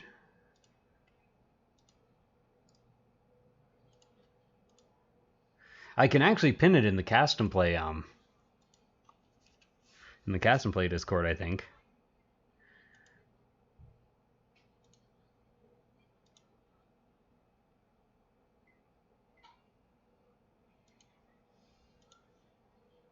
Okay, so I just pinned both of those to the top of the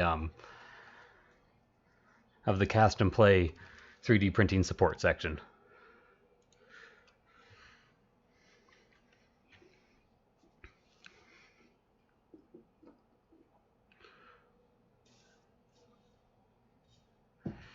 Set bottom exposure to 80. Light off and bottom light off is fine at 0 because it defaults. 5 lift and 5 distance is fine for most resin. 65 and 65 is great. 150 retraction speed works perfectly well.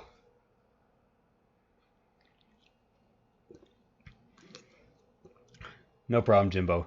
It's a very useful set of, like, it took me a surprisingly long time to learn what all those settings were for and what they affected. It's very, very difficult to find that information reliably. I hope that I've explained it in a way that makes it clear why it's happening. I try my best, but you can't always give a perfect explanation. Okay, work in progress. Did he put anything in the unsupported? Nah.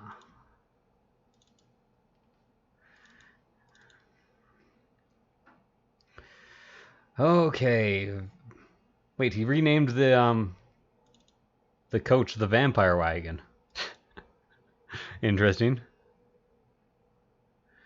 The settings are pretty much identical for plant-based, except you might be able to increase your lift speed to 80 if you wanted to, but it wouldn't be a perfect thing. You would at that point risk a bit of failure on some models.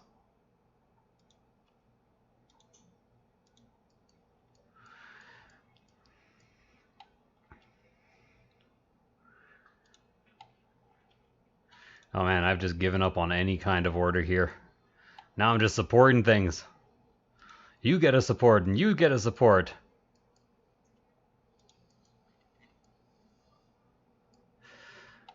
Okay.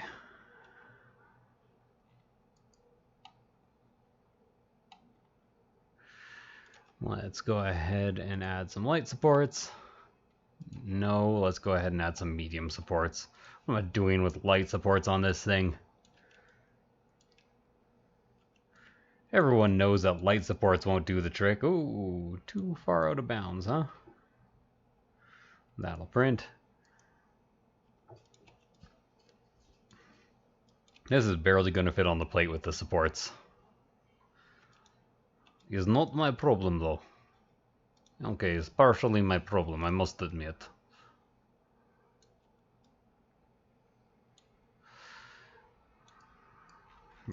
Really having a hard time keeping these on the plate. But there's nowhere else to put the supports. I guess if you have a smaller print plate, you're screwed.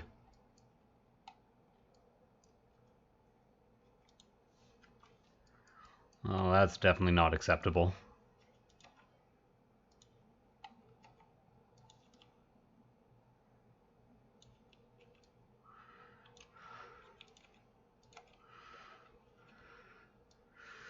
There we go. Let's get 2 supports going on up here, because why not? Oh, I'm supporting everything on the wrong screen while not looking at the chat. Oh my god. Chat's probably like, what in hell's name is he doing?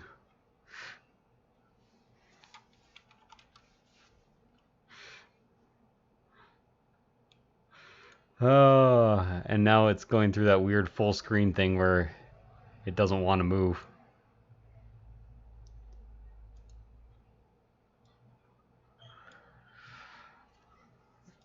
G2Box is doing a weird like Windows glitch right now where I can't actually touch its window in any way.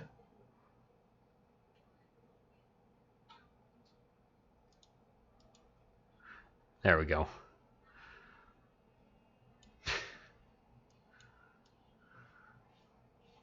No, please don't crash. Oh my, it crashed.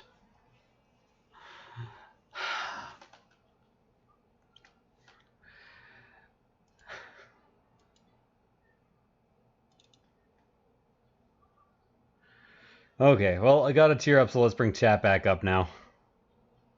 Oh god, it's doing the thing again. No, I don't want to use the in-game overlay. I'm not even in a game.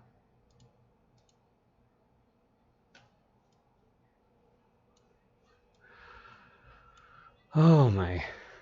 Oh my. You know, when I was up, I probably should have gone to the bathroom, so I'm gonna do that now, and I'll check how much chat is mocking me when I get back.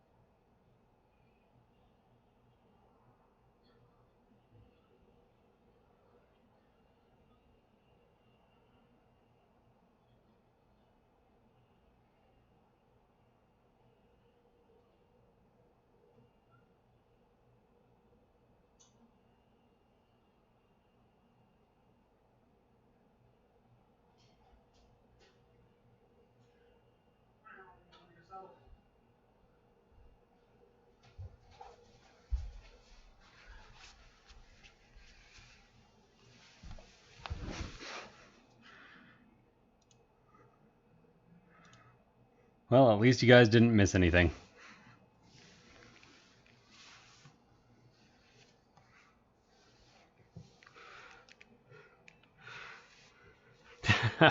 Mox Jessic.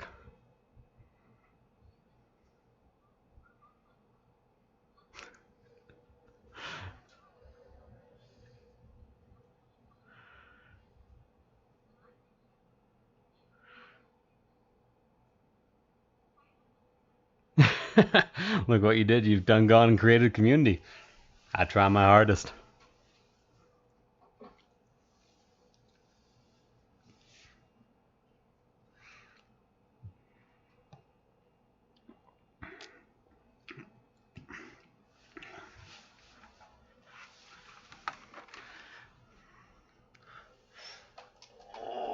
Okay.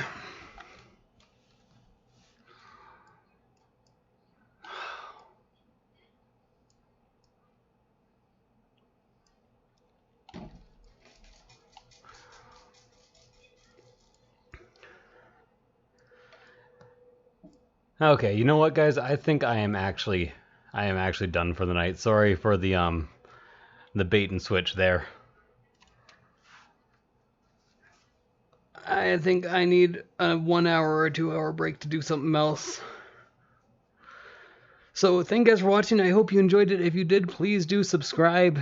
And you know, if anyone needs help doing supports, recommend my video to them before somebody else gets to it. Anyways, thank you guys for watching, and I will see you guys next time. Bye.